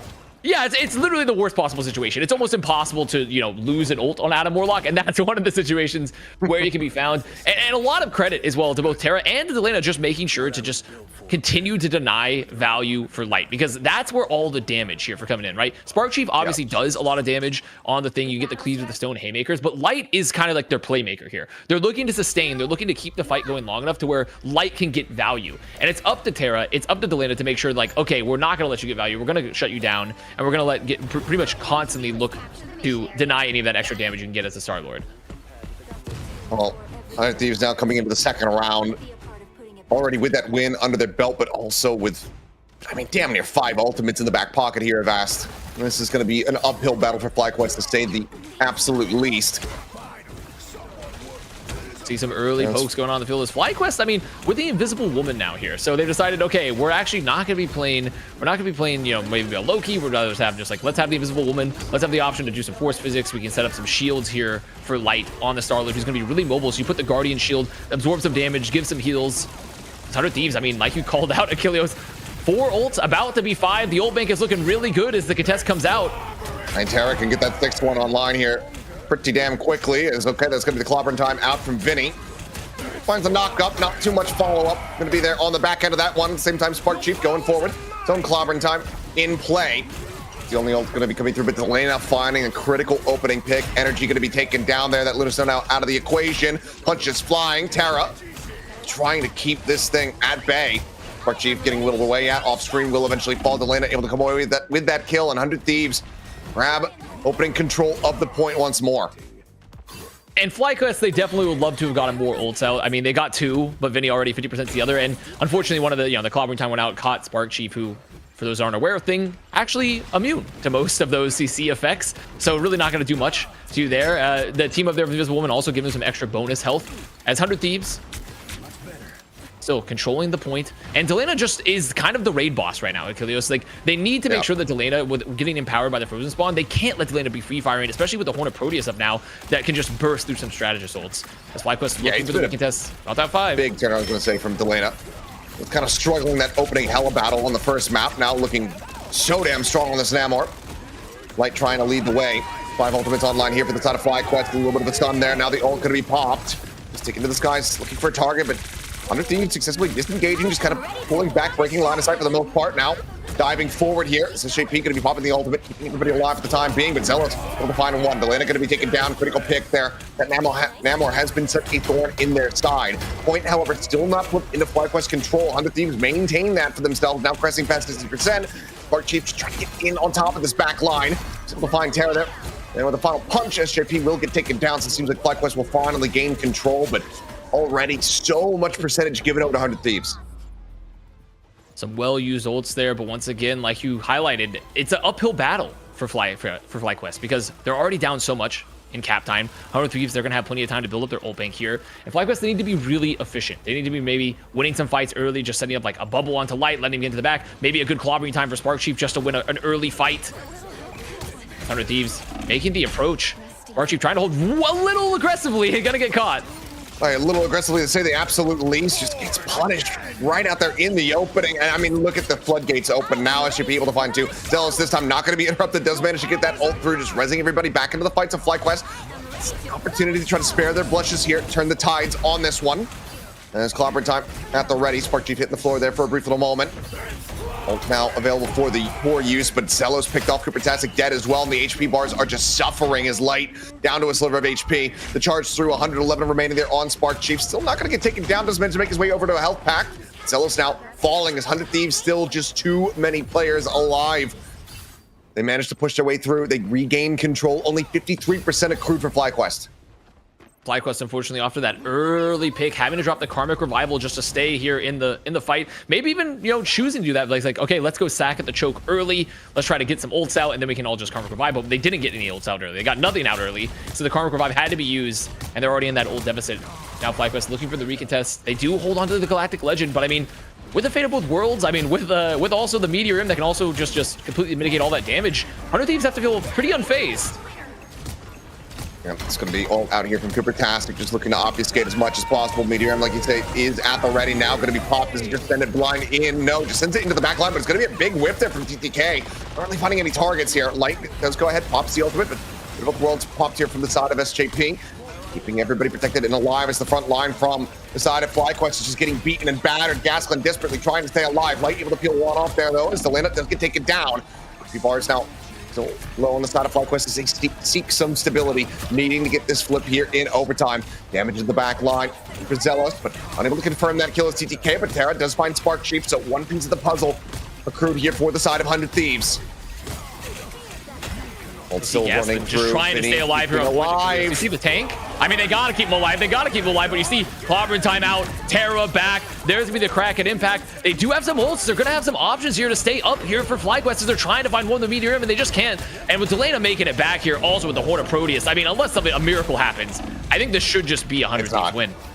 Yeah, no, not at all. Can't find a damn thing here, it would seem. I mean, Zealous does have that ultimate, but they just don't have time on their side. The OT bleeds down, and it's going to be back-to-back 2-0s here for 100 Thieves, just collecting these rounds, shutting the door in FlyQuest's face, as they are now 2-0 here in this set. Maybe we don't go back to we just don't go back to domination again. Perhaps no more domination for FlyQuest. Perhaps we pick a map that could have a bit of a longer runtime. I mean, obviously they must feel confident in it, but overall, 100 Thieves, I mean, living up to my expectations so far. Definitely a very scrappy first map, that Trial by Fire for you, but this one much more in line with what I was expecting from this roster. They look extremely in control. FlyQuest, you know, struggling a bit. I think they were getting a little cutesy with this triple strategist with the Adam Warlock trying to make it work, and 100 Thieves just said, you know, we're just going to play pretty standard comp. We're going to have the Namor. We're just going to run over you with the Winter Soldier.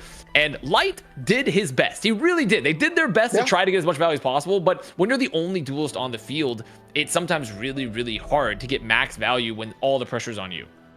I saw Finzi in the chat saying, wow, this is much closer than I expected. So if you just came in, you saw the double blue icons there. Yes, 100 Thieves walks away with a 2-0 start. They are on match point. But FlyQuest very much in every single one of these stages so far. But Avast, I think you nailed it. Maybe not play domination for the third time around. Achilles, where do you want to see him go? What do you want to see differently from our FlyQuest family? Because there are a lot of supporters spamming leaves to beat these thieves. It's a tough call, and I'm not going to claim to be the most familiar person. I'm still very much on the learning curve here at the moment. But some of these rounds are so very close, and I feel like this is going to be really disheartening for FlyQuest, just constantly having these 2-0s, or rather be suffering these 0-2 losses on these back-to-back maps here. Because they keep getting close. It keeps looking like they get into a good position, especially in that last round. They're able to win a fight. They shove back 100 Thieves. They get the flip. They have the ult economy even in their favor. 100 Thieves pushing back into them. FlyQuest has 4 ultimates online, but they immediately have to dump them in desperation just to try to stay alive. And then 100 Thieves still manage to persevere in the round. I don't know where you look to go specifically, but I agree that going to domination for a third time, probably not something you want to do. I'd be curious if they try to change it up, go for a convergence map, something like that. Spider does, I don't know. We're going to a little bit different here, but I have a feeling we're going to Yggdrasil path. There it is. Okay. Thank you, production. They whispered in my ear while you were talking, Achilles. It seems FlyQuest knows where they want to play. How do they want to play is the question. We have our ban and protect coming up here in just a moment, and I thought we were worried about Vinny having the best Groot in the game. Well, he just pushed you around on Thing. Can you waste both of your bans on Vanguards? I mean, it's not really a waste if it gets rid of picks. Can you invest both on one player of the 6? It's not. I would say that it's the problem here is that right now for FlyQuest is that with this triple strategist comp is that it feels like if anything, sure you could try to ban around what 100 Thieves strengths are, but 100 Thieves feels like they're probably extremely confident knowing what is FlyQuest going to play. Like, we know exactly what you're going to try to play. So if anything, you need to see a swap up, sort of what we saw where Ex Oblivione did in their match versus OG. You need to see a little bit more flexibility because that's what we talked about in the pregame, in the pre-show here a little bit, Puckett and Achilles, is that if you're going to want to beat Sentinels, we need to see the flexibility of this roster. We need to see the options to actually force them off something they're comfortable at. And so far, there hasn't really been anything from FlyQuest in that angle. 100 Thieves. Match point. The cat's loving it. So are we. Achilles, it is time to party. Let's find the ban and protects. Who is going to be in the game, who is not. I have to say, Big D on the Namor highlight for me. He shut things down on that opening round. Also, Taro with one of the few times we've seen someone hooked out of a Luna ult, uppercutted in the air, and finished with a headshot. It's one of the few ways that you can kill someone while they are in the middle of that ultimate. So awesome stuff from the 100 Thieves duelist. On the other side, give me a player to watch, Avast. We know the map, so who do you want to see pop off for FlyQuest?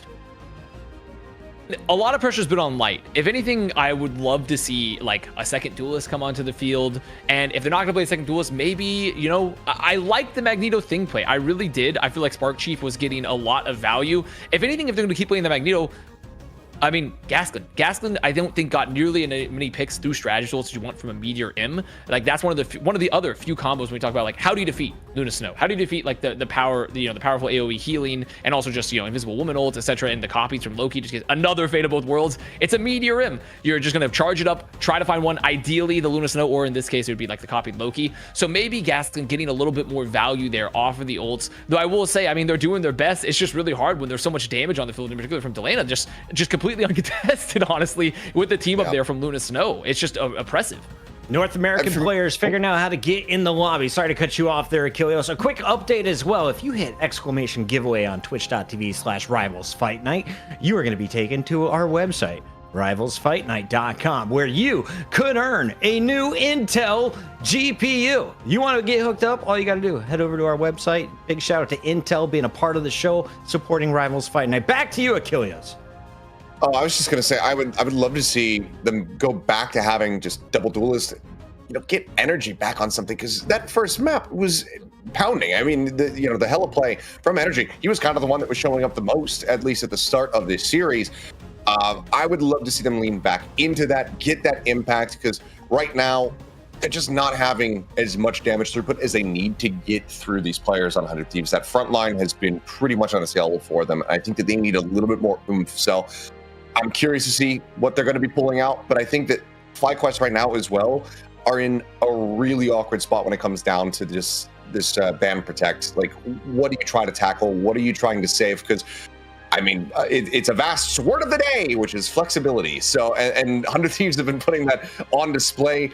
I mean, the worst that 100 Thieves looked was the first round of Burning T'Challa when they were playing Wolverine. And then they said, okay, this isn't working. And then they just went over and played Winter Soldier, and they absolutely clapped. It was so nice I think to see Wolverine not get value yeah. for the first time, too. I feel like that has never happened on Rivals Fight Night. There is a counter to him. It can happen. Well, it's himself when he's just whiffing everything. Yeah, that is a pretty big counter. And I think that's a great pretty much point there, Achilles, is additionally, Energy was a difference maker overall in that first map, and we haven't seen that as well. Honestly, I'd be kind of interested to see potentially a Loki ban, just because, like, if they're going to force this triple strategist, something they're missing a lot is the regeneration domain and the damage from the Loki. Regen domain is probably arguably one of the strongest, if not the strongest, cooldowns in the entire game. It's just able to save players, save them through ults even, and they're missing that value a lot when they're playing this triple strategy with the Adam Warlock. And 100 Thieves already banning the Venom again. They really, really don't want to play against Venom. We're going to stop yapping. We will play as soon as we can, chat. I promise. That is a Venom ban. That is a Wolverine ban. And as you can see from our friend Hexagrams, hit that rivalsfightnight.com link. Intel is tracking our links. The more you click, the more money we get to put in our players' pockets. Namor is protected. It's your turn, 100 Thieves. So Groot protected as well. So a Namor protection and a Groot protection, I mean, we're going to, I mean, it's... The problem here, essentially, if Luna Snow is banned, it's not that Namor is necessarily going to be unplayable. It's just more so Namor it's neutered a bit, right? Namor is just not having the best time. And 100 Thieves actually saying, we don't want to play into your triple strategist. We're actually just going to get rid of the Adam Warlock entirely. So now FlyQuest, what do they look to do? I mean, they're probably going to be looking to play just a more standard 2-2-2 now. And they're going to ban. They did it. They listened. Are they listening in cast right now? Hey, FlyQuest, hi. Heroes could make all the difference. You shouldn't be listening to this. Focus on the game. I think they heard when we told them to get in the lobby. Me neither. Give them a big shout out, though. Banning Adam Warlock. Res comps, get out of here, they say. We're going to the path. Who will answer? Will it be 100 Thieves moving on to our finals against Sentinels? Or will FlyQuest force a game number 4? On the mic for the night, we have the great Achilles. You've heard him on games like Overwatch, Valorant. Now you hear his voice on Rivals. Thank you very much, Puckett. And yeah, it's been a fun little event so far here for me, but it's going by a little bit faster than I might have anticipated. I feel like we were waiting for the players to get into the lobby for longer than we've been in the game here, Avast. So I'm looking for FlyQuest to start making a comeback, try to pull off a bit of a reverse sweep here, perhaps. We'll see if they have it, if they have what it takes to make that happen. But for now, I'm seeing energy hovering on this Hela, and I have a smile on my face. The battle starts in 5. And that's exactly what we were talking about earlier, and it was a good call out, I think. And also, with the Groot coming into play here, too, I know, obviously, you were still waking up earlier in the day. You didn't get to see a lot of the EU. You were slowly cracking open your eyes, but the Groot, very, very strong here on the path. Just able to split up a lot of the healing. You can use the Strangling Prison to just, like, set up some ult combos as well, or just even force strategist ults. As already, I mean, it makes sense. FlyQuest getting pick up the corner. Yggdrasil is a tree, and Groot is also a tree, so it makes sense. The lore buff, of course. Yeah, I know so much.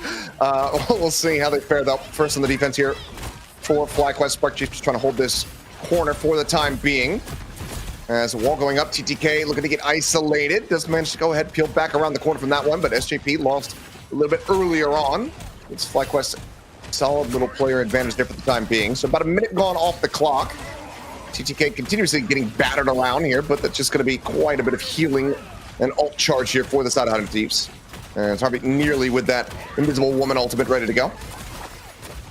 And you got to keep an eye on the flanks here. I mean, already that early pick on SJP from Energy was crucial. As Vinny, though, finding Gaston, taking a lot of damage early. The walls, the Thornlash walls, when they get activated, do a lot of damage in return. As Vinny now just going to try to walk forward, split off some more players here. FlyQuest looking to potentially make the retreat. They have to make sure not to get staggered. Yeah, and this means that Vinny's also able to catch up here, so we'll have that ultimate online. Spark Chief's had one in the back pocket for a decent amount of time now, but speaking of ult, it's going to be invested. There's the Meteor M out in light, going to be obliterated. TTK is able to come away with that kill, so the Namor now out of the equation.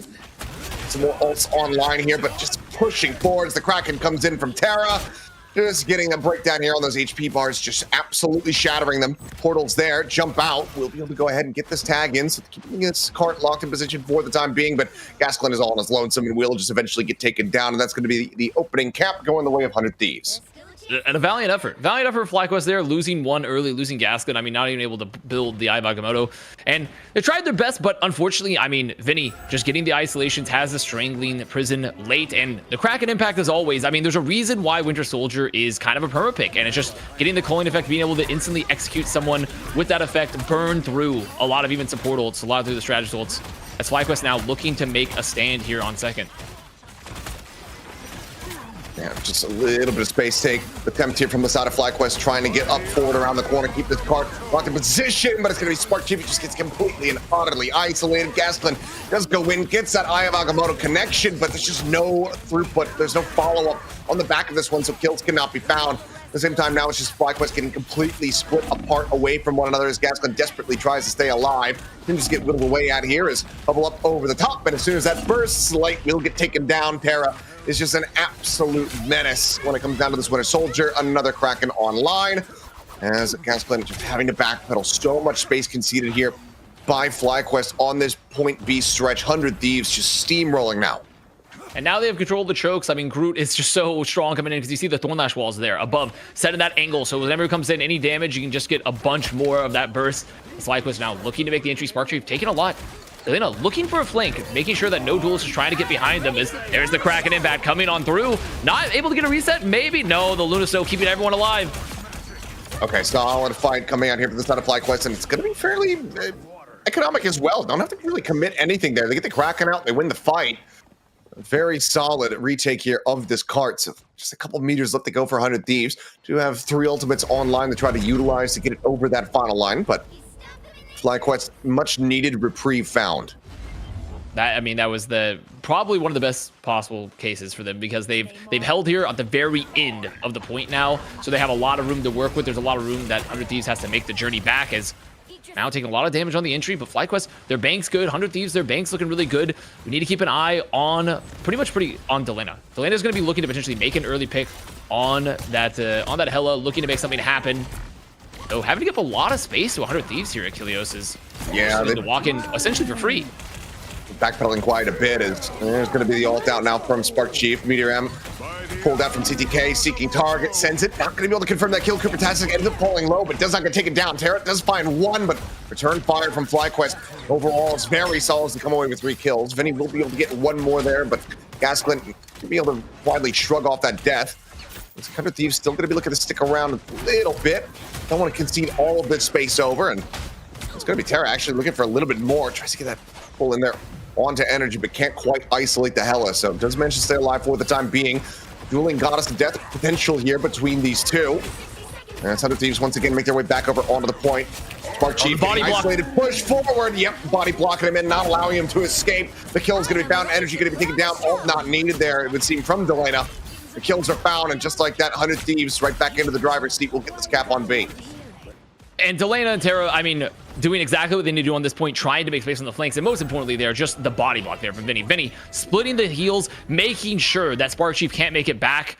And I was about to give a lot of credit to Zealous of them in the previous fight where, okay, uses the invisible leap pretty much on the Visible Woman to stay alive, get the passive, get the region back up during that time, and keep everyone up on the flank and not go down to the Meteor M. But unfortunately, they just didn't have enough ults to survive that, and when they lose Spark Chief so early, their sustain immediately falls over. Now, energy on the flank gets found, and that's really don't want to see, and that's exactly what you need to do if you're Delena. I mean, and this is why Delena's been looking for these flanks the entire time. Does finally spot one out, gets rewarded for it with that kill. Goddess of Death now up from above. It's fit of 2 what's going to be popped there from Coopertastic just to go ahead and keep everybody sustained through the ult. So Delena will go ahead and pop back out of that one, but the card's still advancing forward. Looks for the stun in. Just bubble for a brief little moment. Some heals coming his way. Delena still going to be healthy here. Still looking to try to just pressure this Namor out as Light has to backpedal. or suffered potentially dying, but it's going to be Terra who actually dives into the back line. That Kraken able to go ahead and find the one. Can't get the reset. Does get pushed into the corner. Energy able to find one. That from Goddess of Death raining down from above. Takes some low, finds the one kill. But for now, 100 Thieves still slowly, steadily gliding this cart forward. Again, credit to Zelos getting that push with the force physics, making sure they can get the reset. Going to be a solo, finding Cooper-tastic from Vinny. Vinny, I mean, there's a reason they're calling him the best Groot as the boundary used here on point. Zelos going to pick them up, and just so much value from the Invisible Woman currently from Zelos. Yeah, TTK does get taken down, a little bit of a whiff on that Meteor M moments before. As Agamotto now going to be popped there from Gasklin. Look at the Dix go ahead and take down Vinny, which they are able to do so. These little chain staggered kills coming through, doing wonders for the side of FlyQuest as they look to take this time back down under a minute. And again, just, I mean, I'm, talking a lot about Zelos there, but boundary comes up, force physics deny the impact from the Kraken, and then also the Guardian Shield, making sure that when that push happens from Delena, trying to find energy, just plays the barrier. It has 300 health, it gives you heals at the same time. There's so much utility for Invisible Woman comparatively, which is why I feel like we've been seeing a lot of Invisible Woman compared to, Cloak and Dagger as it used to, even with some of the buffs. Now 100 Thieves trying to make their way back in. This last fight here, Kilios. This is last fight territory. For all the marbles to try to push this one across the line. One online here for Light.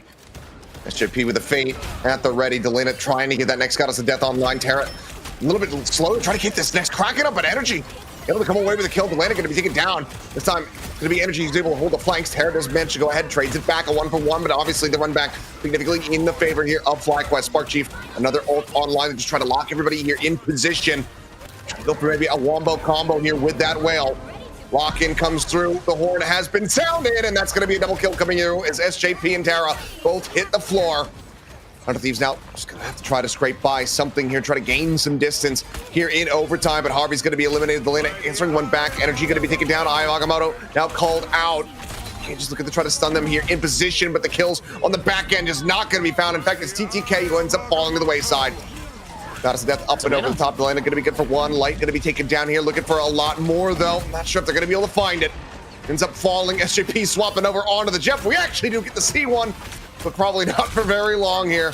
The overtime will steadily bleed down, and eventually, there you have it. FlyQuest with a successful final point defense. Stop 100 Thieves from getting it to the end of the map. Jeff. Thank you, Puckett. Thank you, Puckett. I mean, I saw Jack pointed there, Achilles. When the Jeff came out, I was like, whoa, there it is. There's Jeff. And I mean, major credit there to Spark Chief there at the end, combining with Light. They made sure to wait. They were looking to use the Strangling Prison with the Horn of Proteus because that's, once again, a combo that can burn through those strategist ults, even with the Invisible Boundary. They just waited to the very end. Spark Chief waiting to get the perfect setup, gets two, and puts them on the back foot. And because TTK was there on the front line, they did not go down in that combo. They didn't have the portal from spawn. They were just gonna have to walk on back. So it was kind of the worst case possibility there for 100 Thieves. They made a good push, but not a full cap, and getting held there, I mean, it's a very hard last point to cap fully. So you can't really hold it too much against them. But and I think overall, FlyQuest finally making some moves here and looking a lot stronger with energy back in the lineup. Yeah, I mean, the main thing to focus on here for FlyQuest is that it's finally a win. It's finally them preventing 100 Thieves from being able to get an objective, because of Domination, they weren't able to do that. So it was rough going, especially that A to B stretch. Some rough fights there for them, but finding their foothold for a decent bit at the start of the map as well as at the end. So now a win condition locked in, but still going to be needing a strong push of their own. Cooper-tastic for now. Expecting a swap is surely not to that. Maybe some opening poke and prod. Yep, now just going to be that Luna Snow coming through. It's just for the speed. You drop. It's like Lucio, drop a couple bubbles, walking out, get very fast. So I'm still learning the tech. Yeah, there is. It's a little techy, honestly. There is. I think my diamond lobbies in Asia, so there's a lot. Yeah, the tech is being developed and it's still being found, for sure. As Gaston, I mean, they're just keeping pretty similar compositions across the board, keeping the Namor as well. And you're going to be expecting that Namor to be taking a lot of fights here on the flank, as you see the front line here. And one of the benefits of having the Doctor Strange versus the Magneto is you build these dark magic. You build this dark magic, be able to drop the Maelstrom, get a lot of burst fire. It's already Light empowered there. The first one finds one. Very solid kill to be found. SJP, another early death suffered. Saw that happening as well. When they're on the defense, as Energy comes away with two, and this is going to be a steamroll of a push through to A from FlyQuest. Exactly what they were looking for. I can't believe it. They got off domination. They put energy in. It's looking a lot better. You know, like, I mean, I'm sure they had a plan. Obviously, they definitely sold the plan with that triple strategist, but it's the bias here of the survivorship bias of seeing that, because I'm sure we didn't see all the times in scrims where it did work. Now they're rounding the corner. Gonna be some good ults coming up for FlyQuest. 100 Thieves, because they fell over pretty quickly, not gonna be a lot of options just yet. I mean, they don't have the Goddess of Death, but it's gonna be a pretty large brawl that we're looking to go here as Spark Chief trying to make space, and it goes a little aggressive. Yeah, just gets absolutely destroyed as Terra going huge. She's going to be picking up a 4, looking for the Penta, and we'll be able to find it. As Kraken just getting those resets through. Honestly, don't even think he needed to pop the ultimate, but went for it, sent it, and now can just look to build up another one. So 100 Thieves, solid little fight. Can take a breathers. They force FlyQuest onto a reset. And now they get to fight, hold this choke a lot more aggressively there. And it's just kind of I think the conundrum of being, the Groot conundrum of you want to make the space, but you're also a very large body. You don't have a lot of damage mitigation outside of your walls, and hoping to get some of the bonus HP when you're playing at your Ironwood. So it does open you up to potentially just getting bursted down there as Selena on the high ground. You see flank fight going on, but the Guardian Shield again from Zelos, just making sure they can play the barrier there with that Guardian Shield and just completely denying the value there from the flank. Yeah, huge pick for the delays. That got us a death build up here for Delena. Energy still trying to get theirs online. Terra managed to take them down, though. A kill to trade it back, but Light goes ahead, trades up here for the side of FlyQuest. Now Spark Chief once again going to get punished there in that front line. The Whale going to be lunging forward, but still not found at the back of this one. Go back into more neutral territory here as Light just looking for a target. The cart gliding forward, getting over half the distance here towards that point B. Thieves going to get gathered back together, are going to have an ult advantage, so as Delena does nearly finally have that ult online. And they just weren't able to get enough off the picks. They just couldn't find anything. And Light also using the Horn of Proteus means, I mean, with the combo in general, only getting one.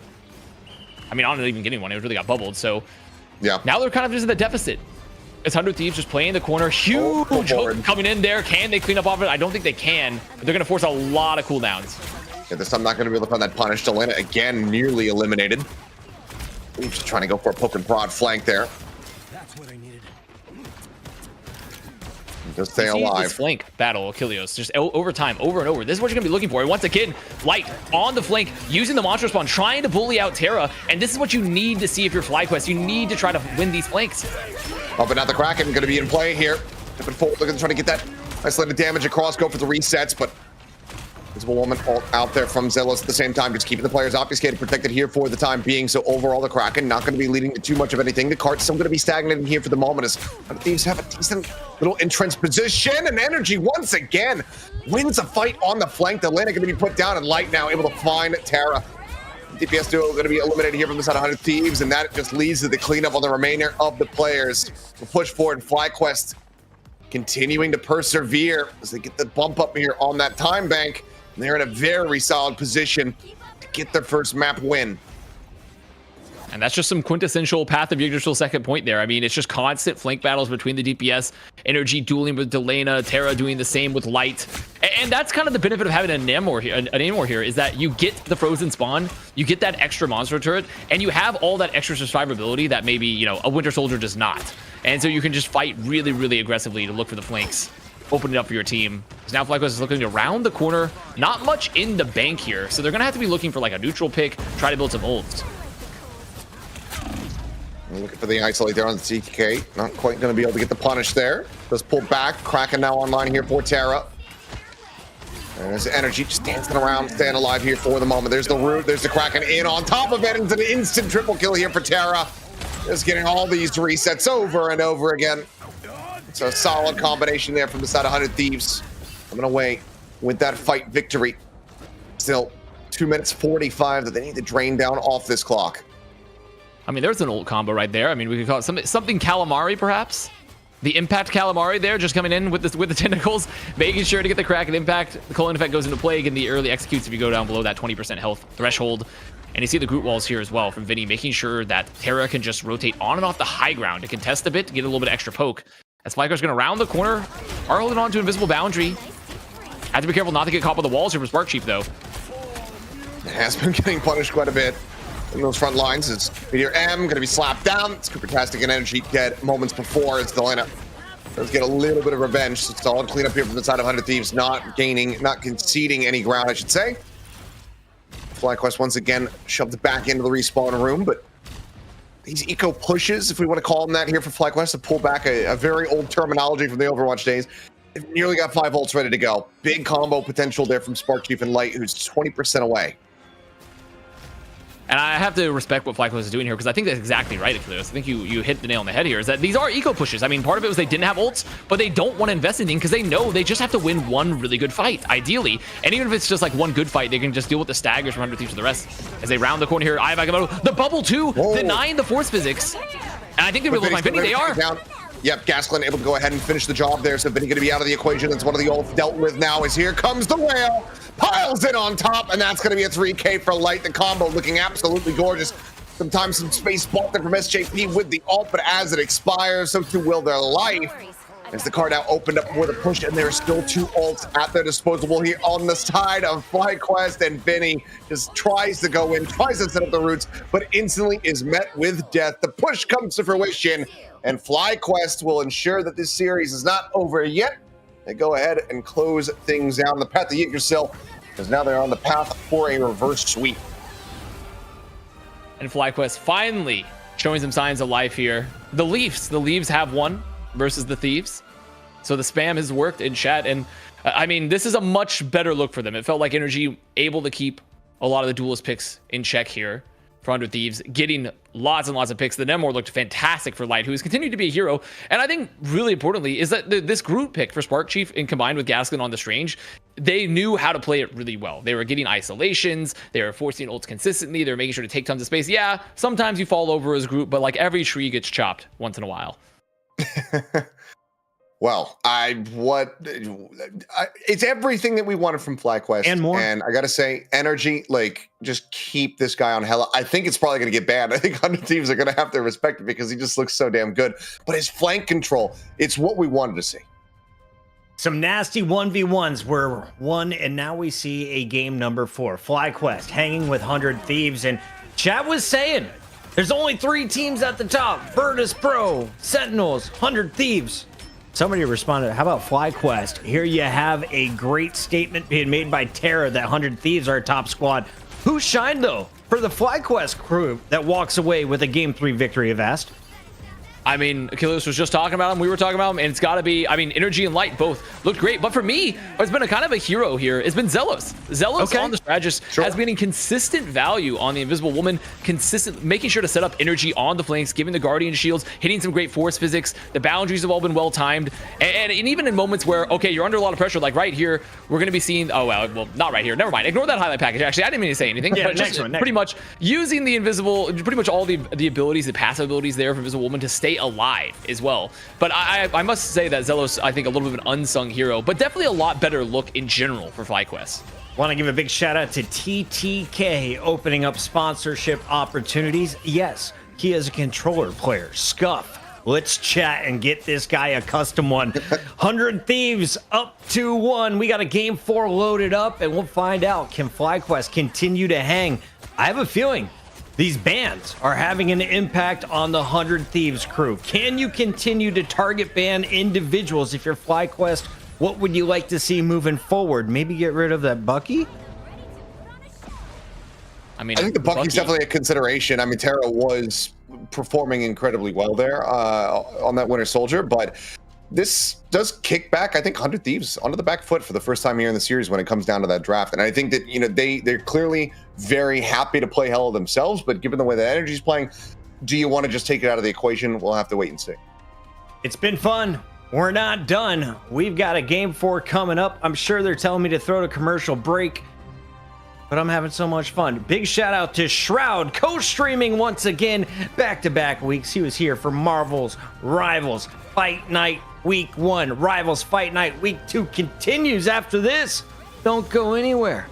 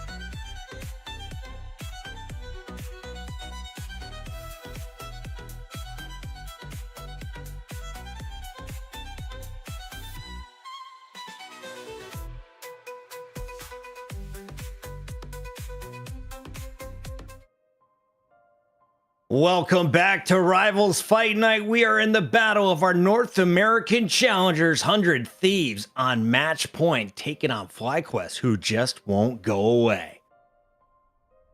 Welcome in, everybody. It's your mother's favorite host, the guy you used to watch back in high school, but now you're all grown up. You got Achilles alongside me for a first time, but not the last year on the Rivals Fight Night, and the man who's doing the whole show, NAEU, he does it all. We got Avast in the middle. I want to start with you, Avast. If I'm just tuning into Rivals Fight Night, I got off my crappy job, I'm eating my microwave dinner, what did I miss?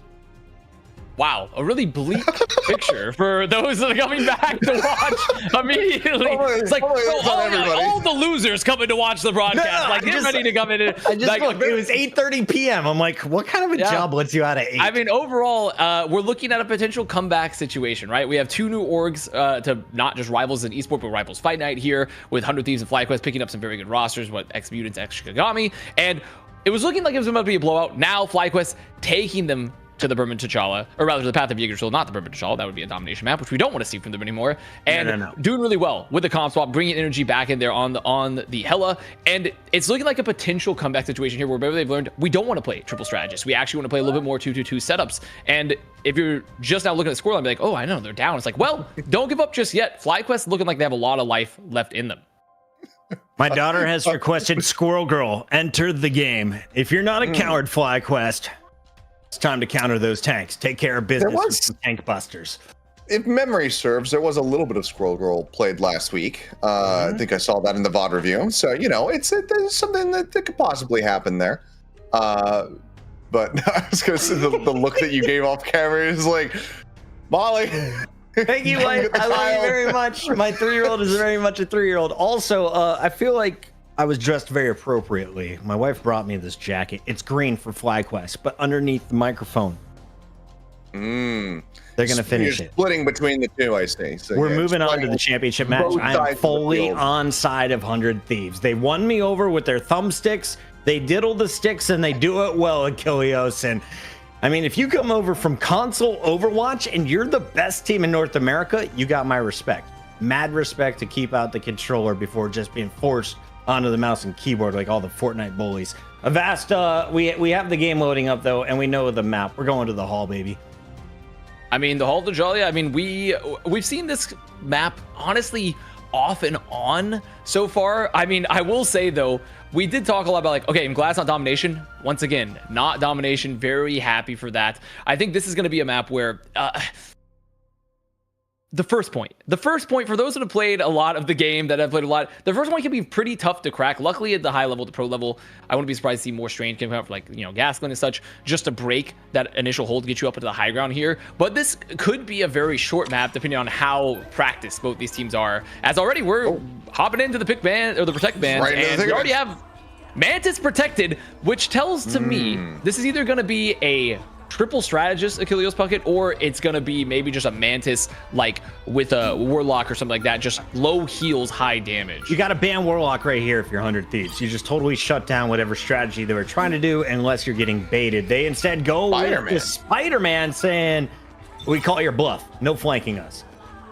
I mean, that's probably exactly what's gonna be up. I mean, with Groot protected, 100 Thieves going to continue to keep Vinny on the Groot, who, you know, so received a lot of praise on the Groot so far, lock down the point, and with Adam Warlock still in the, you know, arena, I think this is actually a great ban is the Winter Soldier, because typically Bucky is one of the key like dampeners of, okay, how much pop-off can happen on the flank. You know, we can have the bionic hook as well to just like capture people as well. And I think with Spider-Man being banned, I guess 100 Thieves must have been expecting potentially some Venom, or just even removing the Spider-Man so there's no Venom dive that can occur with a Venom Spider-Man like that team up. The triple strategist tells me that they also do not want to be hooked out of a Luna ultimate. Let's see what is going to happen here. Hall of Dajala is going to be FlyQuest opportunity to force us to a game 5. It's 100 Thieves pick, and the players are ready. Achilleos, let's go in. I'm ready to do it. Let's see what happens as we jump into this one. But I think for FlyQuest Avast, if they're able to get this victory here on 100 Thieves pick of Hall of Dajala, that's where you start getting those doubts in your brain, because as 100 Thieves, you come into this very hype roster pick up formerly mutants, everyone expecting you to be able to just come in and kind of clap not only this series, but potentially the final one, become the champions of the second week here of NA Fight Night. Once those doubts start setting in, that's where you can start seeing players falter. Let's see what happens, though, is so far, liking what we're seeing, as we have energy still here on that Hela. Speak for yourself. I haven't been able to assess if I like it yet. Okay, Seth. let me make that decision. Let me see if I make that decision. But yeah, it is going to be the Venom here for 100 Thieves. Actually, not Vinny on the group, but rather the Venom. They're going to play a very, very mobile comp here for the offense. It's FlyQuest. I mean, playing a little bit more standard. Having the Star-Lord here, very, very common. Have Star-Lord contest the high ground as Vinny and Terra just trying to remove some of these duels off that high ground, make some space, and just make it through the choke. And like I said, this first point can be rather hard to attack. Yeah. Well, there's the dive forward here onto the high ground. Terra taken low off screen, taken down. As likely they're going to be able to go ahead and find that first blood. Solid kill found. Some HP low on the side of FlyQuest, but kill's not going to be found quite just yet. Freeze there onto Vinny, pops the shield. Will be safe for the moment. As, meanwhile, TTK just trying to push his way through these brambles here. But energy comes away with another elimination as the lens is going to be taken down, and that's a fantastic stagger as FlyQuest successfully staving off this first volley here from 100 Thieves. I know Vinny still behind, should be able to get out, has the Venom swing. Yep, exactly. Like Venom, very, very hard to nail down, to capture, as FlyQuest doing an excellent first defense there. And this is exactly what you want, is you want your Star-Lord, you want your Hela, you want them to be contesting the high grounds as your, pretty much as your Magneto just gives the bubbles, and you have the Groot to hold it down. As already a lot of damage again off the Thornlash wall, as 100 Thieves looking to just make their way on up. They are gonna have some ults in the bank. Has the Roots here at the ready, and that is a bold pull of the trigger there from TTK, and one that gets absolutely punished. Tries to go for the Meteor M, gets shut down mid-air, loses the ult, doesn't find the value, and now 100 Thieves still they're committing the copy. Trying to commit forward. They have the copy here from Harvey. Harvey gonna go for the God of Mischief on Luna. I mean, they're down. They're gonna have those respawns come back, but it can be a late Galactic Legend if they're gonna choose to chase around the corner. Well, they're not, because Delana actually just gonna sit down light, say no chasing. Actually, we're not gonna have that. As now 100 Thieves with the pick can make it on in. There's a lot of damage off the field. They're gonna drop the Galactic Legend of their own off the Venom dive. They have some portals, weaknesses to though. take advantage of Everyone should here. And Terra not finding too many targets, and down here on the ground, okay. Never mind, I was going to say the healing through is going to be solid enough to keep everybody alive, but Delana comes away with one. Zelos does end up falling. Spark Chief now going to be taken down. It seems like 100 Thieves have finally broken through. It seemed like FlyQuest was going to find that window of opportunity, but the punish on the line just ends up being far too much. So Cap going to be coming in, 100 Thieves, down to 1:30. We'll go ahead and lock this and unlock the payload. I hate when a goated DPS like Delana just like makes a really cool play happen suddenly, because I was about to be like, TTK drops the Meteorim, and because he's low HP, you know, typically it blocks the projectiles, but you can't block Groot primary fire with the Meteorim, but then it got all interrupted. So now I wasn't able to drop the nerd point, you know? You couldn't even do that at all. And now, though, hitting the cap there off Delana, who just gets some very, very crucial picks. And be expecting to see a lot of flank shenanigans yet again, right, from Delana, who's going to be using this to get into positions, use the Astral Flock to get out. 100 Thieves continuing to try to make some progress. Solid reply kills in the last couple fights here from Delana have been monstrous.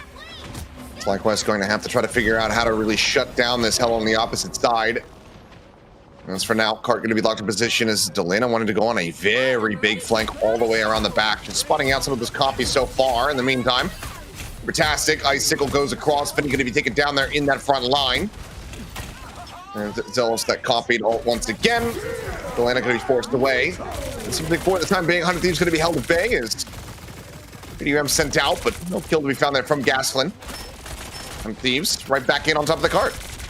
And Delana on the longest flank of all time has ended in disaster, caught there by Energy. So very unfortunate. They've been playing just the 5v6 the whole time, and the flank doesn't even work out. As now FlyQuest going to pop the Galactic Legend on their own, look to chase, but a Meteorim eating a lot of that damage. Not going to find a pick, but still absorbs a lot of that damage, keeps them alive. There's going to be the Luna Snow ult in return. Or rather, I should, yeah, everyone stays up. Cooper-tastic. TTK finds one, Energy down. As now 100 Thieves maybe looking to collapse. Also to the back there from Vinny, causing some chaos, and the kill is found. Energy eliminated, but Light able to find one. Terra just get traded out. Vinny frozen up. Shield gets melted, taken down. Gasklin able to come away with that kill. The player advantage still going to be here for the side of FlyQuest as they chase forward, looking for a little bit more. Damage taken makes them think a little bit second about it, but TTK will still be found for some additional stagger. So far, solid little defensive hold here from the side of FlyQuest, not allowing for this cart to get around the corner and get on that final stretch towards the checkpoint. Oh no, they missed the airburst. Spark Chief couldn't jump it up to the high ground. This is so sad, but it's okay. I mean, they finally force 100 Thieves, get Vinny off the Venom. Now they're going to be holding on to the God of Mischief. They'll have the Gods of Death as well. The Pantheon ult. Essentially, 100 Thieves looking to engage here with the Galactic Legend. Force the Return of Domain pretty easy.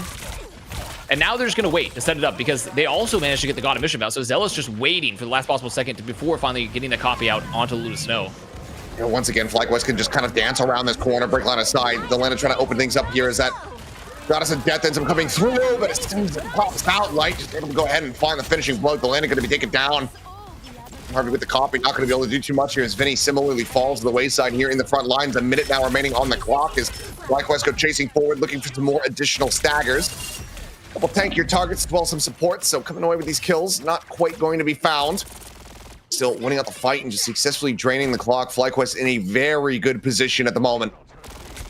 Yeah, I mean, the old bank here is still pretty similar, but less than a minute. So we're in a last fight territory here for 100 Thieves as they make their way on in. I mean, they really need to get something out. They need to get some of these ults out early here to maybe have the chance to set up Terra in for a late Galactic Legend, but it's going to be the early Galactic Legend instead from Light. Meteorim there from TTK once again, not quite going to be finding contact. Damage exchange here between both of these Star Lords, but kills just aren't quite going to be able to be found. FlyQuest, however, still that Goddess of Death at the ready. Spark Chief can just set up for the roots. SJP now going to be popping the ult here, just trying to keep everybody sustained as much as humanly possible. Vinny, the roots coming through, getting the lockdown. Energy going to be taken down. And Light similarly falls on the wayside, so both DPS players now the duel is gone. An opening here for 100 Thieves. They look to try to push forward, get that checkpoint, and keep this map going in their favor. They're landing out up into the skies once again. Goddess of Death raining down hell from above. We'll be able to get the chunk out. Spark Chief ends up getting picked apart. So 100 Thieves should be able to get this cap off the back of this. It was extremely scrappy, but managing to get those strategy souls out lets them pretty much have a setup for the Strangling Prison there late, get some late kills. As now 100 Thieves going to be chasing there with the Galactic Legend again. Just get some late staggers or some late elims as FlyQuest now going to be looking to defend last, the latter half of this map. And it's getting very, very down to the wire.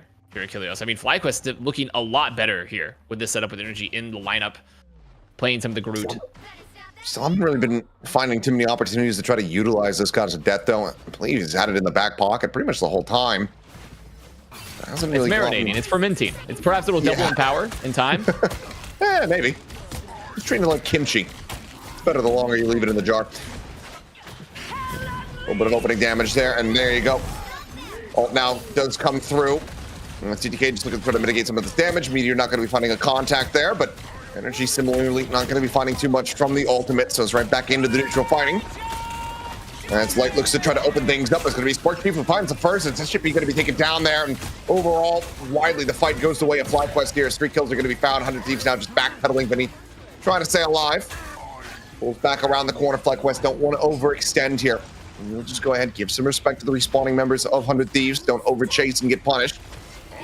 For now, they do have that cart locked away from 100 Thieves. Themselves here. They have to be kicking themselves here a little bit. TTK drops that early Meteor M into the Goddess of Death, and it's so hard to find the lockdown kill. You would have loved it to have it for the Galactic Legend. As Zelena goes down early. Huge kill there, potentially for the side of Energy. Is now they're just going to be locked away. I don't even think they have the contest. No, they do. Overtime is going to be forced out. TTK drifting over towards the cart. Another Meteor M nearly online here for him. Harvey desperately with that duped ult tries to keep him alive, but now Coopertastic has one of his own. The World's now in play, but Energy comes away with another. Terra going to be put down on the floor of the Meteor M in play. TTK needs it to be huge, but it's not finding much, and Energy once again is able to find the opposing Hela. Harvey going to be falling to the wayside. Light finding that. Vinny gone. As one by one, the members of 100 Thieves going to be bled dry. FlyQuest can successfully hold this in position. Portal opened up here from Terra. The swap over on to this Doctor Strange. Just trying to get them back into play. Galactic Legend now once again popped here for Light. Spark Chief another route at the ready. 100 Thieves trying to persevere, but 2 more players dead. Now a third as Terra joins him in the grave. The cleanup will be swift here on the back end, and that is going to be once again FlyQuest giving themselves a win condition, not allowing for 100 Thieves to make it to the end of the map.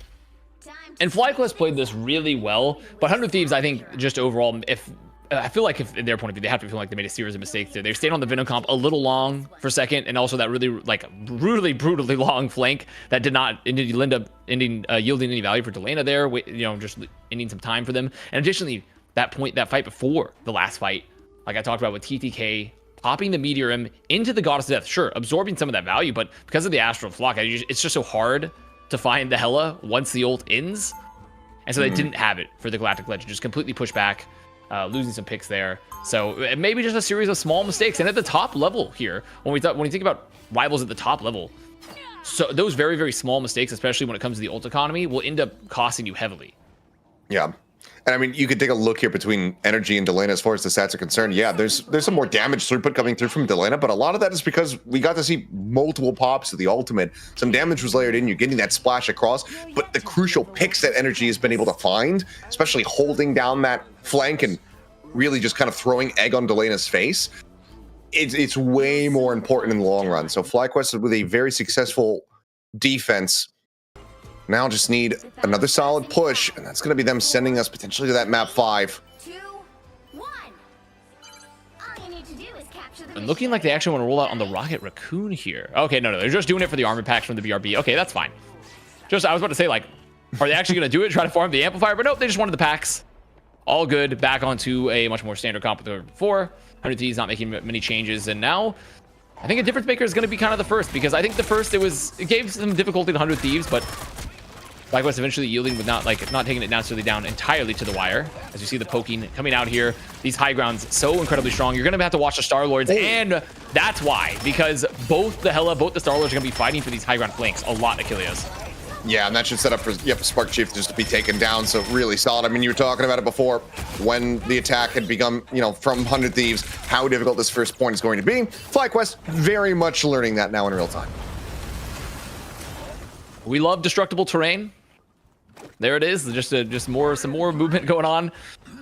As now 100 Thieves just waiting for the next recontest here to have for FlyQuest as they come on back from spawn, do the walk of shame on back. And we're gonna wait to see. I mean, I imagine this is probably gonna be like a split push again. This is very common. The idle aura from Coopertastic going on to light, which means like when the heals are going on to his team, on his friends, and actually they removed the idle aura. They said, actually, no, you're not gonna be getting that. We don't need that. It's just immediately frozen. There it is. Oh my gosh, immediately frozen too. Luckily, not found. Yeah, somehow not punished, but Delena able to go ahead and no energy. Have to assume that it's going to be on some kind of flank angle either way. Gets that pick. I mean, energy right now, 29% on the charge. Delena about to crest 80 towards that Goddess of Death. These fights overall have been very concise from 100 Thieves, just coming away with these picks, just building up that ult charge, not allowing for FlyQuest to do the same. So fairly limited in their util options at the moment here, as they look to try to just go ahead and resume this approach. I mean, they're going to have the strategy ults they need, but it's pretty much a 6 ult versus 6 ult fight. It's a lot of damage onto Gaskin here. Galactic Ledger going to be used from Terra, gets the bubble as well. I mean, they're not going to force any strategy ults here. I mean, they just run back, play the regeneration domain. So kind of, I mean, it gets some time. You know, it's a space-making ult, but not a lot actually generated from that. Here they come. Just getting that one out of the way. Now looking for the push forward here on FlyQuest. 5 ultimates of their own at the ready. Light is on Galactic Legend now built up. Gaskin going to look to try to open things up as that Meteor M gets thrown out, but going to be finding contact. HP bars from 100 Thieves widely going to be very stable as Harvey goes in, gets the copy. And Fate of Two Worlds just leading the charge forward here, just shoving back FlyQuest. Goddess of Death here. Just lobbing in the shots. A little bit more to go ahead and break them out. Delena not going to find too much on the back of that one. Now Light opens things up with his own ult. Meteor M just dropped down right on top of Spark Chief's head. He hits the floor. Light able to find one. Delena going to be taken down. TTK desperately trying to stay alive. The heals coming through. Set domain out. They keep him sustained. They push him back up to full HP. This Magneto pretty much immovable here for the moment. FlyQuest desperately needing some bursts, but it's going to be Light taken down as Harvey comes away with one. And now they look for even more. Energy still pushing forward here alongside Coopertastic, alongside Zealous, who has that copied ultimate.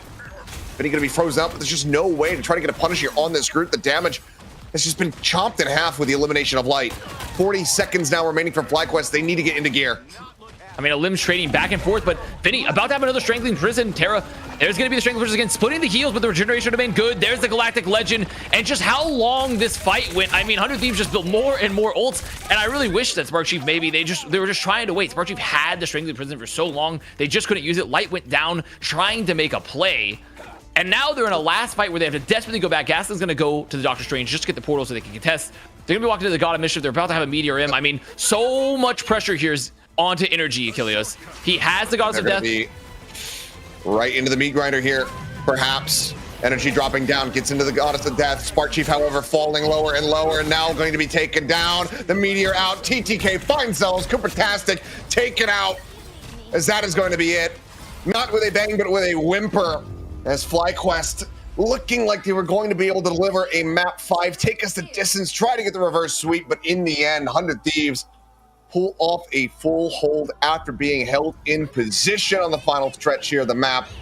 And they will take this series 3-1 and advance forward into the money match against Sentinels. And despite what was looking like a potential comeback for FlyQuest, I mean, 100 Thieves gonna go move on, take on our winner from last week, Sentinels. And I think overall, in line with my predictions, 100 Thieves looked really, really good. A little sloppy at first, dropped the map for sure, but here on this final map on the Hall of Djalia, I mean, they looked incredibly dominant. Just the old tempo, the picks, everything going right, all the positioning. And 100 Thieves looking like they're going to give a very, very strong challenge to Sentinels. And Puckett, I mean, I know you're feeling good with that jacket on. Yeah, I kind of expected this result, and to see it happening early makes my night go faster. But mad respect to FlyQuest. They played great. I honestly thought they were going to capture that first point. But Harvey and Vinny, we need to do a PC check.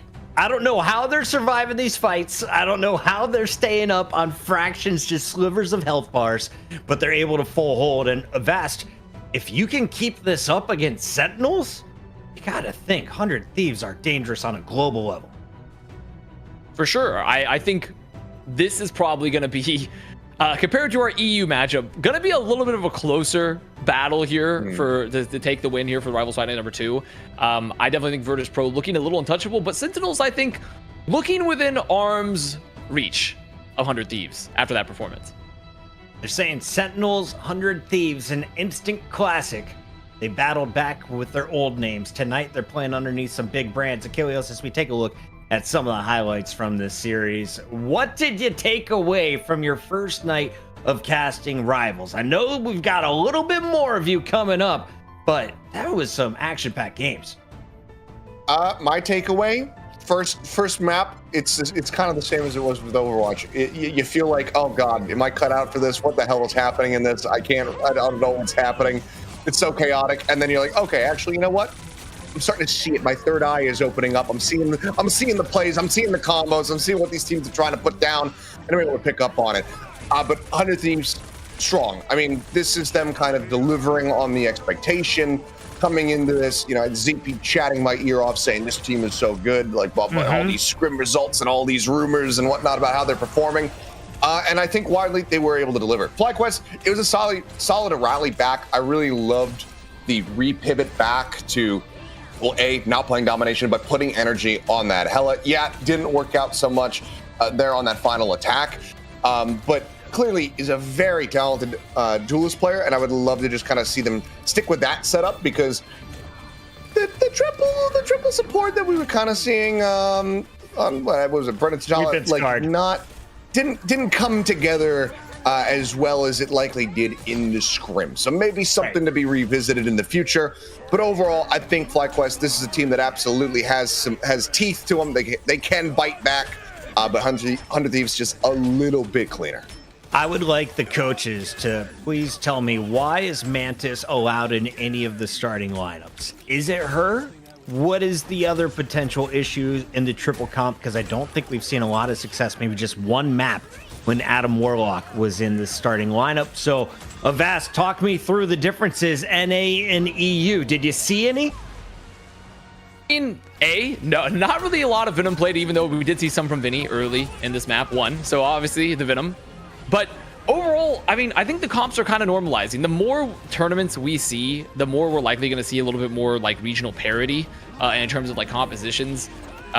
Typically comps are developed in silence, a little bit of like, okay, this is our echo chamber, like we're playing this, we're not getting exposed to like maybe some outside noise here. We're not seeing how other teams might be playing. And with, kind of just the lack of tournaments, or not maybe a lack, but a very a sparse amount of tournaments in the beginning, there's a lot less information for teams to kind of grow on, to gather into their Borg-like intelligence state of like, oh, this is the comp, we got to play this. And even with that lack of information, we've still seen very consistent picks, right? We're seeing Strange, we're seeing Magneto, we're seeing Loki, like we're seeing Luna Snow, obviously Winter Soldier pretty much all the time, Hela, like there are still very consistent meta picks across the board. There's just some slight variations like Venom, Thing, Triple Strategist, a lot more common, I would say, in NA originally, that there was some use in the EU, and maybe falling out of favor now as we get further into the game. We have our MVP highlights coming up in just a moment. Can you settle this one for the chat, though, casters? What takes less skill? Actually, they're arguing, both saying neither character takes skill. Thing or Star-Lord? You know what? We'll skip that. Let's go to Tara on the Star-Lord.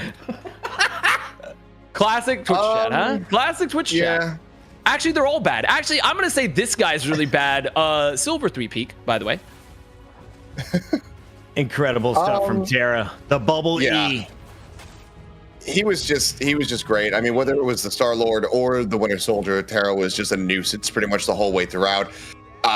Star-Lord's like, whatever. You can make jokes about the ultimate if you'd like. But ultimately, like, it's a character where you have to know your limits. You have to know when you could be diving in, when you're getting in on top of people and just kind of Kuma stomping them, and when you're going to get punished. And I think that overall, Tara was able to tread that line very finely and very rarely get punished for it. Yeah, I thought Tara had some excellent mechanics, as you saw when he wasn't using the ult. But more importantly, we've seen so many just shut down. His Star-Lord was getting value with a majority of them. Let's take a look, though, as it wasn't just the Star-Lord, a little sample of what the Bucky could be bringing to the table in the next match.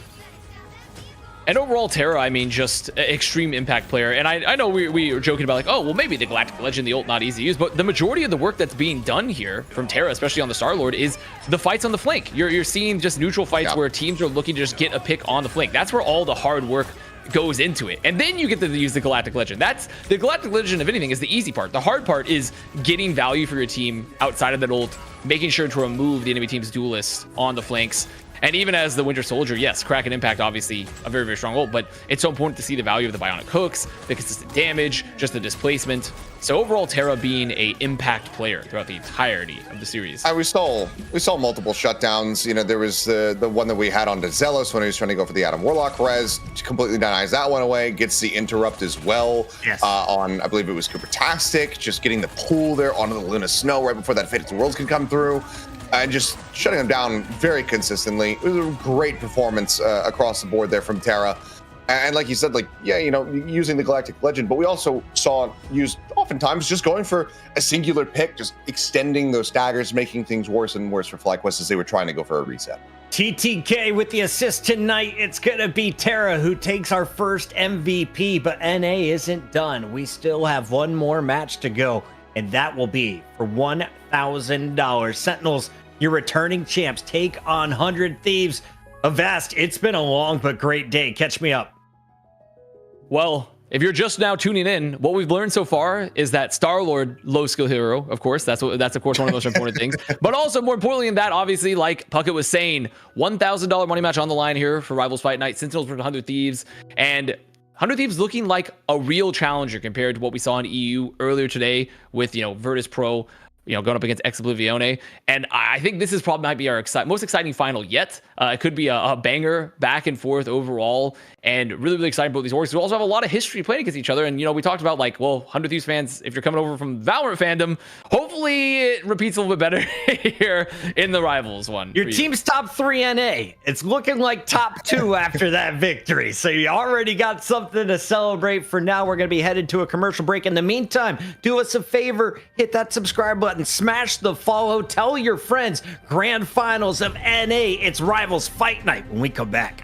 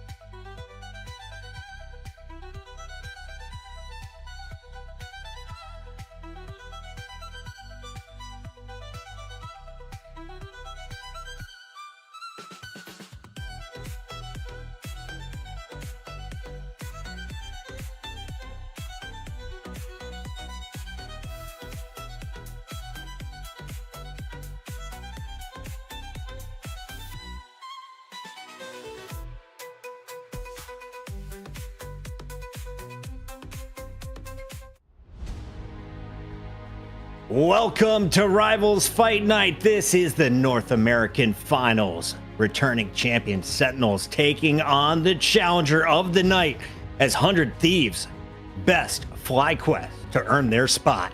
Welcome in, everybody. It's Chris Puckett alongside Avast and Achilleos, and we've already brought you 3 matches. EU, well, there's one great team over there. They go by the name Virtus Pro. Everyone else is trying to catch up. Meanwhile, in NA, we're told it's a much more even battlefield. We're about to find out. Avast, walk me through what we just witnessed from 100 Thieves, the challenger on the night.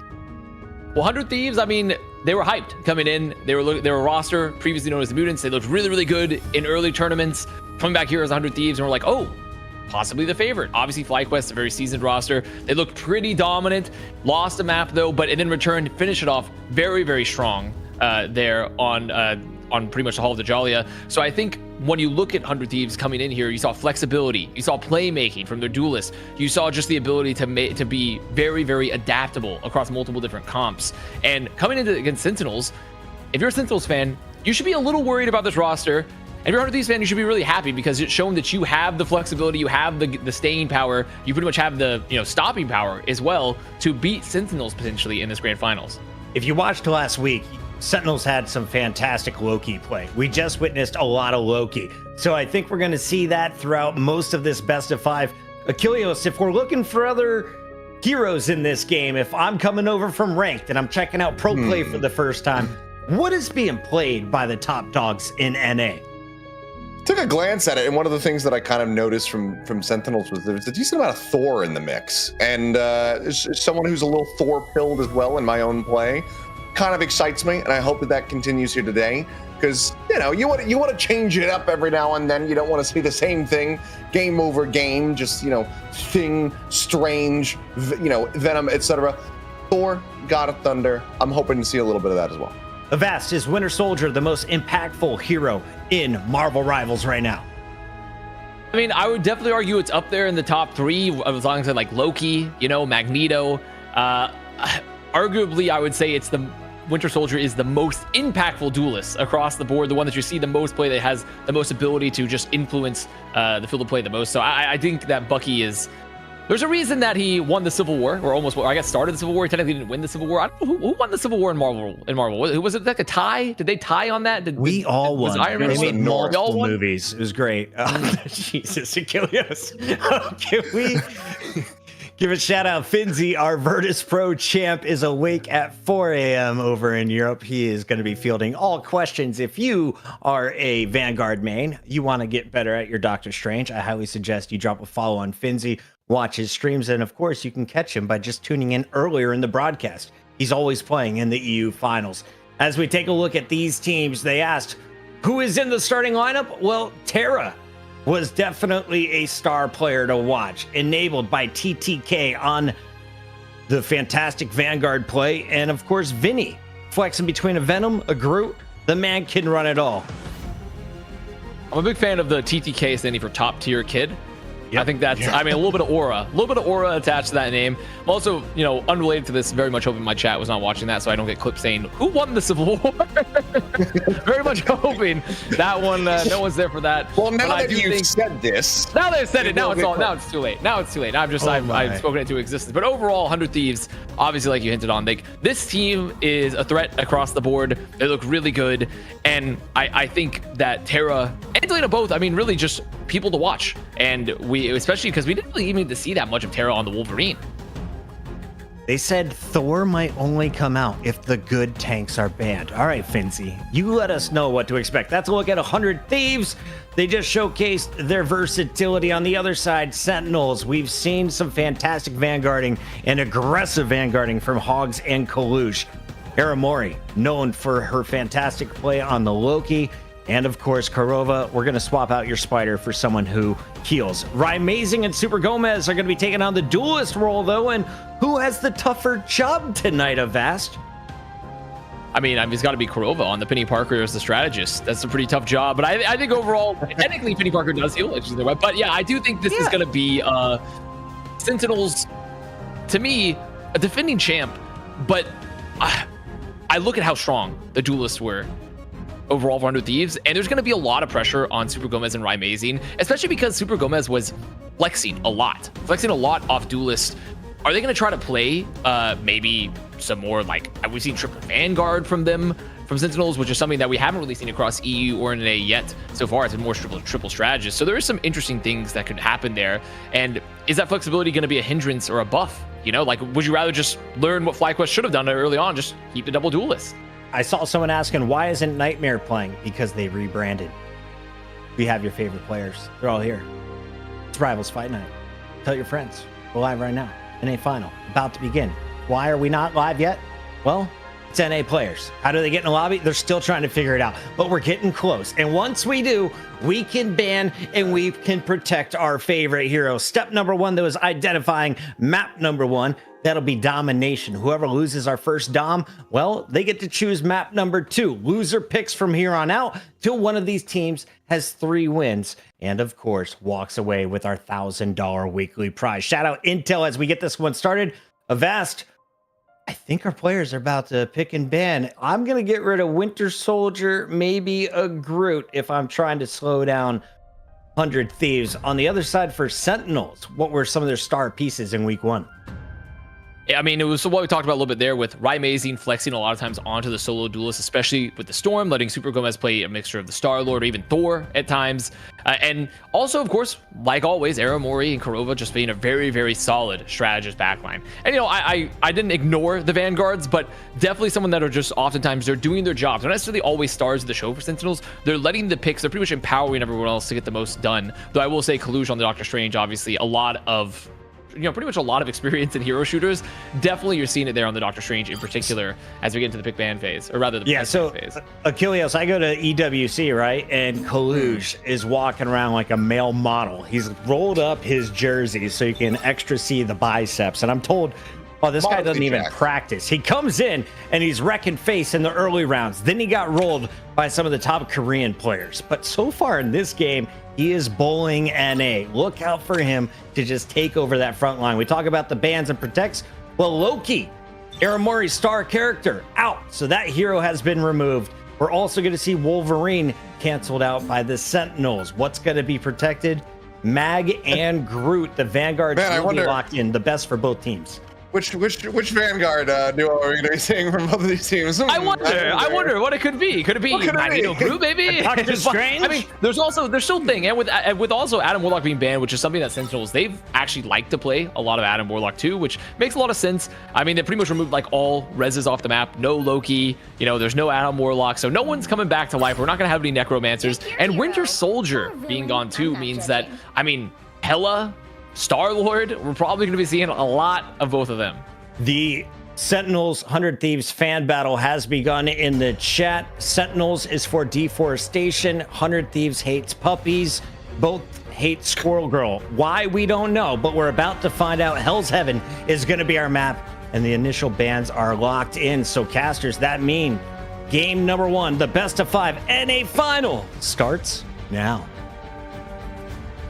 Thank you very much, Puckett. All right, Avast, let's get ready to get geared up and go into this. But yeah, it seems like after the draft, a hell of a lot still open for play. So I think that we might see a decent amount of comp diversity between the two teams here to start things off. Because, I mean, you're talking about the Hela in the mix, but that Namor Luna Snow combo is still available as well. Something that could come to fruition. We'll have to see what they have for us. Was that a pun for you when you dropped the Hela a lot? Was that low-key Hela a pun? No, but it is now. Okay. I mean, you know, you just gotta make it work. Here's the thing, Loki, it's Loki Hella Fire. But overall, as we get ready here for the first fight. I want to leave. No, you're not allowed to. Fired. No. Portal's coming out early. ZP, tag in. Yeah, just sub it. You know, I'm phoning it in now. He's not I've coming had enough back flaming. I'm phoning it in now. Here it is. I'm about to drop the worst cast of my life. As now Kalush dropping the portal here, getting up to the high ground very early. 100 Thieves, though, of course, playing on the Groot Magneto, so no portals for them, but still going to be playing Little Hela Star-Lord, a very common duelist comp that we were expecting here. Alrighty, well, opening volley coming through here. Inside track onto the point from the side of Sentinels, and okay, Delana able to find that opening kill. Amazing, going to be put down on the floor right off the rip, and Harvey gets into the mix as well. Sticking through with that Invisible Woman as Hogs is going to be taken down, and this is a hell of a start for the side of 100 Thieves. Armori is able to find one in trade, but that does lead to 100 Thieves getting the initial lockdown here on the point. So Hell's Heaven for now in their control. Sentinels, they don't want to give it up. I mean, they know they got that pick on Terra, who'll be coming back pretty fast because that rocket repulsion, especially with the buff, has a lot of fuel in the tank. Sentinels looking for the poke, trying to have the entry, and a pretty decent Fate of Both Worlds advantage here for Aramori is already. A lot of dark magic stacks there for the Maelstrom. Gonna force them back, and Sentinels still trying to find a pick. Delena again. Finding another one. This time it's going to be Aramori sent back to the respawn room. Hogs does trade one out as Terra's going to be taken down. Kalush pushing forward, gets in on top of the Invisible Woman, and this is going to be a very solid reply from the side of Sentinels, just pushing forward in the neutral, not allowing for 100 Thieves to utilize any of the ultimates that they'd previously built up. And they're going to get a very fast flip, fastest one that we found here today, at least in Americas, or NA, I should say, as that is going to be them in control. Only 36% accrued for 100 Thieves. Coming back in, though, multiple ultimates about to be online for them. You see some map geometry shifting here, because that's one of the most beloved aspects of Hell's Heaven is some of the shifting of the map geometry here for the point. Sentinel's still holding on to the high ground. They know they have the Strangling Prison. 100 Thieves should know that too. They have to be really aware of the threat. Gonna force the Invisible Boundary very early. As now 100 Thieves trying to make the entry. Dropping that in, only able to find two on the lockdown. No kills to be found on the back end of that one, but Amazing in neutral does find one as Delena's going to be taken down. And for now, 100 Thieves still going to be backpedaling away. Sentinels getting control, taking the lead here. As for now, struggling to find any kind of access over towards the point, especially as FJP also gets picked off. So solid stagger on the back end. Sentinels is going to allow them to really stretch this lead. And something to note too, if you haven't already noticed, that Super Gomez on the Magneto, and someone that's for Sentinels flexed a lot onto triple Vanguard, oftentimes playing like Thor. So the Magneto coming out here for Super Gomez, just showing once again so much flexibility for this roster, getting the extra bubbles, and Magneto does a lot of damage now with some of the recent buffs. As Delena on the very, very long flank. They have to be aware. Are they aware? I mean, they're definitely not looking. As some of the ults are getting traded, the invisible boundary going out. Right. Eye of Agamotto. I mean, what's happening? You're not seeing anything. They're just invisible. Yeah, I have no idea. Either way, the Eye of Agamotto went in, and Hogs was able to get in on top of Harvey. So kill is found, and then Hell gets unleashed. But he's needing to see a bit more here from the side of 100 Thieves. Backpedaling coming out here from a couple of players on the side of Sentinels. It's Amazing. Going to be caught there midair. Nice shot from Delena finding that punish. Gets in a smattering of additional damage there onto the tank line, but Kalush still healthy enough, pushes forward, keeps this in contest for the moment as they look to try to get up to 99% at the very least here, for potentially conceding it. But Super Gomez now looking for that Meteor M. Sends it, but still not going to be found. Vinny going to be frozen here on the corner. And Super Gomez does fall. 100 Thieves gain control. Now ticking up past 40%. Still a long way to go, but a couple additional staggers will go ahead and allow them to bleed out a bit of extra percentage. And 100 playing a comp now here with the magic as well for Terra that's prioritizing, okay, we have a lot of damage on the field. We have some ability to chunk down some vanguards here with the magic, but also we're extremely mobile. We have the Hela and also the magic that we can use those stepping discs to just kind of get around the portals, run around dark. I mean, pretty much now the issue here is that you have to make it through the choke here yet again. And it's very, very hard to go through, especially with the Dark Child up for Terra, who's just going to look to pop that, knowing that they can just force this Strategy ult very, very early. So far, they are allowed widely to just get out into the open here. So space is conceded. The Dark Child still not going to be popped in from Terra quite just yet. Hogs trying to get that ult back online here. Sentinels 3 to work with here for the moment. And Delena going to be taken down to Super Gomez, able to find that opening kill. Meteor M now out from TTK, looking for a target, looking for a big burst here, but nothing really widely going to be found. Aramori able to go ahead and keep everybody alive with her ultimate. Eye of Agamotto now going to be thrown in here from Kaluj, getting the stun, looking for the kills, but not going to be found. SJP, similarly there with the Fate of Two Worlds. Oh, and the force physics so brutal there from Kurova. Kaluj, they back up. Battered, it's not going down. 99.99 here. Spread out across both teams. Super Gomez finding one on the back end. Finding another as Delena similarly going to be taken down. And that's going to be the duelist now eliminated, taken out of the hands here of 100 Thieves, and that allows them to just further push forward, break down this front line, and in all likelihood, go ahead and claim this opening round in Hell's Heaven. It's now 100 Thieves. Probably not going to be able to get the recontest. I mean, they do have Terra on the Strange trying to get the portal, but it's not going to be in time. And now it makes a lot of sense as well. Why did they ban the Wolverine? Why was Wolverine banned? Well, guess what? If we play triple Vanguard, there's no Wolverine to chunk through it. Magic probably the next best option, because Wolverine, remember, does damage based on the percentage of the target's total health and gains damage stacks from the Berserker's Rage. So one of the best options to burn through really large health pools, but there's no Wolverine available. Sentinels made sure to get rid of it, and now this triple Vanguard comp, they can just slap Super Gomez onto the Magneto, onto the Thor, and it makes it really hard to counter. 30 seconds before you attack. Get ready. Clue so far looking like a bit of an immovable object here. 10-1-1. Escapes the inevitable. And damage lead as well here for the side of Sentinel. So very solid performance. And I mean, again, we're talking about this a bit in the previous series. It's a solid start for Sentinels, and they're coming into this one with a Meteor M as well as that Goddess of Death available for them.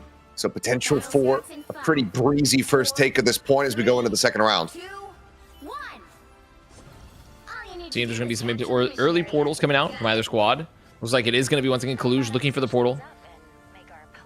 TTK doing the same as well, though. So both teams opting to save their feet. They're like, no, we're not going to wear out our shoes. We're going to take the portal hill, take a little extra positioning. It's 100 Thieves, though, opting to take the high ground instead.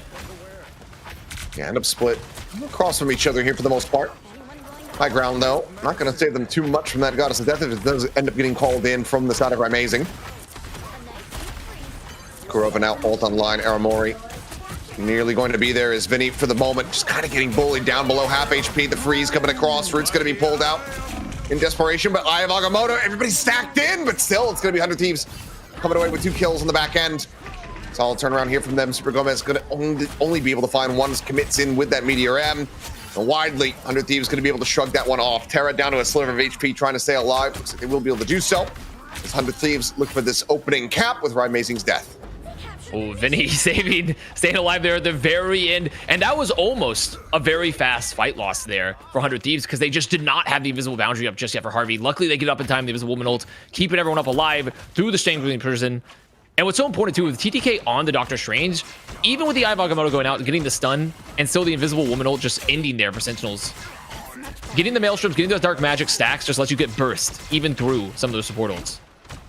Because now they're going to look to fight the high ground here at Kilios. And it's really a question of like, okay, we have nothing in the bank other than a strategist ult, so can we find a pick on the flank? The answer is no. Yes, you can. Delena up above. Amazing, completely caught off guard. Stun into the headshot.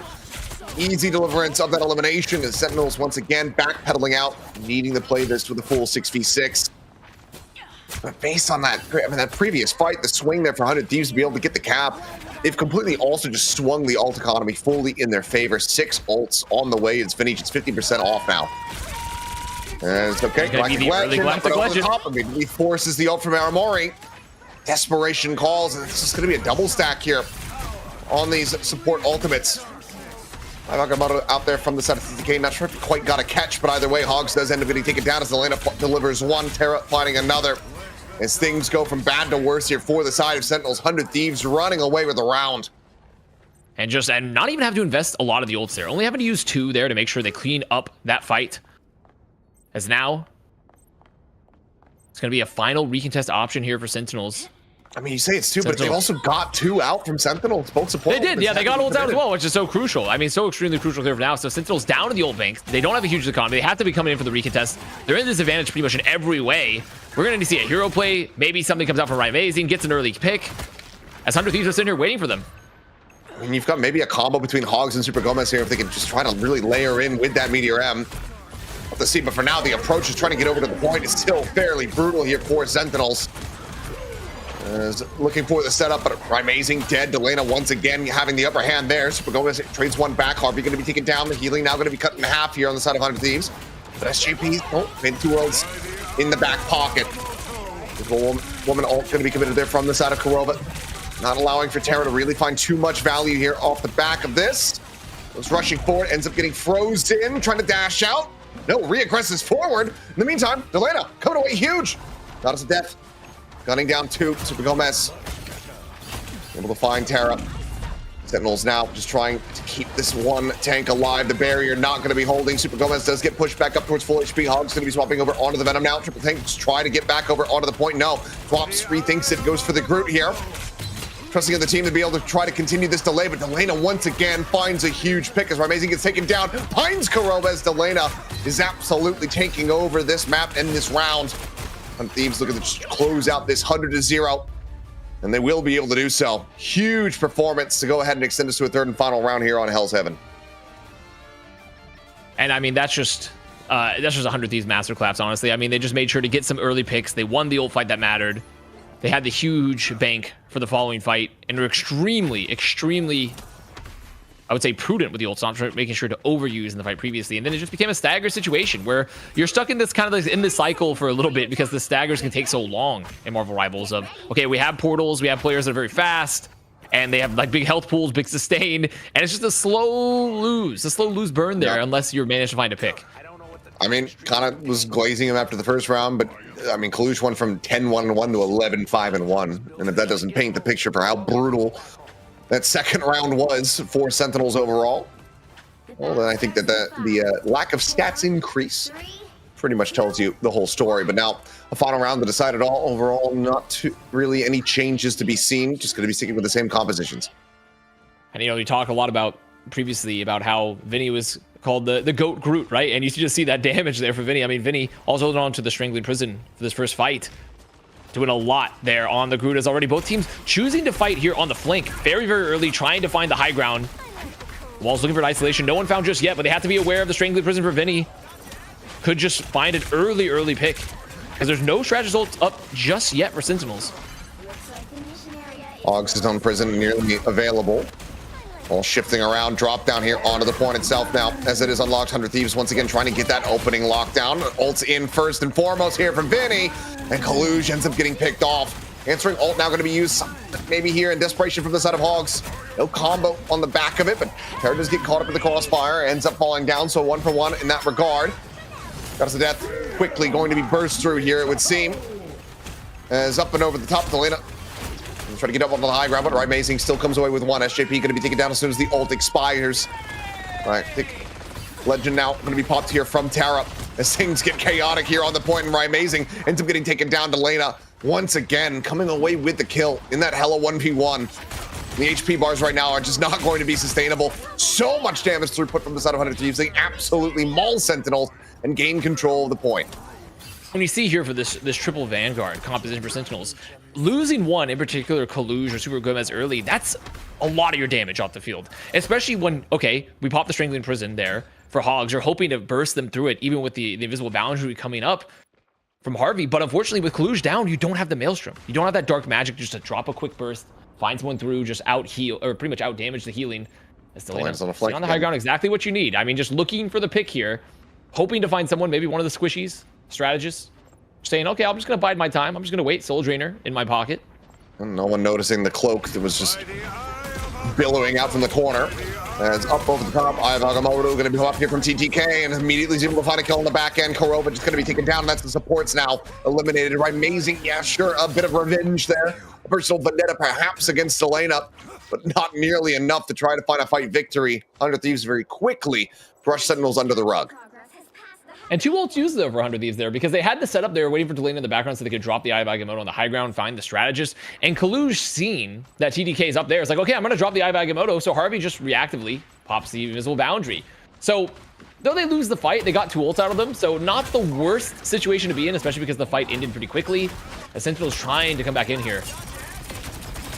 Trying to come in, but also could just get locked in position here on this choke. But oh, Terra. Bit of an overextension. End up falling. Kurova able to go ahead and find that punish. Delena similarly once again going to be looking for a flank, but things might be falling apart a bit too quickly here on the point itself as 100 Thieves down 2 players.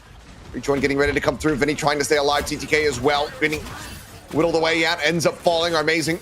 Finding SJP. That'll be the breakthrough that Sentinels desperately needed. They'll avoid getting 100-0 again as they fight back here on this third and final round. And you just see just how stubborn Groot is to remove. I mean, it's just a vine, a living vine there on the point with the Ironwood walls, just getting the bonus health, getting that HP. Standing next to it that's activated by the passive. Even down a strategist is now Sentinels in control. They have a lot of bank to make up for. To try to fight this high ground very aggressively, but you have to be careful of the peaks here. Don't get caught as the Galactic Legend used here from Terra. Can he find anyone? He's going to be looking for it. Super Gomez, Meteor Amp popped. Kills not found off the back of that one now as Goddess of Death going to be used. Delena up into the sky. Already, I don't know about half, but still persevering. But does manage to come away with one. Amazing going to be killed caught by that last little hit there, as now the Eye of Agamotto in, just getting the stuns. Kaluj immediately delivered unto death as Vinny comes away with 2. And 100 they're Thieves gonna very quickly regain control. Yep, they're just going to go ahead, block this off, or no? Oh, they're not portal spawns. They're looking to just counter block the portal for Kaluj, potentially. They're looking to counter the portal for Kaluj. He's going to put it directly in front of him, try to block that. Oh, instead, they're actually not even doing that. Like, Kaluj wasn't able to get it off. They didn't have the time. They didn't have the time. I thought they were going to look to block him, but instead they're like, actually, let's just shoot Kaluj while he's looking to portal. No. Either way, of little consequence. It ends up just being a 2-0 closeout, or 2-1 closeout, I should say, here on Hell's Heaven for 100 Thieves, as they start the series off right. I mean, you mentioned it, Avast, the rivalry between these two organizations across other esports, and this is off to the right foot for 100 Thieves. The Marvels rivalry, one could say. Yes. Yes, you could. You could say that. Fire him again. There it is. There's a second fire beam coming through. But I think, I mean, you know, it's esports. I'm used to it. But I think overall, I think 100 Thieves with a really good showing here. And they showed that also, even with the Wolverine ban, it's like, okay, making sure that Sentinels tried to set up very early. Wait, there's something going on with it. I was going to say, here? What's going on here? My savior of Vast. I'm getting hit with some sort of cosmic ray. I'm going to join the Fantastic Four. Plexiglass right in front of your camera. I have a green screen behind me. How is it even possible? But you know what? Let's just ignore. You know, I'm gonna go close a window. Let's see if that fixes it. I'm just gonna walk away from the camera. No way, just turn your head. See if you can wear it like a visor. Fucking I'll hold You could be this down, Cyclops, bro. He's gonna be the next character. Yeah, Anyway. that always seems like an inevitability. Lazy Avast, always fixing the problem instead of having fun with it. Got it. Achilles, let's talk a little bit about this game because 100 Thieves are the challenger. This was our predetermined map, so it was an even battlefield, and they came out after dropping the early stage with back-to-back wins. The second one, that round 2, 100-0, totally countered the triple bully ball we saw from Sentinels early on. Yeah, it felt like for 100 Thieves, like struggling at the beginning to try to really just get through the tankiness of Sentinels, as Avast was talking about, didn't have that Wolverine, don't have that percentage damage. And then something just clicked. And then when we went into that second round, they just immediately had an understanding. And it felt like Sentinels, the team play started to fall apart. I mean, huge credit to Delena in particular, because so many times the Sentinels was just trying to go on an approach to get into position to try to get a retake happening. They just lose a player because Delena just comes away with an opening kill, and then they have to full reset. Suddenly 50% more is added to the clock there for 100 Thieves. And it felt like Sentinels was just never able to get into a real groove in those last 2 rounds. Hella's ultimate seems to be pretty good against big tanks. You saw it at the end of that round. Some huge roots coming in combined with Terra finishing on that Star-Lord. The 2 DPS versus the Soul Rymazing on Hella seemed to be the difference for 100 Thieves, but that's just our first map. And Avast, I gotta ask, is this a group diff? Honestly, I mean, I'm glad you asked, because Vinny has looked great last game, looking fantastic this game, constantly finding value. And I think what's so important to remember about, especially for Vanguards, and something that we noticed there is like, okay, what clicked? Well, TTK swapped to Strange. A very, very high damage tank, a lot of burst as well from the Maelstrom, and Vinny just consistently finding value, splitting heals with the walls, just making sure to do a ton of damage in general. And I think that's something that's so important when you talk about like, oh, it's triple Vanguard. Like, I think a lot of people worry like, oh, triple Vanguard, it's going to be so overpowered. It's going to be so strong. They do so much damage. They have so much health. Well, luckily there are options to burst through that healing. You do have options as well, especially if you have some very talented duelist players. So I do think that Vinny is crucial to that by making sure to split the utility constantly for Sentinels and do a lot of damage, force ult with the Strangling Prison. And it's a really good call in general, because there's a reason people say Vinny's the best, potentially best Groot in NA, if not the world, is some of the gameplay we're seeing here today. There's already been accusations. Delena said he's playing with the control and he uses a Zim. He's cheating against us PC players. Is it true? We'll wait till land. Is it copy pasta? Probably so. We're going into map 2 either way. It's going to be on Midtown, and this is a Sentinels pick that we saw 1 week before. So, Avast, in all my games, I'm getting Storm, I'm getting Moon Knighted. If I allow it through, there's going to be a Namor. What did we expect, though, at a pro level for this map? Honestly, you're not insanely far off. I mean, you wouldn't be necessarily shocking to see Moon Knight. Moon Knight has things in play. Squirrel Goal even, because especially for that first point in parts of it, it's just so choke heavy. The first and the last, you have a lot of spam. But Namor, Winter Soldier, of course, like all of those are great picks. Even Star-Lord, because there's a lot of maneuverability that could happen. Realistically, those three are you're going to see like almost all the time anyways, unless they're explicitly banned. But this is one of the maps, just because of how extremely powerful the geometry is and how narrow a lot of the chokes are. You could see a Moon Knight, you could see a Squirrel Gold, because you're able to get a lot of value from the spam damage, especially for the Hand of Khonshu. You can just burst through almost every strategy ult too. So there is some options for that to come out, which would be a little bit of a departure from what we've seen typically. And you know, I would actually kind of like to see it, even though I'm not the hugest fan of just the spam comps. It's a little bit of a departure from the norm. I think it'll only happen if Hela gets banned. So Achilleos, let's see if they want to stop Delana from pulling out the Hela, and if so, what are you going to deal with instead? Our ban and protect coming up any moment. These NA players really take their time to marinate in these pre-shows, Achilleos. Do you know what North of NA stands for? No, They've nearly arrived to the keyboard. They've nearly arrived to the keyboard. That's typically what NA stands for in the fight night, in the rival Do you think fight they night. just get like nervous and they have small bladders? Well, currently, I mean, they're saying that they're in the bathroom. So they do say that it's a bio break currently. So as someone that has a small bladder, I understand, honestly, because I have the deadly duo of I chug liquids and I have a small bladder. But at the same time, I'm still here. This is my glass. I'm chugging these mid-broadcast. It's empty. I'm rooted and booted. Let's go, players. I've gone through almost all of this. It's 1.5 liters, and then I've also had 2 coffees.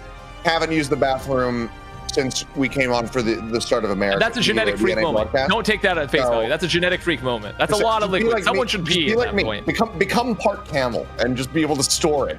You know, it's just it's a better life, because it's good when you have these long series and not many breaks in between. So, very true. He's the Scott Hansen of South Korea, our one and only Seth Achilleos.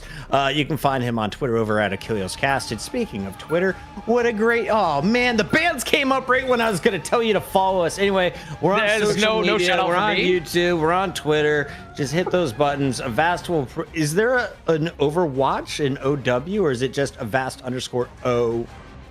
It's just an O, because of the fact that there's an internet security company with a similar name. But I'm not backing down. They'll never get me to change it. Aha! All right, Wolverine gone. We also see Aramori's main Loki banned back-to-back games by Thieves. I think they're onto something. I think removing the Loki in general is just a strong pick, because a lot of teams have played almost exclusively with the Loki, including Sentinels. And like, Aramori obviously can flex off of Loki. It's not an issue of Aramori being off Loki. It's just the issue is Loki is such a central part of a lot of their strategy. I mean, and they're going to get rid of the Warlock again, because they really don't want to play Sentinels into the Adam Warlock comp, which is something they've done a lot of actually in the past. So it's kind of breaking down pretty similarly. We might see Sentinels try to force the triple Vanguard again, but maybe with Super Gomez on like a Thor for extra damage. Yeah. The right heroes exciting stuff. What does that tell you? It tells you, watch the Vinny versus Hogs battle. Observers, if we can get a nice third-person perspective of the two groups just doing this at each other for a real long time, that'd be awesome. Here we go.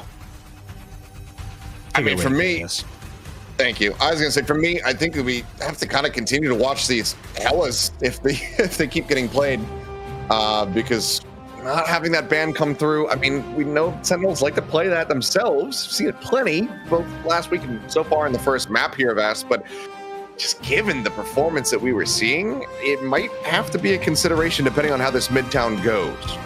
Yeah, I mean, Hela, it's hard to justify banning Hela, at least, because she is really, really strong, but she's not necessarily like a hard counter to a lot of things, like a Winter Soldier is. She's just very, very strong. She's extremely mobile, can take high grounds, get a lot of picks, and she does enable like some team ups there, obviously with like the Loki and the Thor, the ability to res people, but obviously with Loki being gone, it's not going to be happening more than likely. And I doubt for a map like Midtown you'd stop playing the Hela, just because there's so much verticality on this map too, and you still want to have that option to be able to take these off angles and look for picks, essentially on some of the squishies. Well, not going to be getting any kind of portal blocks here to stop people from getting out of the spawn room. We'll just be straight into the neutral fighting, as we do have 100 Thieves first on the attack here on Midtown. The hole's widely contained here forced back even further around the corners. Collusion Hogs just getting absolutely battered at the moment. TTK fearlessly just pushing forward, controller in hand. He's trusting in the rest of the team to support him here from behind. And that's going to be Hogs picked off. Amazing is able to find one as Terra will get taken down, finds another. TTK does get punished. Opportunity to find some stability, but Collusion just getting dinked one after the other, but Delana just not quite able to go ahead and confirm that kill. Card, however, still does gain a bit of distance here, but Collusion finding SJP slows up 100 Thieves for now. Oh my gosh, and Vinny on the Groot, I mean, just using those Thornlash walls, just do so much damage there, using the passive when you get some damage to lash out. 100 Thieves getting their spawns back, gonna take control of the card here. Sentinels looking to wait for Rymazing. They are down a lot of damage currently here, and they only really have one ult. I mean, it's only one ult remaining, but that'll help if Super Gomez will get one. Definitely does. Gets the cleanup there. Korova now just going to be sending in the ultimate here, looking just to try to force 100 Thieves back, keep this card here at the corner, but now they go re-aggressing forward here. Terra goes in with the ultimate, not going to be able to find too much at the back of that one.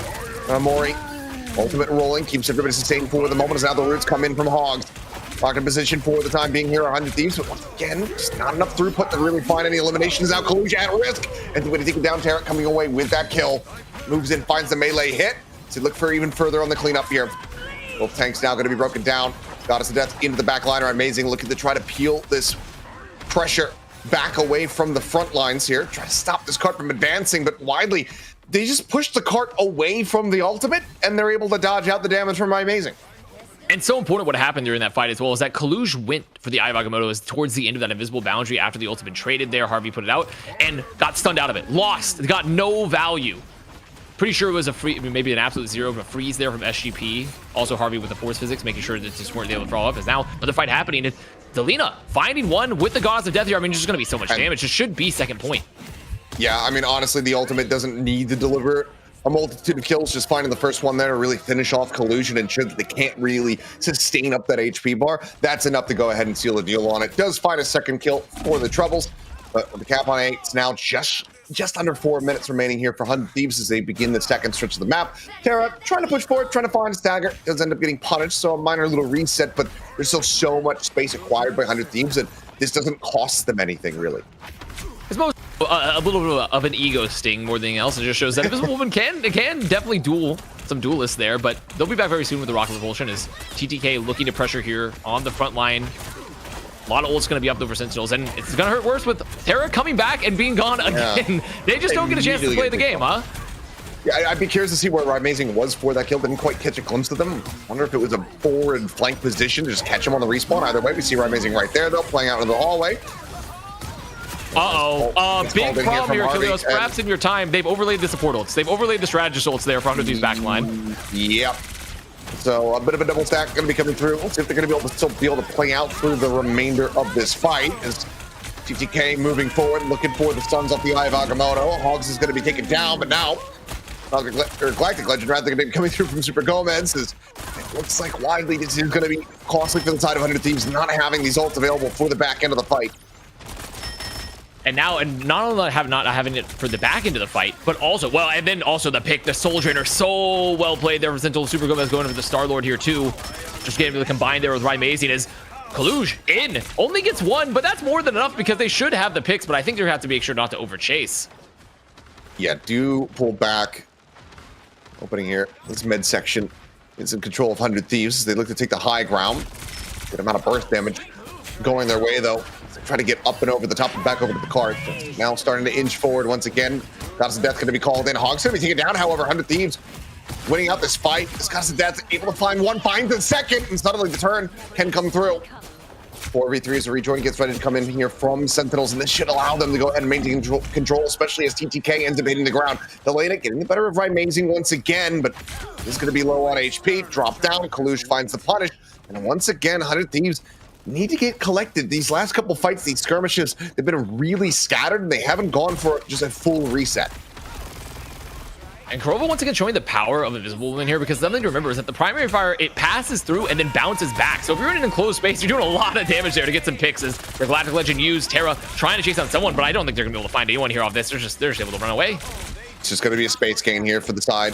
of 100 Thieves. Terra just keeping them forced back. The cart once again going to be advancing forward, getting ready to go down that ramp over towards that point B checkpoint. But now Super Gomez opening up the open zone, looking to try to retake this space here for themselves. But amazing, able to find Delana before and try to go in for that ultimate. Kurova does go ahead, sends the ultimate. Still in a very solid position to maintain control. People going to be locked in position. Agamotto going to be using it from Kaluj, but the turnaround from 100 Thieves is just too damn good. Just fully shutting them down. Portal now going to be coming through, dancing here on the cart is our Amori, just trying to delay, trying to wait for the rest of the team to try to get into a position, but Hog similarly falling. 100 Thieves now in a good spot as, oh, these staggers are brutal. They should be able to just go ahead and get damn close to the cap off the back of this. Did TTK already portal? We saw TTK going for the portal. I'm assuming so. Yes, and there's going to be the portal coming on in here to touch. But Galactic Legend, as they come through the portal here, just trying to get Tess dancing back and forth. It's going to look a little confusing. They're thinking we're portals here, but pretty much are looking to dance around the damage, trying to make it back in. A very, very healthy though for Sentinel still, but now not so healthy, taking a lot of damage coming out through it, and this should be the fight. Yeah, I mean, Super Gomez just kind of getting chunked as soon as they go through the portal, ends up falling. The rest of the team not able to find stability off the back of that one, as it looks like Gomez should be able to escape back to safety. Stays alive, but 100 Thieves, a lifeline found as they get the cap, so an extra minute and a half added to the time bank here for the final stretch. A couple ults to work with, still far away from some of the more impactful ones, the more stabilizing ones, as SJP and Harvey do not have those quite just yet. A lot of eyes here onto TTK, knowing that they have the Agamotto, knowing that Sentinels do not have double strategy just yet. They should be aware of it. There's a chance they might be able to build the boundary before. Yeah, it looks like they are going to. So now, kind of irrelevant. So more than likely looking to use the String Lead Prison to try to force something. Keep an eye out for Rymazen and Delana, just keeping these flank battles going, looking for picks, trying to get someone out of position. Oh, the push away. I have Agamotto looking for the dial there, but Blue's going to be taken down all the same.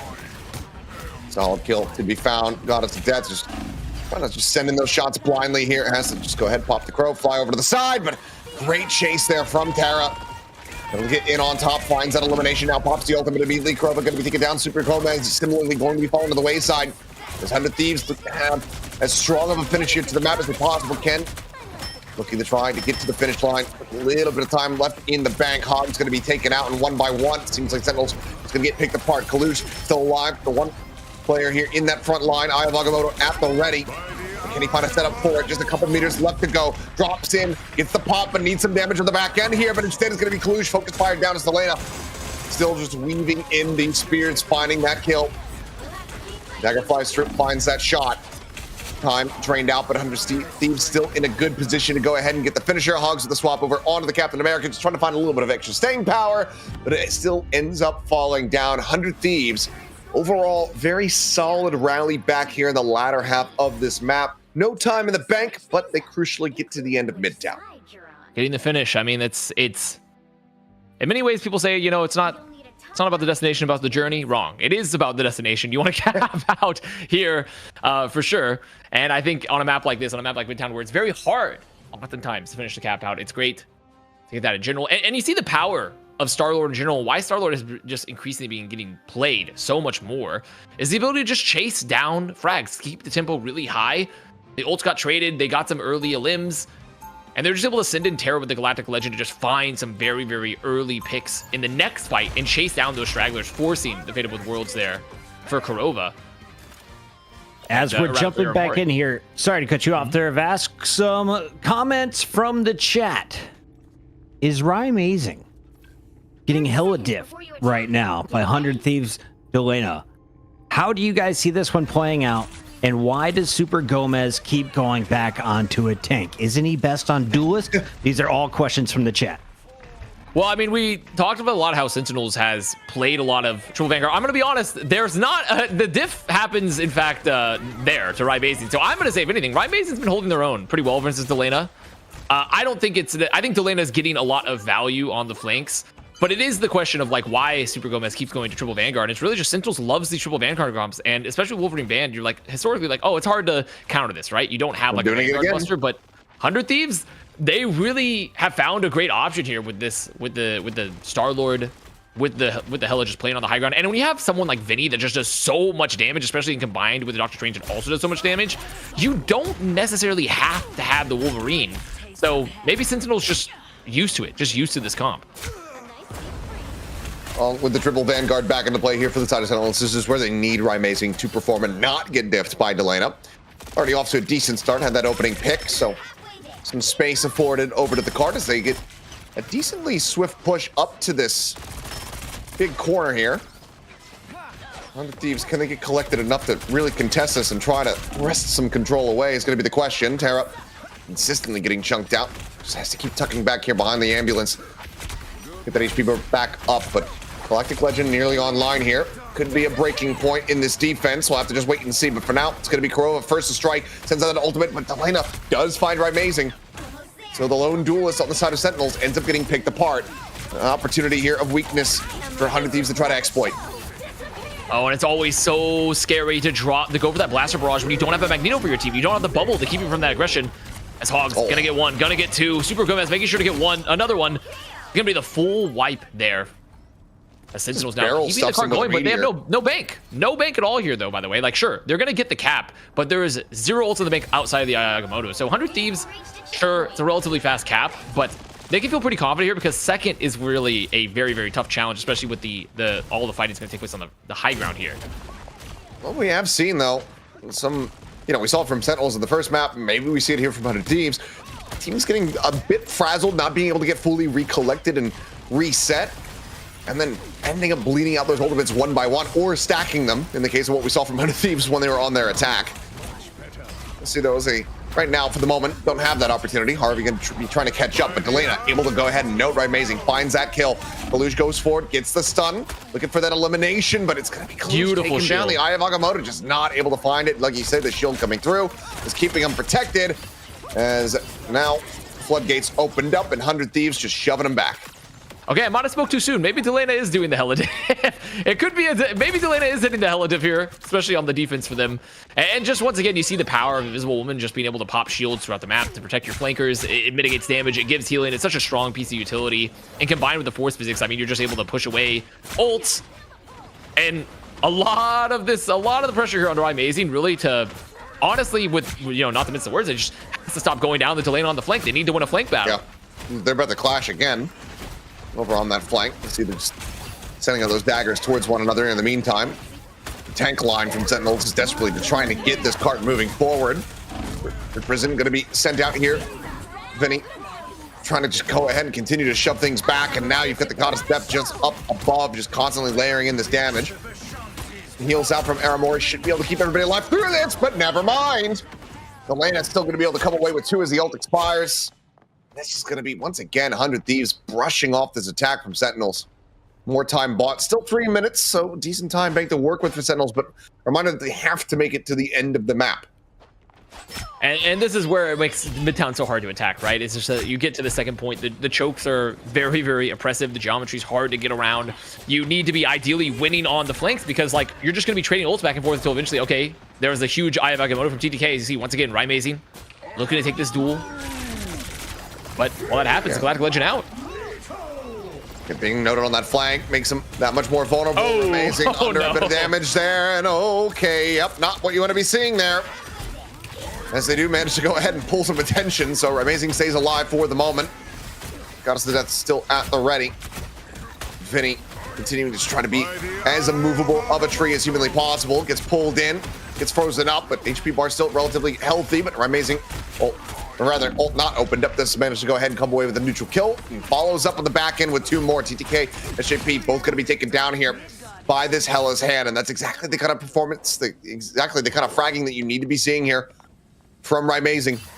As for now, Sentinels, a decent amount of space going to be opened up, but 100 Thieves can get themselves a little bit of a bog. No, they have bog TTK here a little bit. I mean, that's just the power of the portals, right? If you don't have options to counter portal, you're just stuck in a situation where you have to make it out. Is see Terra going to the magic to touch, but Delena already down. And with this damage advantage, I mean, Sentinels, they should be able to cap this out because there's no more ults on the field here for 100 Thieves unless they all get caught by an Eye of Agamotto. And yeah, it's already capped. So. The cap is there. There was an attempt. I mean, Terra doing his damage, trying to get in there, but in the end, the portal bog is just far too strong. So now an extra bit of time. So 2:45 to make it to the end of the map. And if Sentinels can do it with time in the bank, they'll be in a very nice, advantageous position going into extra innings here. You see still an opportunity to try to slow this up. They're close to a Dark Child, very close to a Dark Child, honestly. And, you know, I didn't love the magic early on in the first map of domination, but definitely still pretty decent counter into a triple Vanguard. Not a terrible option, especially for maybe finding some strategies in the backline. You see Ryan Mazing looking for the duels, looking to find a pick. Almost finding one, not quite though. Terra. Dark Child now going to be online. TTK, Eye of Agamotto there. Kaluj nearly with one to try to match. 9% away here on the opposite side. Pushing forward, look at the shove them back. TTK still just holding that ultimate here in the back pocket, not sending it quite just yet. Roots out there from Hogs, not going to be leading to too much though for the side of Sentinels. If you showed this screen to a medieval peasant, their brain would explode. They wouldn't know what's happening. There's the Eye of Agamotto coming out. Strategist going to keep them alive, and TTK finding one off the damage from the Maelstrom. I think there's many things. What you is could, this magic screen? Yeah, I think there's a lot you can do to really blow their minds here, but TTK going to be taken down. Collusion out. Ultimate going to be invested. Zelena, however, up and over the top, just completely unfocused. Krova, Aramori both going to be taken down. Supportless now here on the side of Sentinels. Solid volley. As Zelena comes up with yet another elimination. And now it's going to take them down to under a minute. I mean, they're looking great at Kilios. I mean, they finally stabilized here. Looking very good after a very good second defense as well. I mean, it's pretty much last fight territory for Sentinels outside of using a portal to the recontest. No ults in the bank for Sentinels either. So, I mean, pretty much for 100 Thieves, I imagine they're just going to try to draw it out. Look for a Strangling Prison, knowing that there's not going to be strategy ult just yet. They have to know to go first, though, as well. They need to be ult tracking this because Vinny, I mean, there's no way he doesn't know. SJP getting closer and closer to that fate. As Prison does get sent there from Vinny. Yeah, Hogs now gets a huge grab here onto the place of 100 Thieves as they desperately try to sustain SGP, though. He's alive, keeps the team in the mix, and now they have 2 support ultimates left to go here for the side of 100 Thieves, but they don't pull the trigger fast enough. They double stack him with TTK. He's already been eliminated. Does become a little bit more difficult to try to assault in towards this Invisible Woman ultimate, but it will expire. No support ultimate now to speak of. Terra desperately trying to make something happen, but Krova able to find now going to be taken down. Space opened up. Sentinels here on the final stretch. 5 seconds remaining. 100 Thieves. Can they find the stability here? Get back in for this defensive card. Getting closer and closer. Overtime going to be forced out. TTK focus fired. Taken down. Super Gomez able to find the kill. The Meteor M still in the back pocket. Ball gets raised. Eye of Agamotto now online as well here for Kaluj to just try to put the final nail in the coffin. Meteor seeking target. Slaps it down. Vinny going to be the focus. Going to be the kill. As Zelena up and over the top. It's raining down. Looking for some eliminations. Gets the supports over onto the side. Cannot get the eliminations there, though. Cannot find those kills where they so badly needed them. And in the end, it will be Sentinels making it to the end of Midtown. No time left in the bank, so we go to extra innings, a minute apiece. And that cap just entirely triggered off the back that Vinny had the Strangling Prison. No strategy results, alive for Sentinels, didn't find anything. The value completely mitigated. Hogs doing a great job to wall off some of the damage. The Force Physics as well, just continue to get value. I mean, Vinny then gets caught later, again, by the Force Physics from Krova, drawing them in. Because remember, you can push, you can pull, wax on, wax off. And I think right there, that was the wax off scenario, bringing Vinny back in. And realistically, just showing again, Sentinels has it. Just because 100 Thieves are looking good, Sentinels is not a team to be underestimated. Thank you, Puckett. Thank you. I agree. Yeah, we're very, very. I was going to ask there.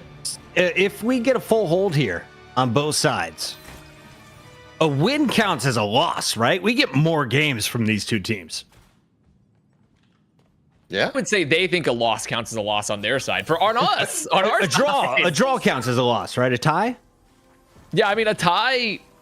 I mean, I think a draw would not count as a loss theoretically. It would count. It's not a win, though. No, it's not a win. First to 3 wins, right? It is. All right, I'll let Tom Pop sort that one out. It's $1,000 on the line. 100 Thieves, Sentinels, overtime. Go. it's an extension, let's say. It's just an extension of the action. It's true. But payload maps, draws, you know, not expecting to see one of those here. Sentinel's going to do a very aggressive bunker here, Seth. You can see here that they're just going to try to like play very tight on the corner, use all these walls to mitigate some of the damage. They just have to be careful with the flanks because there is going to be a door on the right side as well. Oh, Hogs out into the open, taken low, not taken down. Still eating quite a bit of damage, though. Has to tuck back around the corner here inside of the building just to try to stay safe. Super Gomez, Kaluj, all of them taking so much damage. It's going to be TTK to find the first kill here in this overtime. Hogs now going to be taken down as well. This defense here from Sentinels, the all-in with the triple Vanguard, falls to the wayside as 100 Thieves just absolutely brute force their way through the Sentinels line.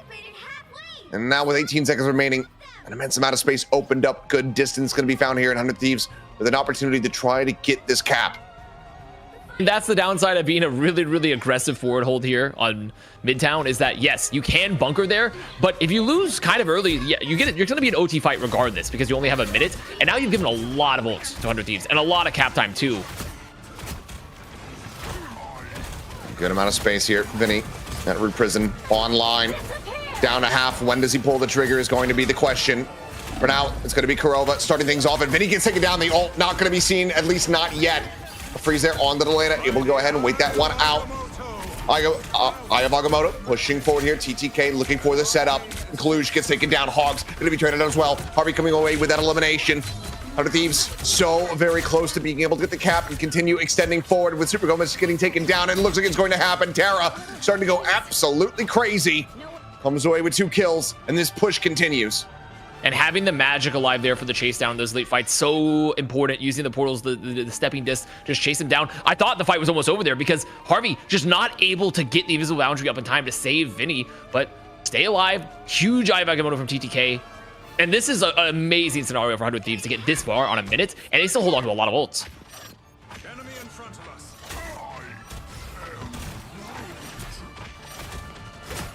Here's the pressure. Pressure coming out, Seth. I mean, they have to be aware of the flank here as well because there's a lot of ults on the board, and you see there's Delena on the flank, looking for a long flank again. Gonna win. Yep, Delena able to come away with that one. Now can just turn the sights back over here, over towards the cart. That got us. That's still at the ready. SJP keeping people sustained as best as humanly possible, but Super Gomez still able to come away with one. Finds that kill. HP bars falling low on the side of Sentinels, but now sustained as they double stack the ultimates. Got us to death here from above, just raining down the shot. Desperately trying to find a kill. Finds one. Kurova dead. Aramori on the floor. 100 Thieves continuing. People staying alive. The players not falling. They stay in this. The push continues. So once again, Harvey just able to go ahead and help stabilize these HP bars, get even closer to the next ultimate. 100 Thieves, how far can they continue with this OT? I mean, Delena, you gotta put a stop to this. You gotta put a stop to this. Right, Amazing, historically so good, but Delena just, I mean, realistically, just making all the openings, falling up there with the Eye of Agamotto 2 with the Gods of Death, as 100 Thieves keep the push going, and they're gonna have another boundary for Harvey. They're gonna have another Strangling Prison soon.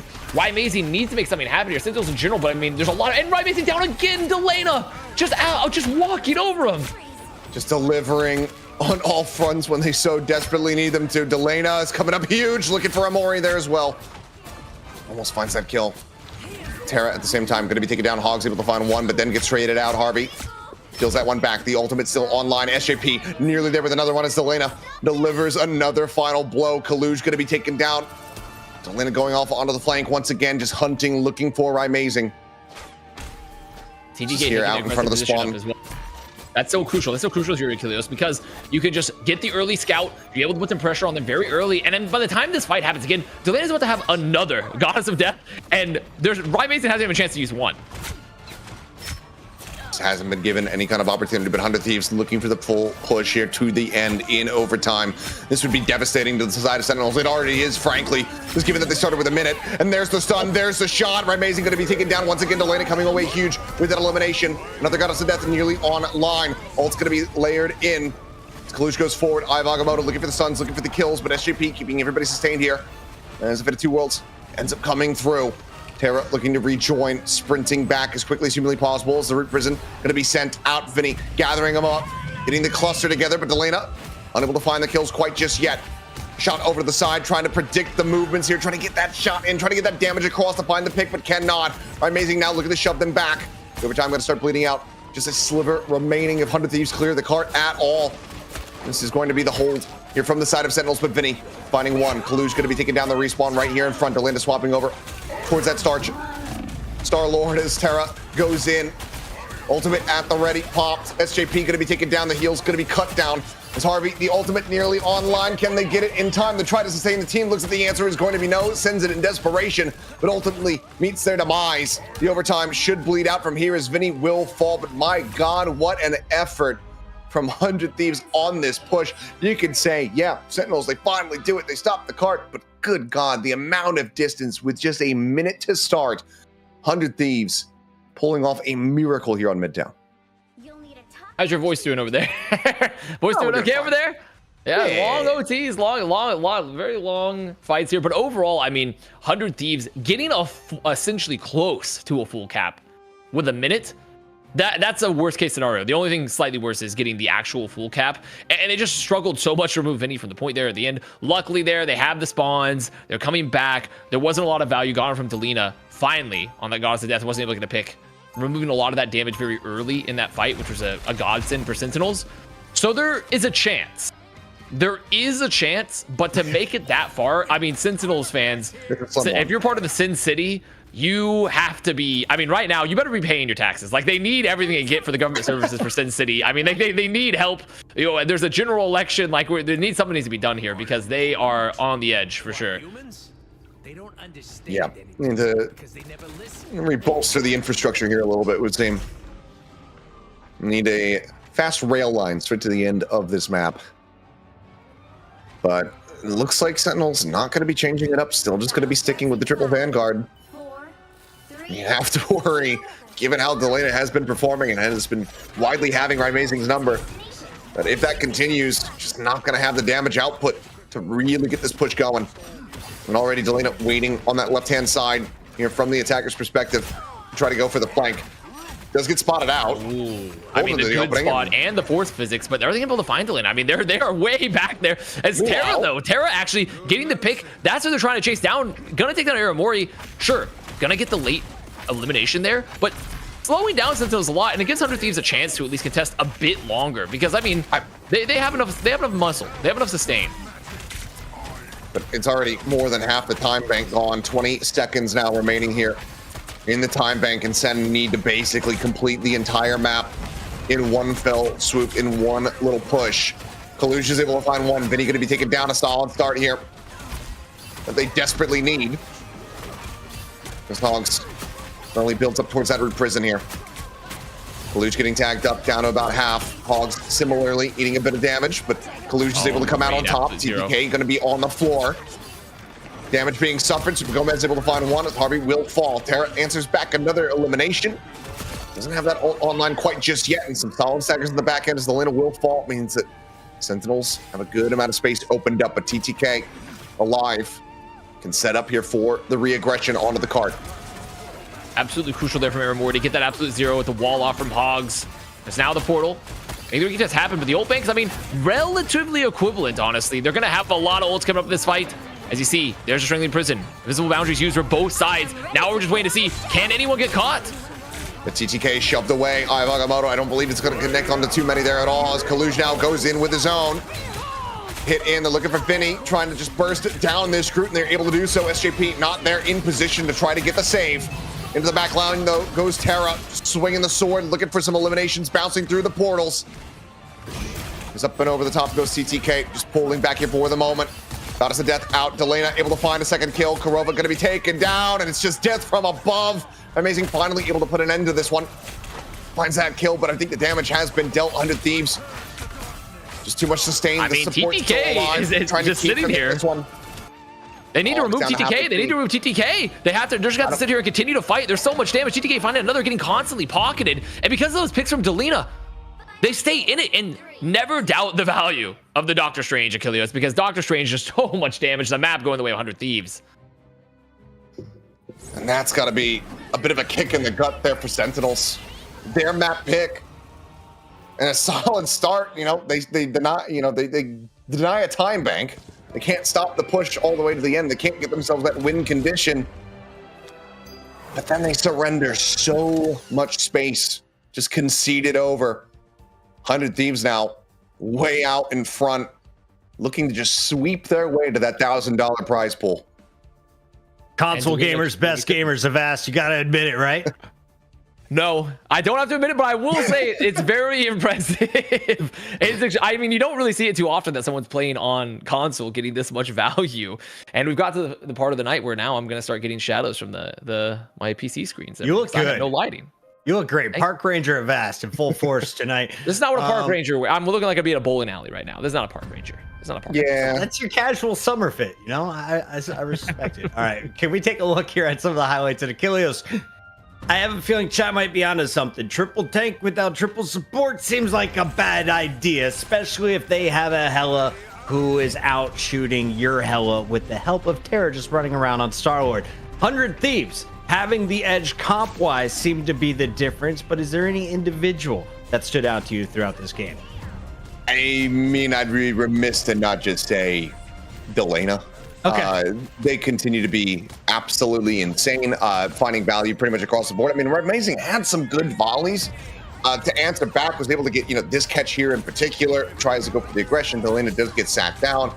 But overall, across the board, the neutral fighting, the flank management from Delena, as well as just value out of the Goddess of Death, was just so much cleaner. And when you are fully investing in with this triple Vanguard, you have to have Amazing delivering in the fashion that they were able to do last week, which got Sentinels the championship. Big shout out to everyone in the chat. Insane, but sorry, we just hit a big donation. We are now 14 away from 100. It's our first day of subs on the channel. You guys have been loud. You have been awesome in the chat all match long.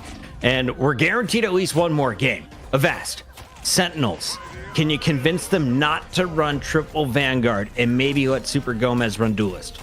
Yeah, let me have a talk with Crimzo. Let me have a talk with him. We'll sit down. We'll see what we can do. Sentinels fans, maybe ban Hela? Yeah, I mean, it's possible, but Sentinels fans, if you want us to have that talk, Crimzo, close personal friend, you're going to have to sub some more, unfortunately. We're going to be buying that victory. 14 more subs, and we will make a call. We're buying that victory. But I think overall, it's the triple Vanguard. You see the moments. It's strong. It's not a bad comp. It's just falling behind a bit. And honestly, I think if they're against anyone other than Delena on Hela, they might be winning here, but Delena is just constantly removing one of the largest sources of damage for Sentinels by removing Amazing, by taking control of the flanks, and that's just something that can't happen. You can't lose that solo duelist. So realistically, yes, the triple Vanguard, the triple Vanguard's not getting the value they need, but they also just can't be losing their only duelist consistently. If you have found this show, welcome to the greatest Marvel Rivals esports product ever created by the people who aren't necessarily officially affiliated with Marvel or Marvel Rivals. We're just a bunch of casters, some production nerds who love putting on a great show. So welcome into the stream, everybody. This is only our second week. This is our second NA Championship broadcast. Sentinels were able to defend their title. It was a good matchup last week, but now we have a new challenger, 100 Thieves, looking on a different level, at least through maps 1 and 2. Avast, tell me the story. How do we get to the game 5? The story here is, if you're going to keep playing triple Vanguard, you gotta hope that there's better duels going your way for the side of Amazing. And also in general, just you can't be... what's so important too is that getting caught, right? We see in one of the highlight packages from the previous map, Kaluj goes for the Eye of Agamotto, gets stunned, loses that ult. Those sort of mistakes, especially when you're lacking a lot of the damage on the field from not having a second duelist, your ults are going to drive a lot of that value there, and that can't be happening either. So I really think for Sentinels, they need to tighten up a little bit. They can't be losing those duels. Other than that, it's close. It was really close. Midtown could have theoretically gone another way. That fight could have gone another way. It's just they're losing some of those really, really crucial duels right now. So right now, you just got to pray. You got to believe, if you're a Sentinels fan. You got to believe. 100 Thieves, you guys are sitting pretty right now. You can just be chilling comparatively. Kilios, what do you see coming our way?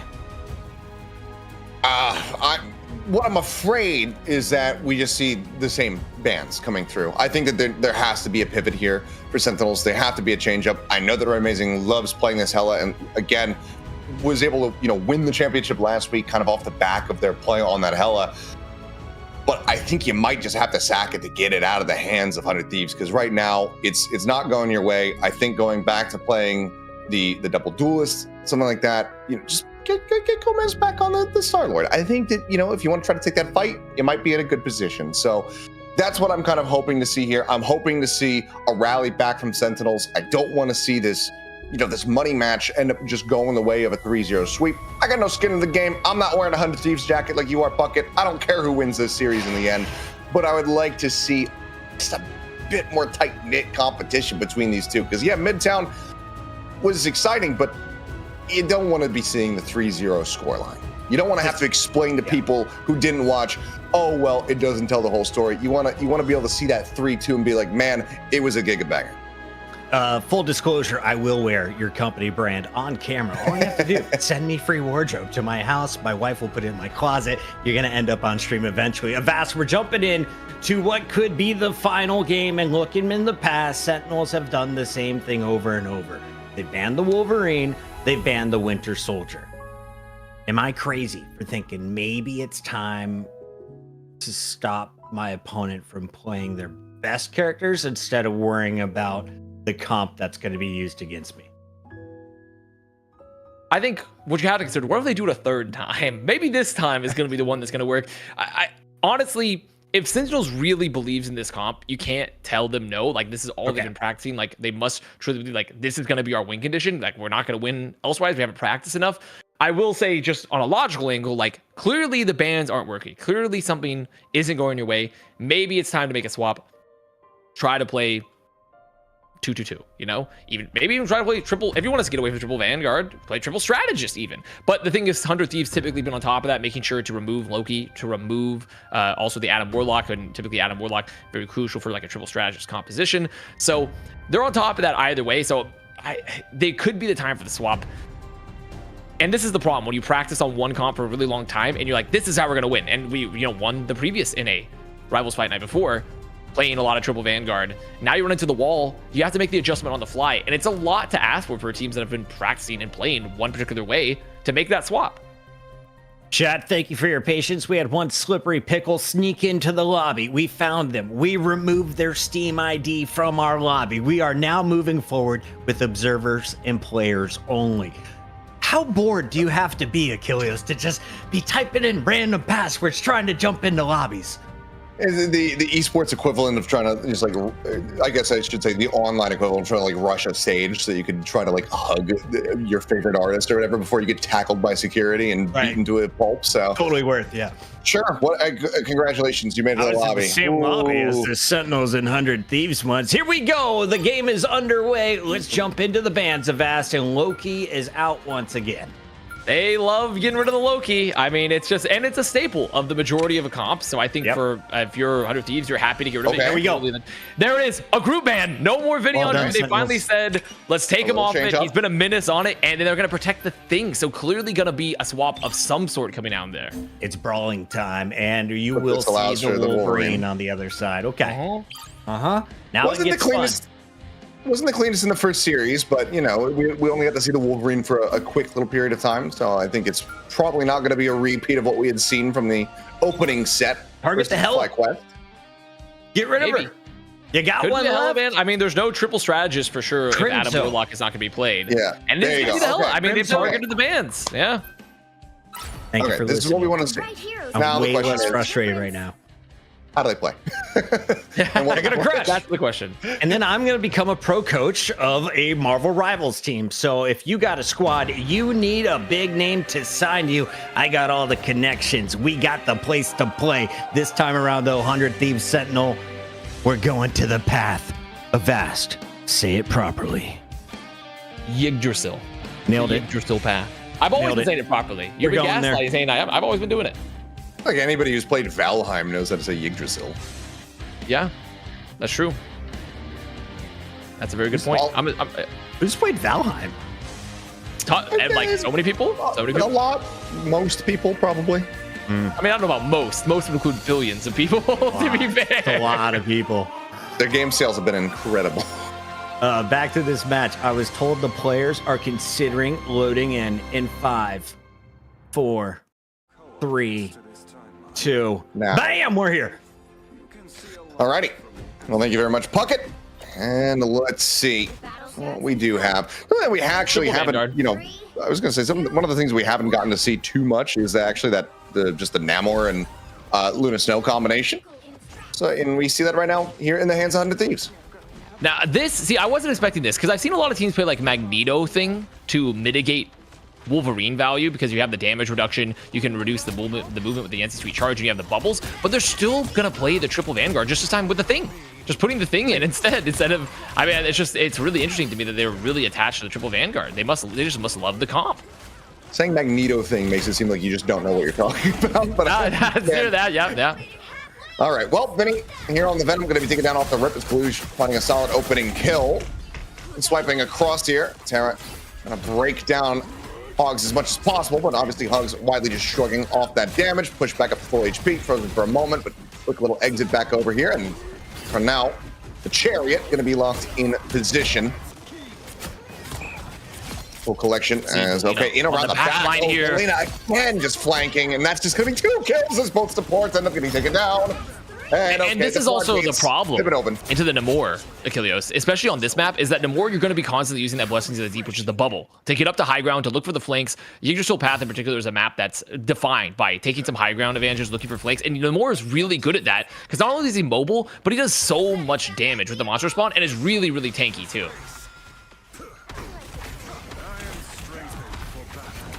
Well, attempt here at the recontest to try to just stop this cap from coming through. Terra going to be taken low, but not going to be taken down. Still stays alive, all nearly online. Harvey investing the ultimate here for the moment.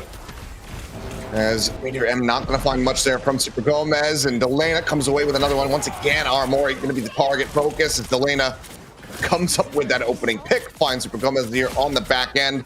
It seems like it's just going to be a minor time buy here for Sentinels, but in the end, 100 Thieves get the cap. The door is open, and they have 4.5 minutes now for the next stretch. And what I really love too about the 100 Thieves comp in particular is that when you're also playing Venom here, Venom's able to position, set up dives in the backline along with Delena, and additionally is also just extremely survivable. So like, can just sit, drop the symbiotic resistance, and make sure that everyone's looking at him for a really long time, letting Delena, give Delena the option to come in, forcing the cooldown so Terra can come just find one, and there's going to be the Feast of Abyss. And remember, that does a lot of damage because it's congruent to 50% of your total health. So the more health you have, the more damage it does. Though it's still getting burned. It does a lot. Not going to be able to find any kills at the back end of that one, but does give Sentinels some pause here as they look to try to reaggress. DRM out here from TTK, sending it down. Widely going to be blocked out though, so not too much damage nor a kill going to be found. Harvey tagged up. Stays alive here for the moment. Terra able to stay alive, and once again, dude, Delena is just an absolute menace that needs to be dealt with. 3 kills here in the fight. Kalush only able to peel 1 back as TTK will fall, but 100 Thieves don't give a damn about that because they continue pushing onward. And you have to continue to wonder, like, where, like, what the triple Vanguard here is clearly having issues. Super Gema is obviously talented at it. Hog's obviously great on the thing, but they're just not getting any value. They're going to go here for the recontest, the anti-street charge coming on in. There's going to be both strategy ults pop for either side, but just watch out for the Hornet Proteus coming on through because they can burn through some of these ults. Yeah, I mean, Harvey just greets them there with the ult. There's the Hornet Proteus now going to be infested. Kill's not going to be found at the back of that one. Some decent stability here from the side of Sentinels, but Aramori's ult now going to be expiring, and that's when the kills are found. Kalush, Super Gomez both going to be taken down. 2 of your Vanguards immediately lost, as Hogs will be the last one standing, and not for very long. Delena, again, another triple in the fight. 100 Thieves. They're starting to run away with this one here, Avast. And the longer the fights run, too, Achilleos, when you look at Terra on the Wolverine, Wolverine is also a really survivable DPS as well, very survivable duelist. Oh, yeah. And once the strategy ults get popped, remember, he's doing damage based on the percentage of the ult. He has the last stand. So once all the cooldowns, once all the ults are gone, I mean, Terra is just able to come on in and get 1, get 2, and just remain a menace here on the point because they've used so much to just stay in the fight. Well, Caster Currency does die off the rip. That's okay. That's fine. Quick to respawn, though. Sentinels desperately trying to take some forward space. Amazing has the pop here on the ultimate. The Star-Lord layering in some damage, but not going to be finding any kills. Goes back over looking for this Namor, and Delena will get taken down, and that's going to be pretty much your #1 target here if you are Sentinels on this defense. I have Agamotto, though, on the drop-in. TTK get the sun across on the multiple players, but kill's not going to be found. Terra once again going to be sent back to the respawn room. Cycling these duels here, it would seem, as Vinny cannot stay alive, and finally Sentinels find some semblance of control of this Chariot. And this particular point, last point, is probably going to be one of the best situations for them here in the Path of Yggdrasil because there's very narrow Hogs here on the thing can be doing a lot of clean damage with stone haymakers. They have options to just like block, pretty much block. Is there already a lot of damage trying to find the isolation. They're going to force an early fade with World's Ever Sentinels. I have Agamotto out here from Kaluj in the lock-up position, and Hog's able to just get in on top of Terra. So once again, kill going to be found. Well gets sent. Armori going to be hitting the floor there. Super Gomez also gets taken down, and it's a committed here from Karova, but multiple players on their team end up getting lost. 3 kills going to be found. Now looking for a little bit more as Amazing will get picked apart. And in the end, 100 Thieves able to go ahead and turn the tides here on this fight, open up a little bit more space to get this payload moving once again.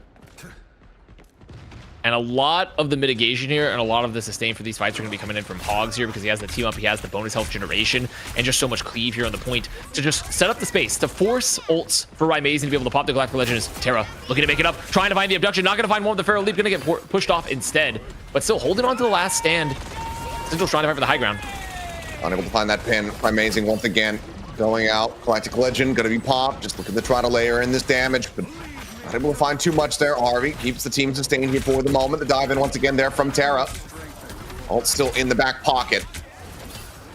Gonna be some neutral chip fighting here over this final corner. As they try to break through TTK, that Eye of Agamotto at the ready. See what he tries to go for, but it's gonna be Terra just diving into the Mac line.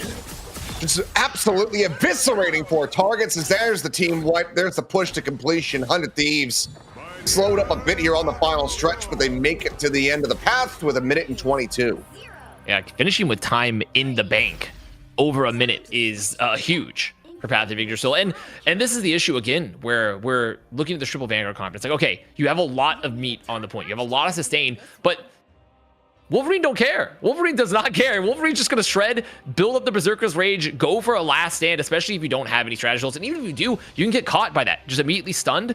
And then they're just going to burst you through because of that percentage health and damage that's being done. And I think this is just a problem again, where if you're going to play the Triple Vanguard, you need to have some sort of proactive options because Wolverine's eventually just going to chew through you.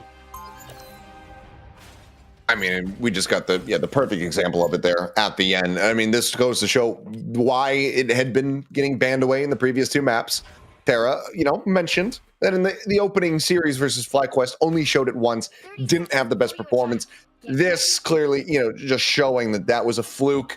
That was not the normal level of Wolverine that we can expect from him. And good God, he just absolutely destroyed them on that final push.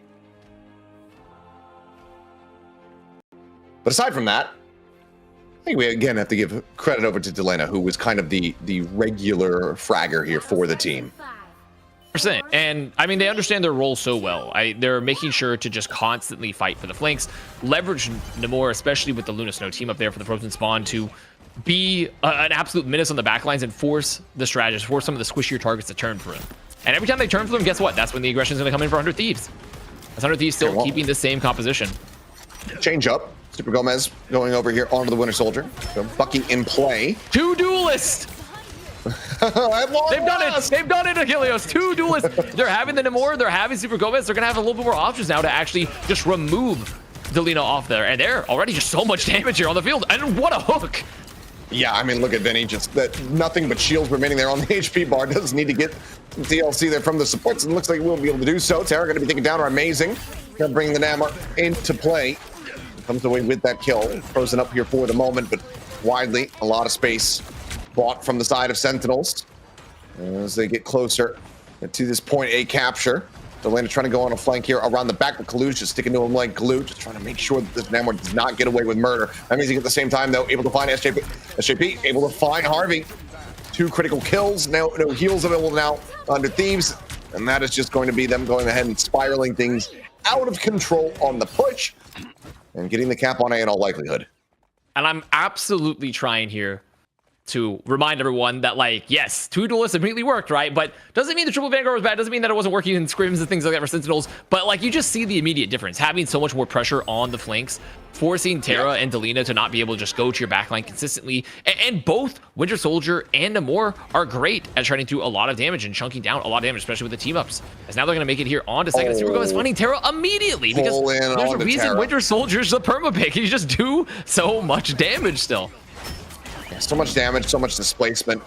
It's all in all a huge pick here for the squads. Amazing able to come away under pressure with that 1 kill, but Vinny does do well to go ahead and trade it back very quickly. TTK having to backpedal back around the final corner now.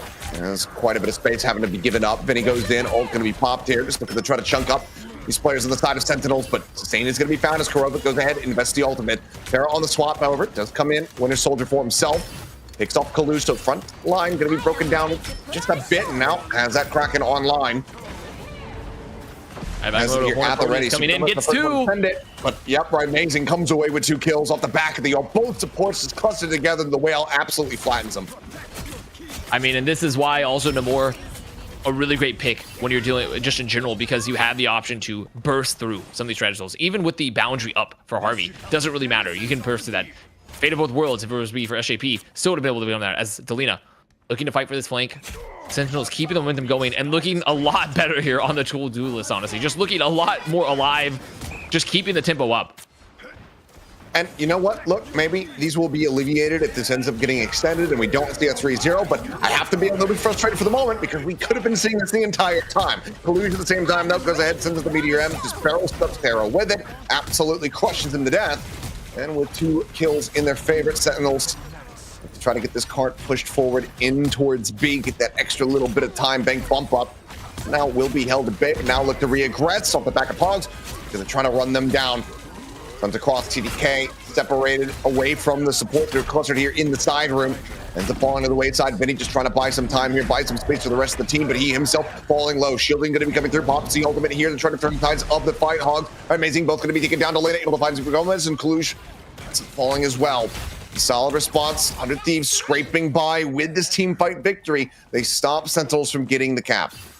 Oh, really unfortunate. Really unfortunate. Great for 100 Thieves, but really unfortunate for Sentinels. I mean, they thought they were going to get the cap there. They chased really deep. Hogs looking for the split onto the back line. Goes so deep, goes so low that they aren't able to stay alive for the retake test that occurs there. And now Sentinels having to make the long trek back. They are going to have some ults in the bank, so definitely very winnable for the upcoming fight. But it's just already like 30, 40 seconds off the clock just to make it back to the point to attack. Yeah, in a minute 22, what they're trying to beat, if they can get towards the end of the map, they'll get that extra minute and a half to get this next little cap here. Walls respawning. Eye of Agamotto available here for TTK. As Kurova going to go ahead, pulls the trigger first and foremost, and there's the freeze, getting the interrupted, and TTK just going to be stunned out. Well, now layered in Aramori, keeping everybody alive here at the Fate of Two Worlds. As Terra desperately looking to try to get a pull here, try to isolate a target, get him out of that healing field, but cannot. TTK going to be taken down to Super Gomez, able to find 1. SJP a little bit too late to keep the tank alive in the fight with their ult of their own. As Kraken not going to be finding too much here as everybody just clustered up into the side room. Things getting chaotic, and Clues being caught up in the crossfire. Ends up getting taken down. The cart still not advancing forward, still rolling back. In fact, Sentinels have not been able to regain full control. Terra on the reaggress, finding 1, finding 2. Gomez, Aramori, both going to be taken down. Once again, Sentinel's going to be forced to go for this reset. Stagger's still going to be suffered here on the back end as Hogs ends up falling. And now things start being very concerning for Sentinels as there's just a minute remaining. And again, just Vinny on the Venom, making sure to get a lot of value from the Feast of the Abyss, taking a lot of the health low, and Delina just pressuring the main at the same time while that fight was happening in the flank, taking a lot of the pressure off 100 Thieves. And last fight here for Sentinels, about to have some ults in the bank. 100 Thieves controlling these positions. Vinny looking to set up and engage, try to force some cooldowns as Delina also probably going to look to try to follow up, drop a Hornet Proteus, just find 1 through likely the invisible boundary of Harvey. Already, the chances of being able to close this out with a larger time bank pretty much gone here for Sentinels. They need to get this cap on B. They need to get to the end of the map to try to extend this further, to stop this from going the way of 100 Thieves. Kraken Hughes not finding much of anything there at Super Gomez, but does have a little bit of an isolation there on to Vinny, but he just goes ahead, swoops back around, swinging in, joining with the rest of the team, getting top back up. Kraken out pop there from Terra, looking for some kills. The whale into the back of the stun, goes the Free for Delina. It's going to be clipped, but the kill's not going to be found, and that is just going to be Delina coming up absolutely monstrous. 3 kills found, a team wipe across the board. Sentinels knocked out of the park, knocked out of the map, and out of the series. 100 Thieves 3-0. They will be now claiming the championship, claiming the prize before themselves here in week 2 of NA Fight Night. And Delina, until the very end, being the difference maker here. And they did exactly what I was thinking they were going to do. Sit there, take the duels, try to force the invisible boundary, and drop the Hornet Proteus, and it just burns through that strategist ult. And Delina just being an absolute monster during this series. And overall, so was the entirety of the 100 Thieves roster. And coming in, new champions here for Rivals Fight Night. And there was a lot of hype behind this roster, and I feel really vindicated with saying, yeah, I feel really good about this team coming in. They look so strong under a previous name. We're over here to the 100 Thieves organization. And Sentinels, though they lost 3-0, Achilleos, I have to think that they finally made some adjustments at the end where there's going to be hope for them long term. There is going to be hope for them long term. They love the triple Vanguard, but they can play double duelist. They really can. Sure, and again, I was kind of talking about it mid-map there when they were looking really strong, when they're going on that push, trying to get over towards that point B. That frustration of seeing what they were able to put up. Obviously, yeah, it still doesn't get them the win. It was good stability found from 100 Thieves in the end to be able to close it out and get this 3-0. But that opening firepower that we were getting from Gomez, from Raimazing, it's like this. We could have been seeing this whole series throughout. That Namor and Luna combination was always available. The team was never taken away. It was never banned out. We could have been seeing that this whole way throughout. It wasn't played. They trusted the triple Vanguard, and unfortunately here for Sentinels, I think it's going to be back to the drawing board to try to get a crack at maybe next week. But for 100 Thieves, it's week 2. There's going to be a lot of turbulence in the opening weeks of this tournament series. But congratulations to them becoming the second champions.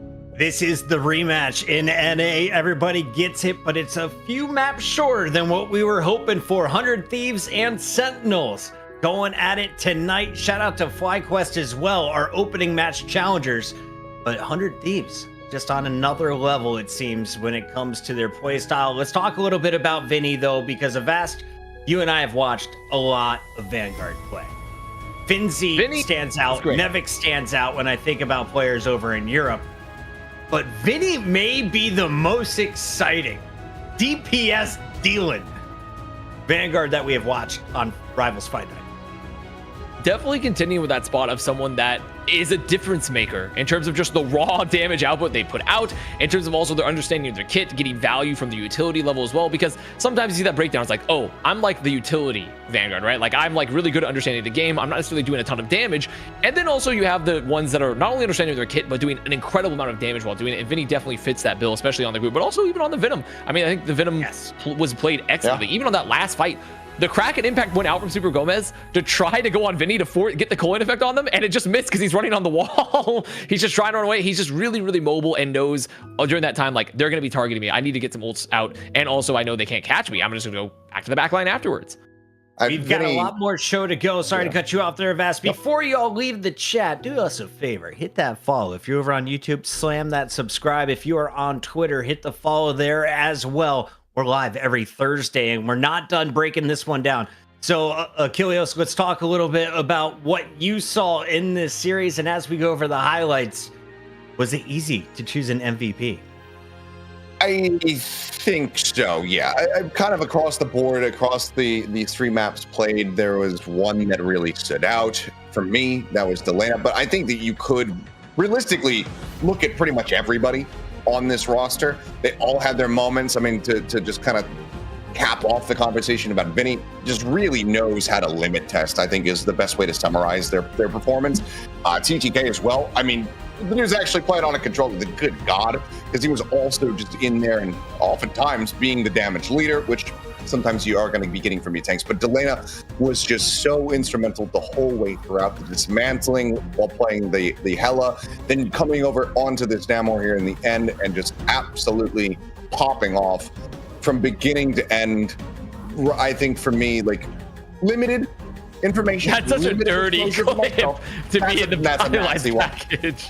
For me, from what I have seen, Delana I would put at the top of the duelist list. That's so filthy. In North America, at the very least, if not in the world. I've been so impressed with everything that I've seen from this player. Delana versus Sparker. I am ready for that 1v1. We'll have to wait for that, but as we look back over some of his highlights, he really was forced onto the Hela quite a bit, dealing with the triple Vanguard. But every time he got his ultimate, you saw value. And then it was these 1v1s. Raimazing got the best of him a few times, but chat was even calling it out. He was winning the Hela war. I mean, overall, like Delina, I mean, on the Hela, on the Namor, making the difference often. And when you're here in Marvel Rivals in general, if you're thinking about like, okay, like oftentimes there's a lot of sustain. What is the goal of a duelist, especially on picks like Namor, on picks like Hela? It's to win the flanks. It's to get a pick, to take around the other opposing team duelist, and then get to the back line to pressure the strategist, do a ton of damage in the back. And that's what Delina did expertly all the time, just being a complete menace coming in late and just making sure that when it popped into late Goddess of Death, something of that nature, even the Hornet Proteus, getting consistent value because they come in late. I mean, this flank on Path of Yggdrasil is just highlighting it. Like, they're behind. They're going to get picks. It's just disgusting. This short buff. Fantastic Namor play. The scumbag squids on the rooftop. And you could just hear the criticals every time we went to his perspective. I think for me, the thing that's most impressive with these flanks is just Delina's game sense and understanding of timing about when they could get into these positions, and also when to expect that the opponent is going to be getting into position. Because we saw them have the read against Rising time and time again, understanding like, okay, they're going to try to come through this area at this time. And in a hero shooter game like this, where you just, you die, you go to a respawn room and you come back and you try to rejoin with the rest of your team, it's really hard to track. It's not like attack FPS where everyone's spawning at the same time. You have it's round based. When it's much more chaotic, being able to have those understandings of timings is so much more impressive. So the lane is just absolutely incredible, and I can't wait to see more from them. As we take a look back on the full night, we had 2 kings crowned. Once again, it's Virtus Pro who defends their throne over in EU. But we have a new king of NA, formerly Mutants, now 100 Thieves. Avast, I know there's a lot of other squads out there. Anyone you particularly want to see on the next show? I mean, Envy has a roster, a former alma mater of mine. I would love to see Envy potentially coming on to Rivals Fight Night. I think like that's one that, and then also Shikigami, which is the former, pretty much one of the former teams that played at former FlyQuest. They have a new roster as well that's coming out. Nightmare as well has gotten a new roster, which is former Sentinels. There's so many orgs out there for North America that could all come. My vote is probably going to Envy. I would love to see Envy just play. They have a lot of old heads that we know and we all love, but it's going to be a battle for all of them, I think, to potentially unseat 100 Thieves right now from the throne. Unfortunately, I am out next week. I will be in Texas for the Call of Duty League, but I saw a little golden boy floating around here. We know we've been on some calls with Zoe. We've got a few friends connected in this Overwatch space. Achilleos, the greatest in the world, all want to work on this show. Why? Because we have a lot of fun. What were your favorite moments from tonight as we close out week number 2? Probably the moment that I was like, okay, actually, I think I can cast this game, and I'm not going to just fall on my face and be a complete utter failure. I think there was definitely some roughness, but this is the first day, so overall, I'm feeling pretty good about it. It was good. You don't to like work my puns? No, but it was good to work with Avast okay. aside from the puns for the first time in a casting capacity, and of course, always a pleasure to be alongside you, Mr. Chris Puckett.